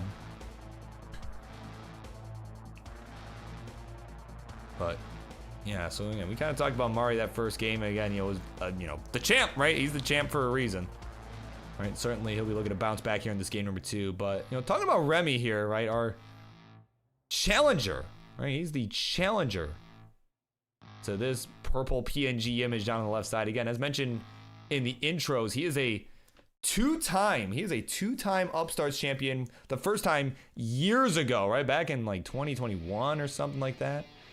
Something along those lines. It was quite a while ago. And then he kind of just stopped playing Tetris for a few years and, just took a bit of a hiatus, had other stuff he was doing, right? I was kind of like, I don't know. I'm kind of done with Tetris for a bit. I'm going to take a break. And came back like last year or maybe a couple years ago. I don't know. A lot more recently. As right now, that little, that disgusted face that he just had was like a spitting image of his dad. Oh my god, that's crazy. But no, anyways, he came back a lot more recently, right, and was able to win the Upstarts title, right, in what was, I believe, was a triple threat match, or maybe was it after Jordan got it? He went, the stand-up starts belt, as we were calling it during Jordan's reign. It was somewhere around then. I don't remember exactly, but he ended up winning again, right? Which was a crazy story, right? He just came out of nowhere, like, hey, I'm back, right? Like, I'm back, guys. This belt's mine again. I'm taking back what's mine. And now, after having done that, certainly, this Twitch TV title would certainly be a great addition to the resume. And I think certainly, again, he's capable. He's a very capable player in that regard. So, we'll see how he fares. Right now, he did take the first game and kind of had a better 19 transition than Mari did. But there we go. Now he's going to get Tetris down towards the left side of the stack and has gotten himself back in position here. 232 for him, 204 for the champ. So again, we got the remainder of this Twitch TV title match.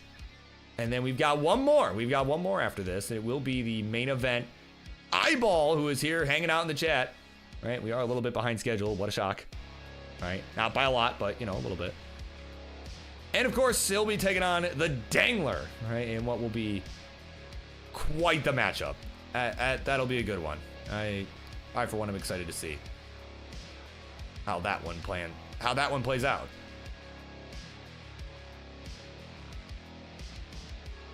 273 for Mari, 309 for Remmy, as we are starting to get to that 100 line marker here. We're about 75 lines through for our players, almost 80 lines now.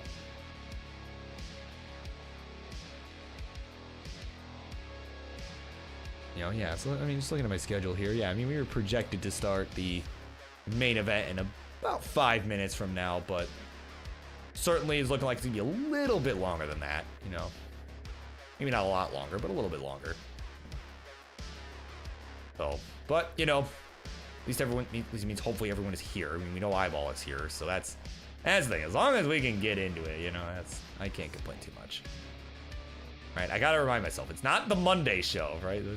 I've been so used to, here's the thing, like, I've been doing the Monday Night Mayhem for 5 friggin' years, right? You know, and you know, like I said, life changed, and you just gotta shake things up. So I just having to remind myself, like, wait, I don't have anywhere to be in the morning. It's okay. It's okay if we go late. I'm up all night. It's fine. It's not a big deal.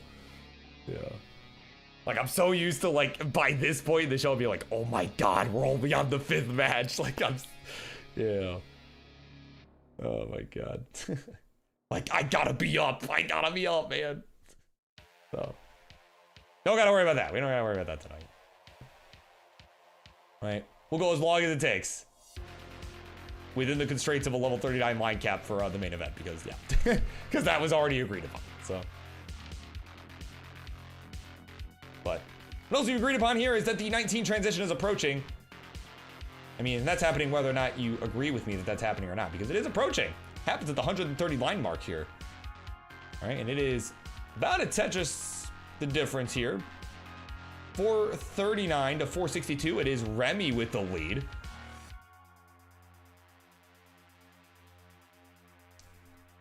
As he's just, again, just been so calm and collected here this whole game. And that, I love the setup too. That flat long bar for the Z-Tug. The level of play we're seeing from everyone tonight has just been really impressive. And again, if you like what you're seeing, right, and you want to contribute to the prize pool, I think you should, if you're thinking about it, right? You know, if you're trying to come up with reasons not to do it, you should do it. If you're coming up with reasons to do it, you should, right? And I think in this case, oh, hang on. Oh, Remmy. Oh, Remmy. Oh, Remmy. Maybe shouldn't have done it. He's done it, 496. Mari just needs another burn. Actually has already done enough. And there we go. That triple will do it. Give that extra insurance. And we're tied. 1-1. GG's. The champ is back in it.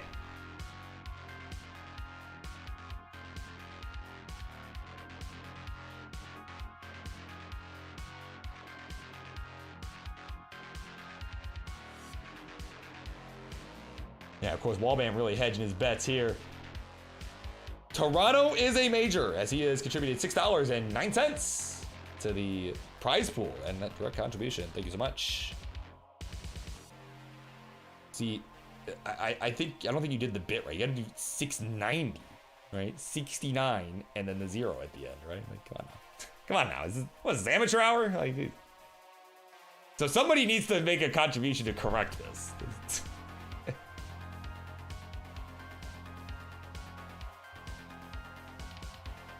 Oh man, so of course that was an ill-timed drought there, says Remmy, but we are ready to go. Game number 3. Let's do it. The title defense continues on in 3, 2, 1. Tetris. Or the title match, rather. I guarantee it'll be a defense. But I guess Mari's title defense efforts would be a better way to put that.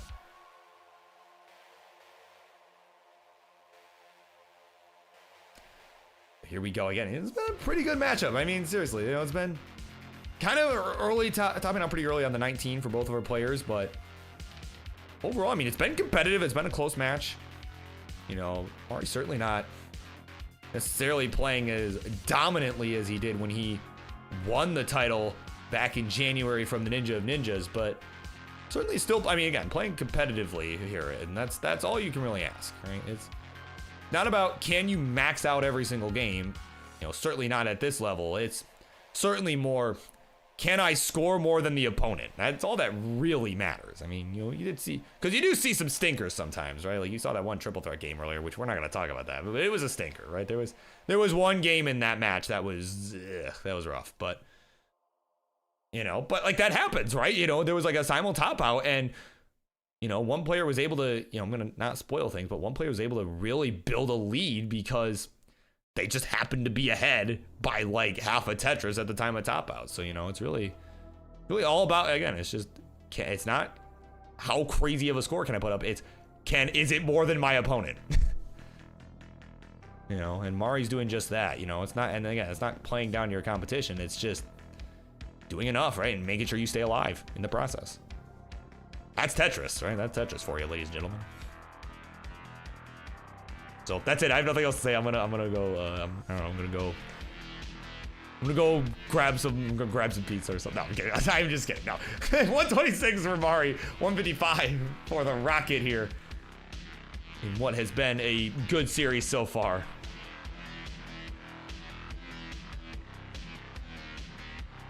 And man, seriously, I just cannot emphasize enough how excited I am to be there in Toronto, though, man. Like, I mean, it's not even just because the event is gonna be awesome. Like that goes without saying. I mean, just personally, man, I need the vacation. I need the vacation pretty badly. I mean, I know that might sound crazy. It's like, oh, but you're being put to work, man. Like, you're doing all the stream nonsense. Like, okay, yeah, but I actually like doing that stuff. So, you know, I actually like doing that. You know, being around my friends and all that. That's gonna be great. It's, you know, if you're in the area, again, if you're in the Toronto area, you know, you want to attend the CTWC Toronto Regional. It's taking place at the Toronto Gaming Expo. I was trying to, my brain completely farted on the name there, right? That was not, it took me a second, right? We got there. The Toronto Game Expo, you can still get your pass for what I am told is a pretty decent price. Right? Certainly not too super expensive for the 2-day pass. Again, it is next Saturday and Sunday at the Enercare Center in Toronto, Ontario, Canada. So certainly check that out. Come say hi, right? Come say hi to this lunatic along with a bunch of other people that are like these two on your screen that are professionals at playing Tetris, right? Certainly some of the world's best will be there, right? Also sitting near them is Birbwizard. Yeah, so like I said, I certainly, please come say hi. We'd be happy to have you come out. Maybe, you know, maybe get you into this, right? Maybe you could be the next world-class player. Who knows? I mean, perhaps this could be the start for you. CTWC Toronto. But like I said, it's going to be a banger. It's going to be an absolute banger. But of course, I also want to welcome in. I want to welcome in iBall, as I think I did that already earlier. But of course, I also want to welcome in K-Ham. K-Ham's in the house. What's up, man? We're here at a good time. You're here at a really good time. All right, the machine's in the house. And on his nephew, who is there on the right side of your screen, of course, Remmy, his nephew. You know, and that's something you always love to see. Just the whole family getting in on it, right? That's certainly not exactly something I had going, but you know, like I definitely did not have that same experience, so it's kind of cool to see that. You know, and it may even be touched on a bit, right? Like, you know, as we kind of get into the emotional story of the Montreal event, as of course, as mentioned earlier, make sure you are subscribed to a Game Scout on YouTube, right? As most of us are, but you know, in case you're new around here, right? Make sure to check that out. He's got a documentary coming out in the next week, perhaps even as early as tomorrow. Who knows, right? But he will be releasing the documentary about Montreal before we head over to Toronto, right? It's kind of like a hype video for that, you know. And I think from the way he has described it to me, again, I obviously have not seen the video, like, but you know, from the way he has described it, certainly I think it's, you know, it's gonna be a bit different from how he usually does it, but I think that's gonna be a good thing. And I know he's really excited about it, and you know, the story that he is putting together. And you know, like I said, I'm excited to watch it, and I think you all should make sure you have that notification bell checked or clicked. Bang, right? Bang that note. You know, make sure to bang that notification bell. Right. Also, make sure to welcome in our Raiders. SillyShark is back. Welcome in, my friend. Great, honestly, killer match earlier. Seriously, lights out. You played lights out. I'm excited to see you next weekend. So thank you so much for the raid, Party of 11. You guys are just in time for this game number 3 of the Twitch TV Championship. It is 6:32 for the Rocket. He is on fire right now. Mari, the champ, at 5:51, having a pretty solid game himself, but hangs the bar on the left. You can see that look, just not happy. Just cannot believe it. And at 6:40, Remmy is good. Will take the 2-1 lead. And it's just one win away from becoming our next Twitch TV champion. If he can get it done, GG's.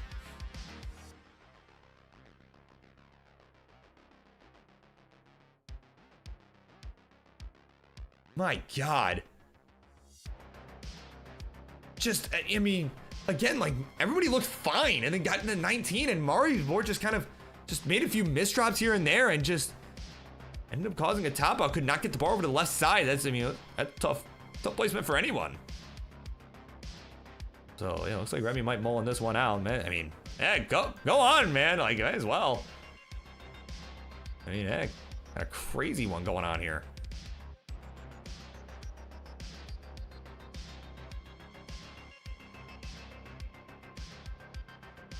I mean, yeah, he's kind of cooking.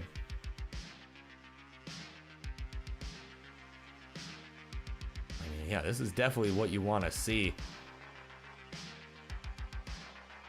Oh, boy. Yeah, right, can you imagine? Yeah, Marts, imagine, right? He gets a 1.2 right now. No, I don't think that's, I don't know if he's necessarily in range for that. That'd be really tough to get.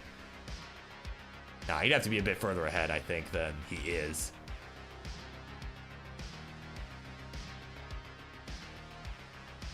But that would be pretty funny, though. Like, oh, all right, I guess we gotta cancel the match. No, I'd be calling King, like, bro, what just happened? If I be like, King, we had a situation. Oh, man. Yeah, that would be, or if they just double 1.2 and just, it's like, all right, nobody wins. Yeah.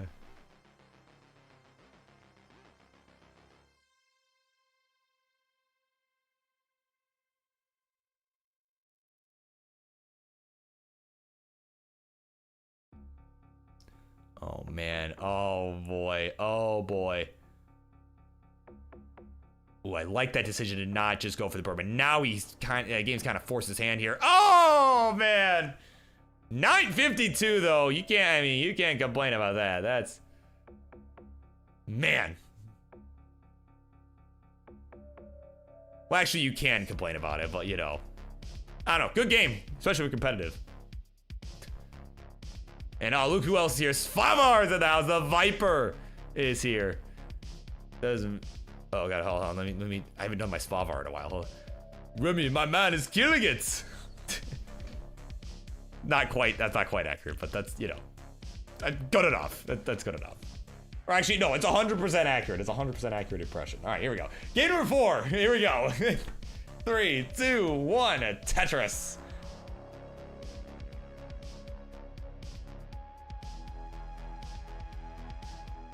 Yeah. You embarrass me, man.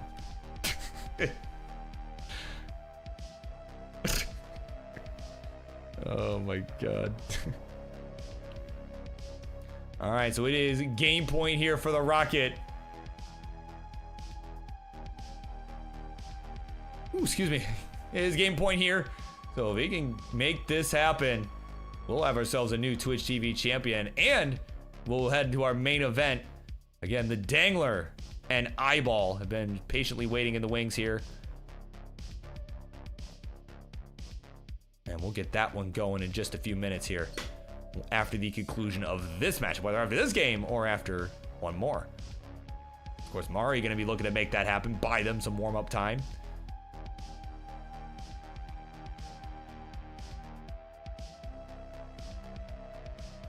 But yeah, no, it's just been, again, I think the story, really the key for Mari here is going to be really just to keep things under control once we get to the transition, and really just prioritizing the, like, a low stack and just a nice clean board going into it. Now, obviously you want to maximize the points too, but you know, I think the focus there, especially knowing just the misdrops that have happened, might be the key here for Mari to force a game 5. Of course, if you're Remmy, I mean, keep that fire going, man. That's about, I mean, really, that's all you can do is just keep it going.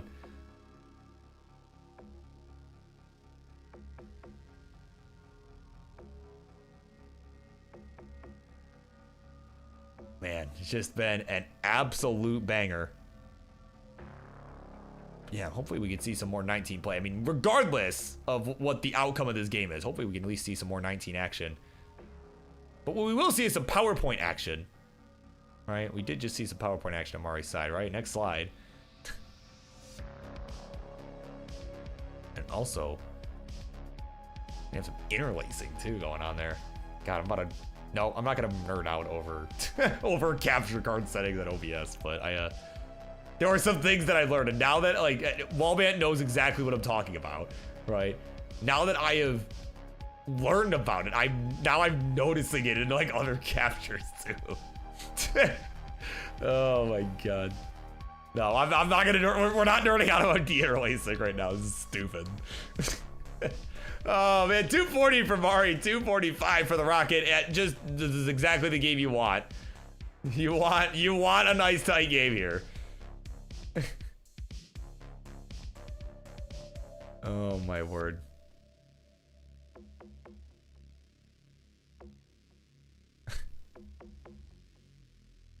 Yeah, quite a simple fix. God, yeah, it's like on one hand, like it's cool, it's kind of cool that I have that knowledge of, but on the other hand, it's like, man, you've ruined restreaming for me. You have ruined restreaming because now I'm gonna notice it like every friggin' time. Oh my god. But no, it is quite a minor thing. But oh, look here, Svavar now here on Twitch as well. My man. All right, you know, he now remembers who I am. Right.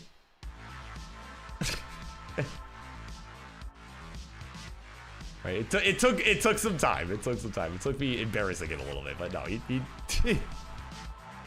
he now knows Birbwizard, so it's oh man, so certainly lots of fun to be had. Yeah, certainly, yeah, it was nice hanging with you at Jonas Cup, as we're always, right, in Portland.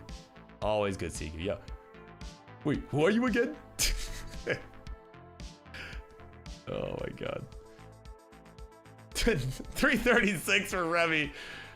384 for Mari. So Mari's got a nice healthy lead. He'll add a touch to just past 400k as we are now 30 lines away from the 19 transition.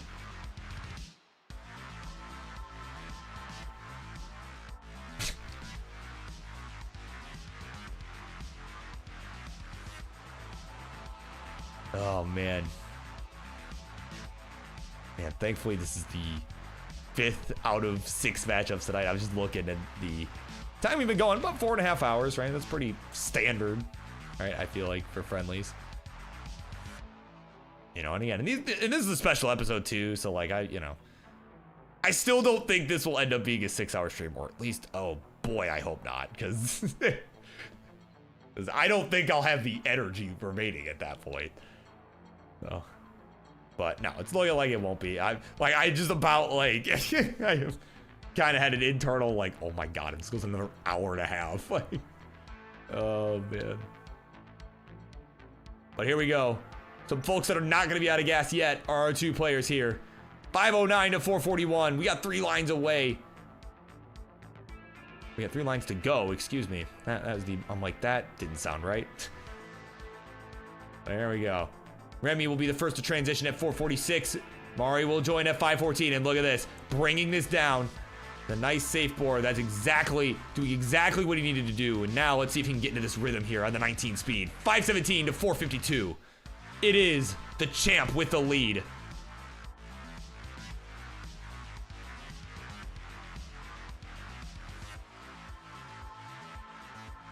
Here we go. We're on level 20. Again, you can see Mari just playing a lot more conservatively here. Playing a lot safer.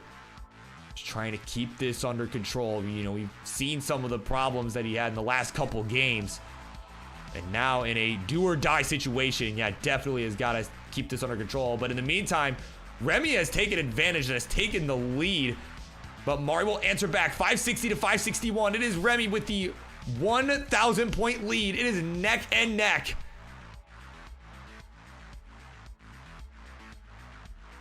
Oh, and now Mari's setting up down the middle of the stack.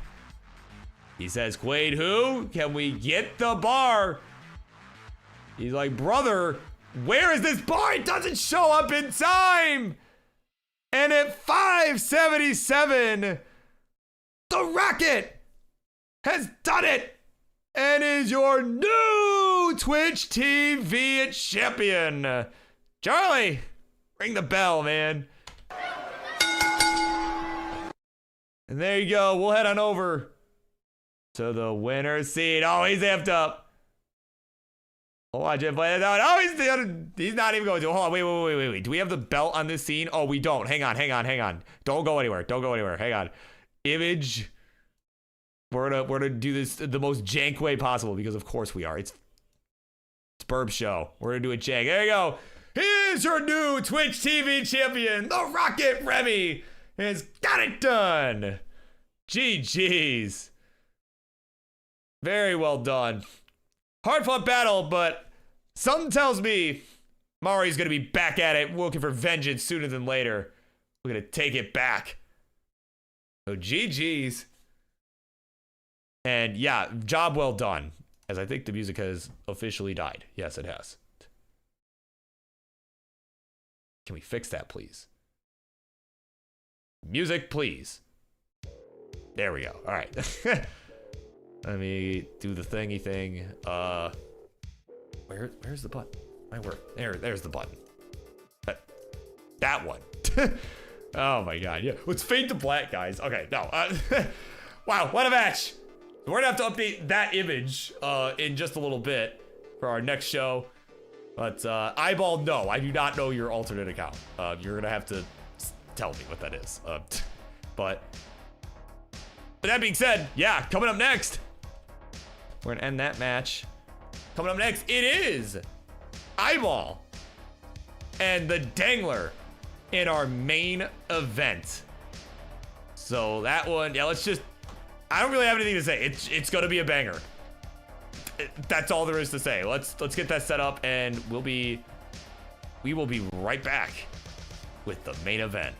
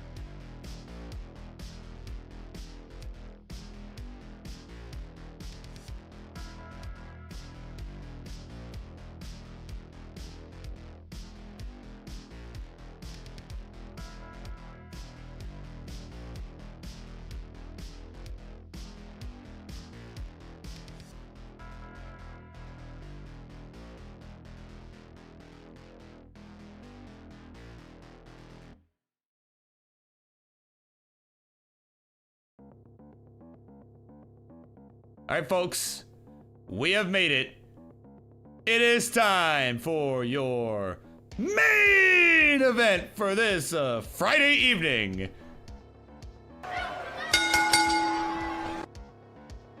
And this one, well, you know it. It's gonna be an absolute banger. Let's get it going. Introductions, please. Left-hand side is a player who made it to the top 16 at this past Classic Tetris World Championship, missing his high school graduation to be there and make that happen. Certainly the right call for him. Perhaps the king of the Northeast. It is the Dengler. And on the right, his opponent for this evening, representing British Columbia for this one. He, of course, that same year at the World Championship last year, made it to the semifinals, was the last non-US player remaining in the bracket. And of course, represented all of Canada there. And it's gonna look to do the same at CTWC Toronto next weekend. It's a iBall!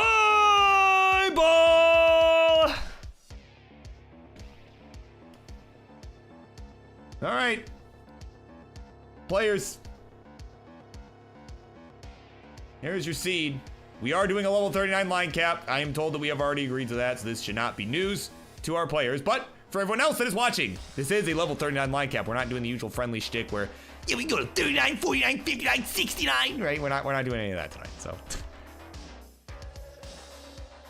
Because we'd like to go to bed at some point tonight, so.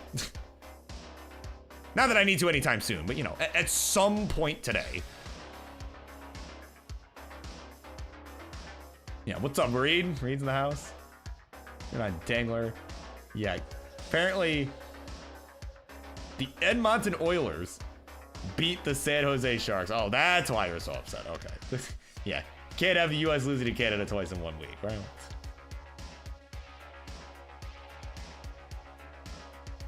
Yeah, also we probably get some PowerPoint action from Dengler. Oh my god. Like, bro, what is your bit rate?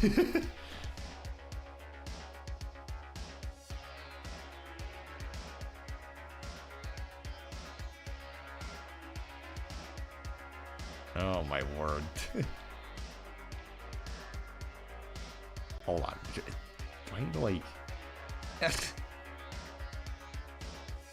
on. Can I like... Oh no, it's only a 720. It's not like... Brother.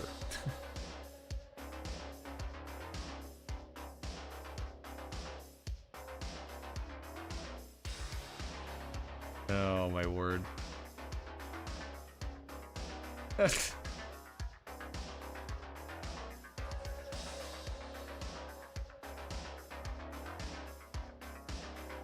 Oh my god, here we go. Yes. OBS. I mean, I can see that. Oh my god. Yeah, true. Yeah. Bam had a bio mentality. It's like, hey, you know, a win's a win. Right?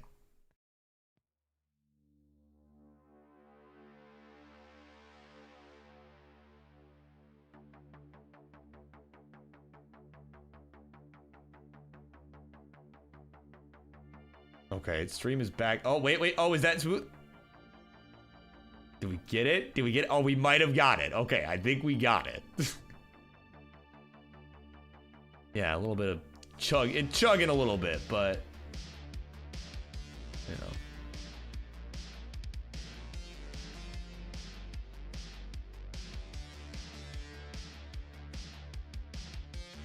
There we go. Yeah, now we're looking good here. All right. So players, we get seats put in. When we are ready to go, let's get this thing going here, shall we?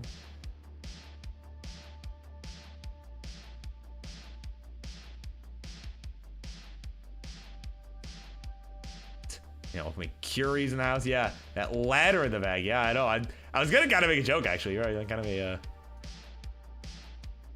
hint, like, hey, Burb King, Give me a ladder match, man. It looked fun. Those upstarts looked like they were actually having fun. So, you know, we should... Right, give me a ladder match. So as players get our final warm-ups in. Right, again, if we could get this going here. All right, so we are a bit behind schedule. Certainly, like I said, not a huge deal, but, you know, again. We want to see some action here. And, of course... If you are among the people that want to see some action and like the action you have seen, don't forget about our prize pool here, man. You know, these players are gonna be at the Toronto Gaming Expo next weekend, a week from today, right? I'm gonna be there setting up, right? Well, hopefully not at this hour, but you know, we'll be setting up for Saturday, Sunday. Again, the Toronto Gaming Expo. If you're in the area, check it out, man. Come say hi. These two players are gonna certainly be among those that put on a friggin' show, man. You know, as they, yeah, again, so if you like what you're seeing, make sure you contribute to the prize pool. All right, I think these players are certainly deserving of it. I think these two are going to show you why they are deserving of it as well, right? Again, it'll help pay for the trip to CTWC, the World Championship coming up in just a couple months at the SoCal Gaming Expo in Pasadena. Right, I cannot believe how quickly that's coming up. I got to start booking my stuff for that too. That's, oh my God. You know, I barely even thought about it, right? It's just... You know, hell, I'm running Detroit in May, and I barely even thought of, you know, I gotta start planning that out too. Because my God, I feel like I'm slacking, dude. I just, oh man, don't get old, guys. Like, all you youngins out there, don't grow up, because like it's, oh my God, it's hard. It's hard, man.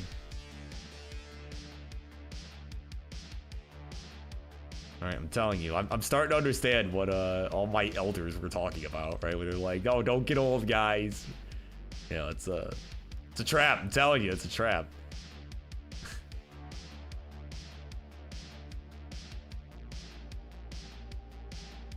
All right, so we got ready iBall once Dengler's good to go, which again looks like the stream is a lot better now, so we're in good shape.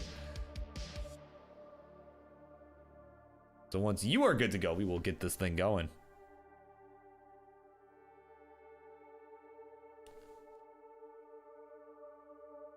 Yes. Oh man, especially because I won. 10 out of 10 would win again. I don't know why that's my voice for Chaotic Hazel, because that's not really what she sounds like.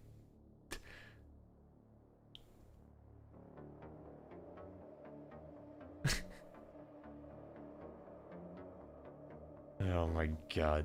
Oh, come on, man. No. Studio mode was what I was trying to click, not the replay buffer. Oh my God.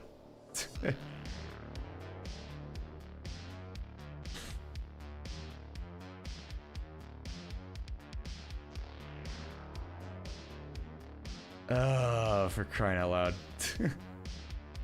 I was just saying, like, man, like, it looks good now. We're doing good. It's not chugging every 2 seconds. And, oh my God.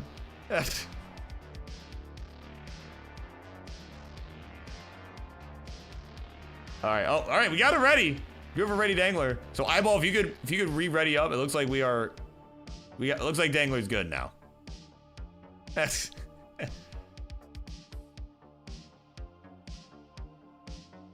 the ghost. Oh my God.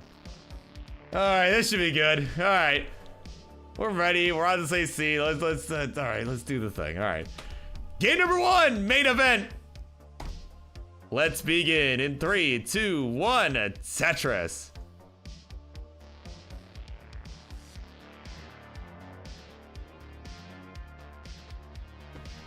All right, we got 1 player underway. And we're throwing on the headphones, either so he can actually hear me or so that he does not have to listen to me, right? Berate his stream for being the way it is. And I think his capture card might have frozen. Dengler, if you are currently playing, I just want you to know we cannot see your gameplay as it is stuck on the main screen, the main menu, if you will. It's just showing you're ready. It's showing your readiness. So again, if you can hear me and you are actively playing a game, we cannot see it. That's Oh my god, I think he's realizing now. Yeah, no, he just needs to refresh the video source. Yeah, like the stream is fine. It's just this guy, man. Or if somebody, oh wait, he's got the homies. He's got the homies. They might be able to help. Wait. Come on, just please continue playing for now. Maybe his homies can fix this.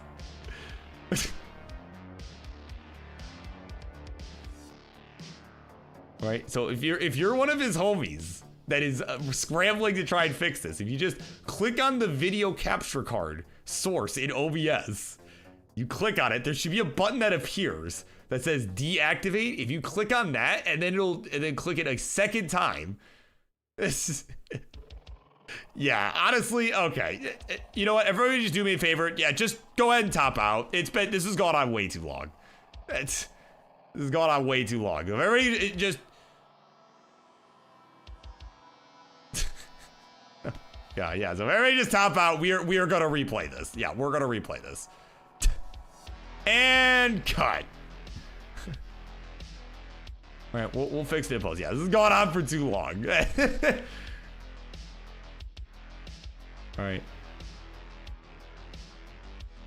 So, all right, yeah, but it looks like everything is working correctly now after some labor, right? So, yeah, Daniel, if you go ahead and top out, we are gonna replay. Yeah, there we go. Thank you.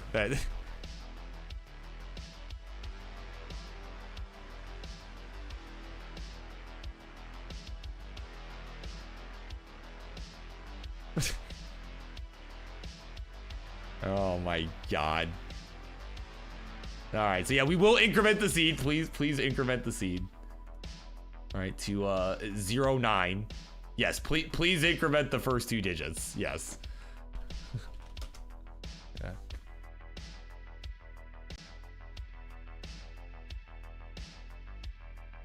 There we go. Looks like they are the same. They're ready to go. All right, for realsies.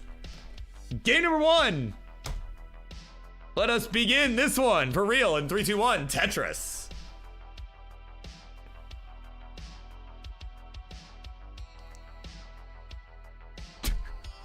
Nope, this is not unfriendly. Do not make the joke about never lose. Do not make the never lose joke. Don't do it. Oh my god. Yeah, that'll definitely be a bit much for this regular friendlies program, right? Oh my god. Yeah, do not. We are gonna refrain from making the joke.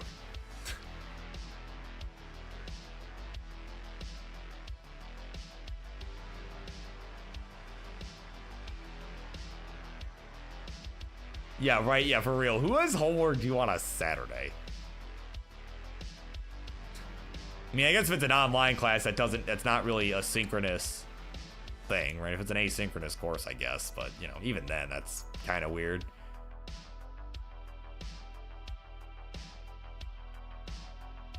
Right, but I've definitely had some weirdness before, you know. Again, with some of the ones where it's like we don't have a, you know, don't have like a set time that we meet, right? You know, it's just all online. The iBall's got some things to say about that. Yeah. Yo, what? You right. Yo, Tim Duncan finished his education before becoming the GOAT. So I thought it was Kareem.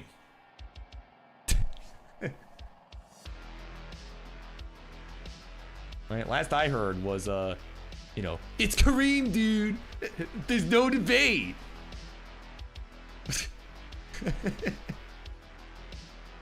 Right, that was last I heard. So I mean, I don't know, unless that has changed.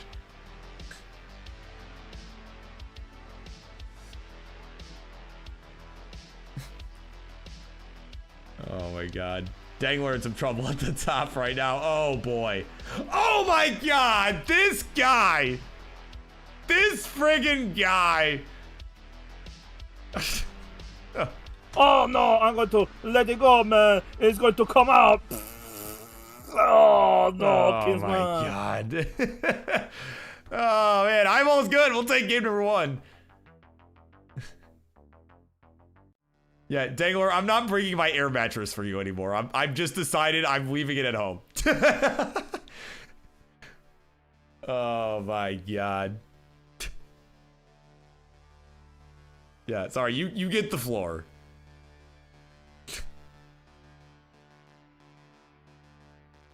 Actually, no, you're sleeping outside. You're sleeping outside. That's that's what's happening.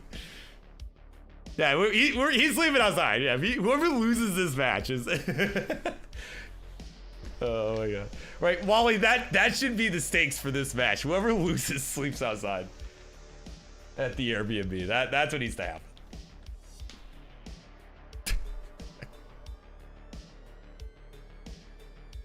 Oh my god. What is happening here, man? You know, like, y'all aren't doing yourselves any favors with the prize pool. That's all I'm saying. You're not doing yourselves any favors. Jesus Christ. All right.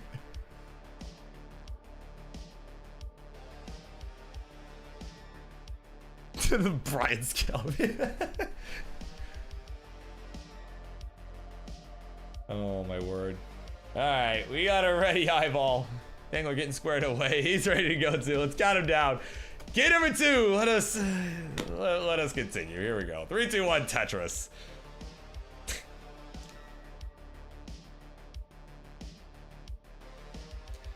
All right, we're off. Well, you know, Mari, if you're still here, if it makes you feel better, you have played better than every single one of your games. Even though you lost the title, every single one of your games was better than that first one that we just saw. So if it's any consolation, you played better in every single game than 2 of the world's best in the one game that they have played so far. So, I mean, I'm just saying. Gotta give yourself some credit.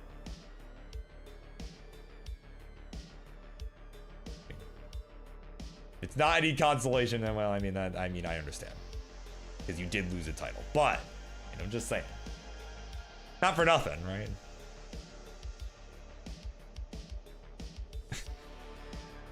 Oh my god, so here we go. Let's see if we can make the transition in this game, please. That would be good.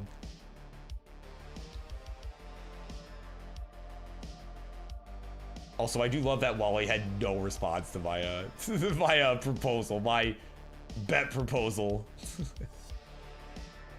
Oh man. Of course, we got some on Dengler's behalf. Mention that he's winning this for real. I'm locked in for real. As he's 2 rows from the top of the screen. All right, there we go. He's got this fixed up. He's got the right side. Oh my god, I've been doing this for too long.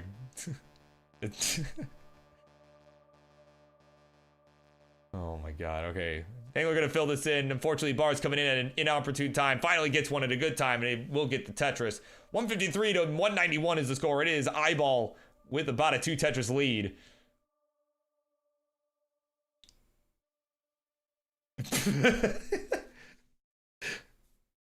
Oh my god. I'm sorry, it's a reaction from iBall. Too good. It's too good, man. You know, but if you like what you're seeing, you want to contribute to the festival. Oh my god.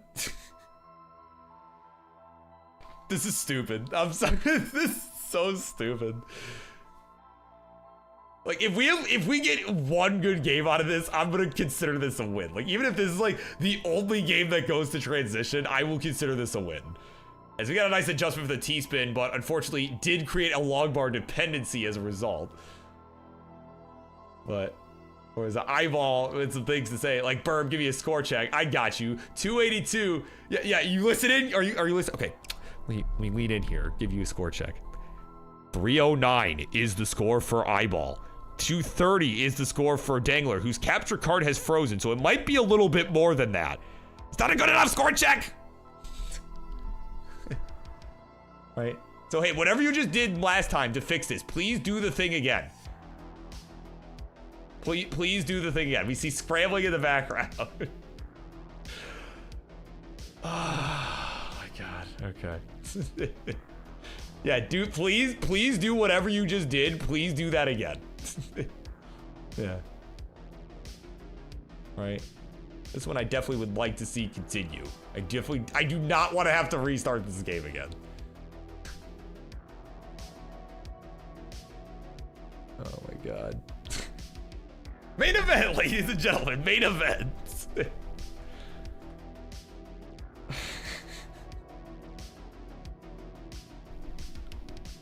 My god. Love what you see? Thanks, Nightbot. Very cool. Okay, we're scrambling to fix this. Okay. Okay, alright, we're back. We're at about 100 lines here. Right, yeah, all the scrambling in the background has worked. 376 to 415. It is iBall with the lead. I was like, oh my god, they actually fixed it.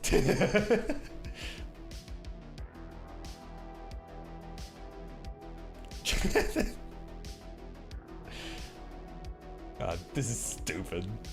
The running is messing up. No, there's no way the running is messing up the capture. No, the running fixed the capture. I don't know. I don't want to hear any of that. Come on.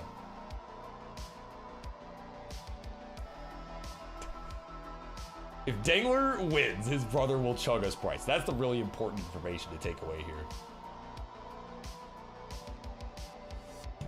Oh my god, this is stupid. This is so stupid.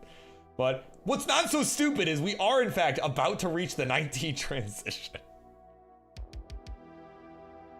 Oh my god. Okay, yeah, we've been at this for 5 hours. This is why. This is why this is getting so stupid at this point. I think between the tech issues and just starting to run out of steam. As it looks like Dengler too running out of steam as he had a misdrop there of the L piece towards the right side of the stack. And there we go. Tetris Dengler, he'll go to transition first at 541. iBall with a nice adjustment of the T. He will join in just a moment here. There we go. Tetris at 578. So here we go. We're gonna see some 19 play. And I don't know how much 19 play though, as Dengler misdrops a long bar. But we'll get another one over it. So he'll be all right. Presumably okay. Maybe. Okay. Got some birds. The left side filled in. Okay, some more birds happening right now. You got the J over. Okay, he's gonna be fine. He's like, all right, shut up, Burb. I'm fine. I'm fine. Shut up. Some more running in the background. This is so cursed. I'm just telling you, this is so cursed. Oh my god. 734 for iBall, 616 for Dengler. Oh my god. What a way to cap off a week, man. It's been such a long week. What a way to cap it off, just with whatever this is. Oh man, but okay, all right, they're starting to get into a groove though. Tetris Dengler, he's at 655, 766 for iBall. We're on level 23.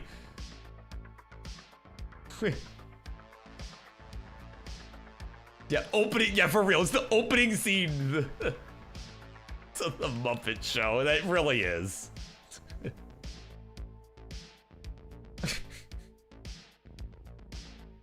Yeah, it's been a long week of answering Wallbant's DMs. No, okay. No, just in general, it's been a long week. Oh, man. But pretty large lead. It's not really a good segue, but it's the one I'm going with. 862 is the score for iBall. 758 for Dengler as we are making our way towards level 29.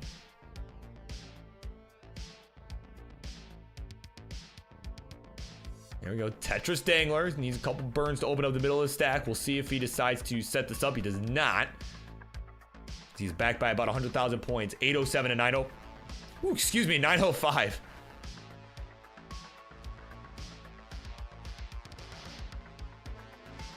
So there's certainly a party going on over on Dengler's side. As iBall is just trying to stay locked in spite of all whatever the nonsense is happening. That has happened just these first couple of games.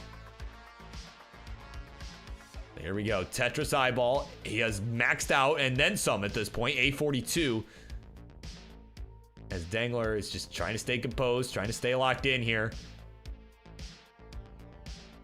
He is approaching level 29. Again, we do have the 39 line cap in effect. We're not going all night, all right? We're not going all night today, right? Again, we'd like to go to bed at some point. At least this decade. Oh, here we go. 29 has been reached from Dengler's side. He's at 960. He's trying to figure out that left side. That L piece, not so good. Hangs another L, and he will take the L just like that. And at A93, iBall is going to top out as well, but it doesn't matter because he's good. He'll take the 2-0 lead. GG's. Much better than game one. Which is saying something because that was kind of cursed too, I won't lie. Yeah, we did get 19 action and even a tiny bit of 29 as well. So, you know, we take that.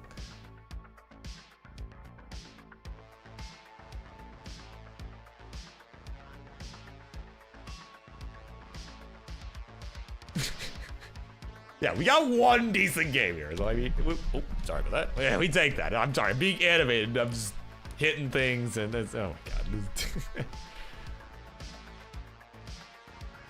Well, again, we are just incrementing the seed by, or yeah, incrementing the first 2 digits by 1, right? We're not doing any, and oh, hello. Got some Sprite chugging. Is that what's going on? Yeah, we need a sub. Yeah, we need a sub.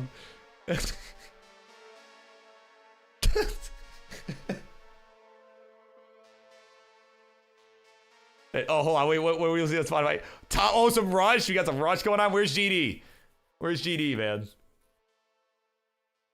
Yeah. iBall jamming to some rush. You know, I gotta get my tickets for that show, man. Hopefully, I haven't sold out yet. Cause I know they're playing a couple shows here in Detroit, so I gotta get my tickets for that. The number of shows I gotta get tickets for. That's one of them. That's definitely one of them. But seriously though, where's GD? I'm sure he'd be all amped up right now. iBall listening to Rush. They're my favorite of all time. Hell yeah. That's what you'd get. Some of that. You'd get at least one hell yeah.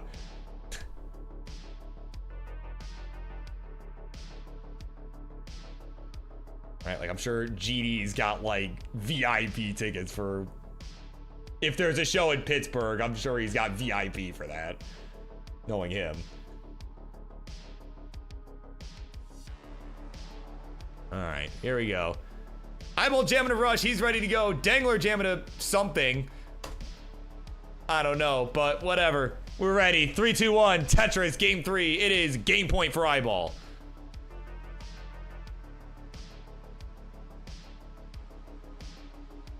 Well, silver lining here for Dengler. Well, one, it's not over yet, and he, you know, certainly getting himself back in it. Oh my. Silver lining here is iBall stack looks like that. Silver lining for iBall is that Dengler's capture card looks like this again. Brothers, if you can hear me, brothers. Oh, I can't, dude. I can't.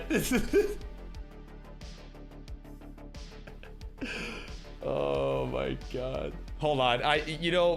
This has been Dengler's stream tonight in every way possible. I'm gonna just play a little noise here that I think represents Dengler very well tonight, or his stream, not him, his stream.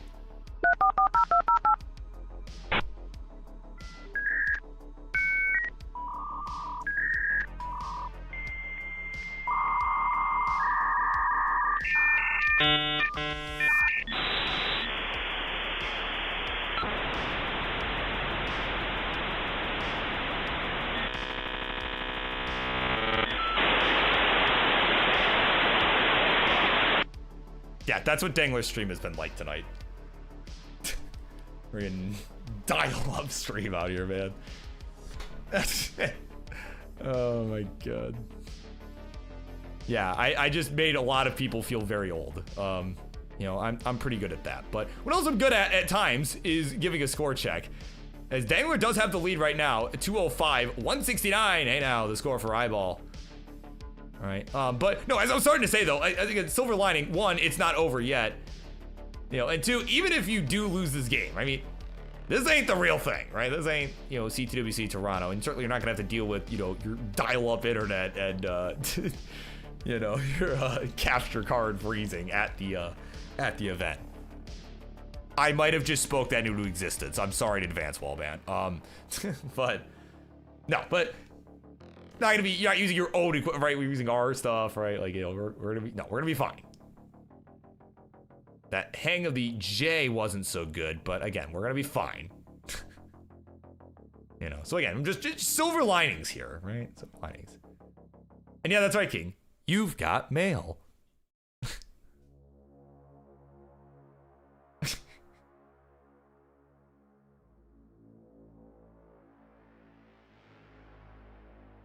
Man, no, sorry. Just the iBall listening to Rush, though. Like I said, I do got to get my tickets for that. That's, like I said, there are several shows I got to get my tickets for. You know, another of which, I saw that Taking Back Sunday is going to be in town at one point. I got to get my tickets for that show. I definitely would like to go. Yeah, there you go. He's like, do it. I have tickets for that. Taking Back Sunday. I got tickets for, I found out the other night that one of my, as many of you longtime watchers know, I am a big, right, what is happening? What is happening right now? I just all see someone walking, like, pouring a drink. I don't even know what it was happening. We're so zoomed in that I couldn't even tell what was happening. But no, anyways, those who have been watching my streams, you know, my Monday Night Mayhem and now Friday Night Fights for enough time, know that I'm a pretty big Rise Against fan. I saw that the day after the Jonas Cup after party, they are playing at what is a bucket list venue for me, which is known as Red Rocks out in Colorado. I'm probably going to go because, you know, I'm gonna do some crazy nonsense, right? Which is don't sleep after the after party. Well, no, I shouldn't say that. Not get a lot of sleep after the after party and fly out to Denver on my way home, right? Just so I can go to that friggin' concert, you know? Like, it's just, if you're not in the know, look up Red Rocks Amphitheater. It is gorgeous. All right. So anyway, lots of concert tickets to get. Rush is, you know, as I am told by iBall, Rush has got to be one of them. You know, and I think he's right about that. He's also right about playing Tetris in general. He's got a pretty good score here. I mean, stat could be a little bit better, but he's doing the right thing and fixing the errors. As Dengler also has some errors to be resolved. As he gets that long bar over to the left side. Sorry, I can't stop laughing. How ridiculous this whole match has been. Tetris Dengler. He's got him on a 1 Tetris lead. Make that a 2 Tetris lead. 551 to 509. Oh man, sorry. I'm just happy I got to use the dial-up sound effect tonight. I did not think there was gonna be a scenario. Like, it's one of my more rare sound bites, but like, I'm glad that it got some usage tonight. For all the wrong reasons, of course, but what's a right reason to use it, you know?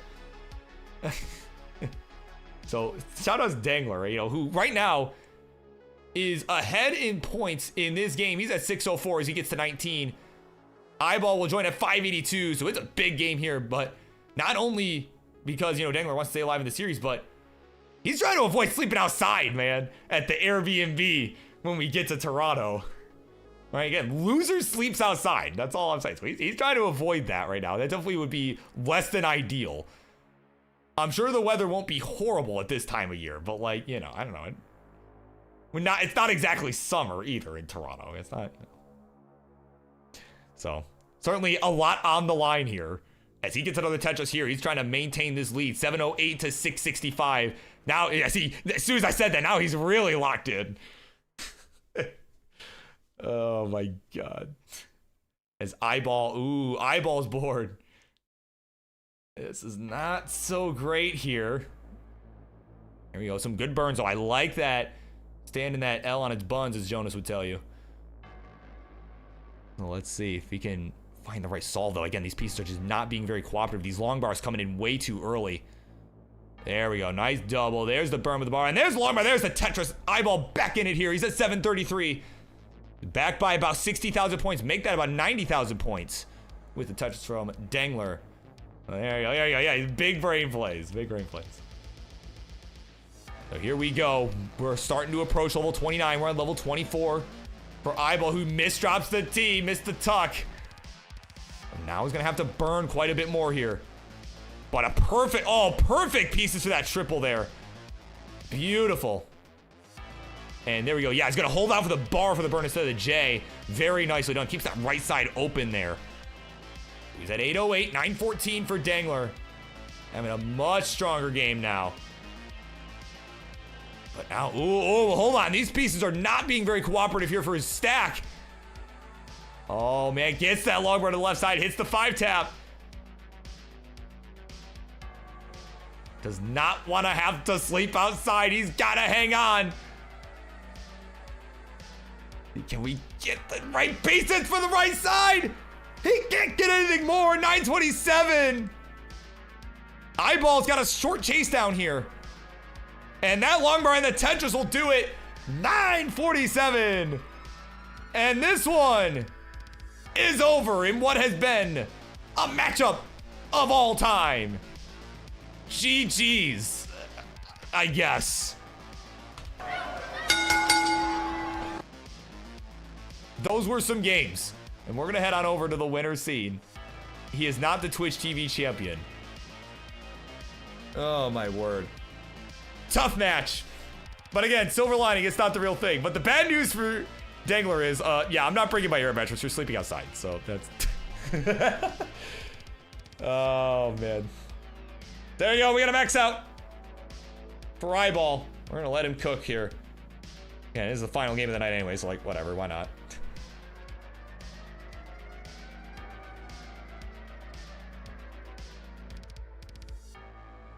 Yeah, whoever little bro is, yeah, the little bro.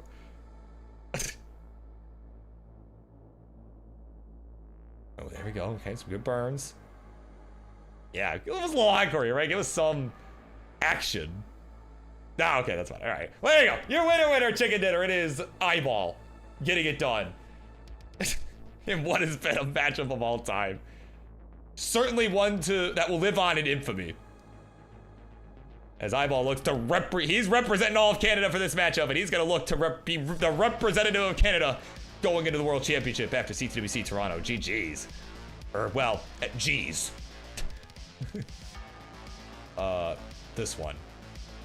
Yeah, that one. I remember how to do this. Okay, no, next match. There's not a next match. What are you talking about? So, what a show. And what a way to end an absolute banger. Stinker, banger, you know, same thing, right? It's fine. You know, yeah, we just have decided that someone is sleeping outside, so, you know, that's cool too. You know, I'm sure Dengler will do great at the event. Great. No, I am obviously kidding, but no, all kidding aside though, thank you everybody for making this what's been a great show tonight. You know, I want to thank King for coming and hanging out in the booth with me for tonight for, you know, the first half of the show and then some as well. You know, it's obviously a lot of fun. I think, honestly, probably some of our best work in years. But, you know, and I want to thank everybody that contributed to the prize pool right down there. And again, you can still contribute. If you do !M or exclamation point Matcherino, right, you can still contribute up to and throughout the event. You know, so anytime, right, you can check that out. And you continue to contribute to the prize pool. Again, CTWC Toronto is next weekend. I'll be in attendance. You know, if you're in the area and you're there, please come say hi. You know, all of us, right? Please come say hi. You know, we'll welcome you in, absolutely. So, yeah, that's it for me. This is one of the longer streams I've done in a while.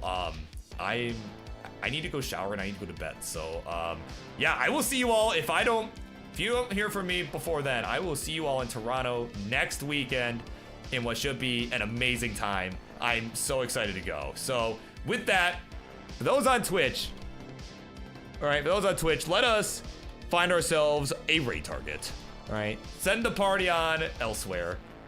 Let's see, what do we have going on here? We got Harry doing Fall Guys. We got OPB. We got, I mean, what are we, is there anyone else playing Tetris? Not really. We guess we could raid 24/7, but you know, yeah, let's go say hi to Harry. Why not? Why not? You know, he's interesting. You know, he's of course 2014 world champion. Screw it. Why not? So let me see if I can spell this correctly. Yeah, there. I think I spelled that correctly. Why not? All right. So go wish Harry well for me. You know, he is playing some Fall Guys, having some Friday night drinks, you know, doing his thing. You know, I will, yeah, I'll see you all in Toronto.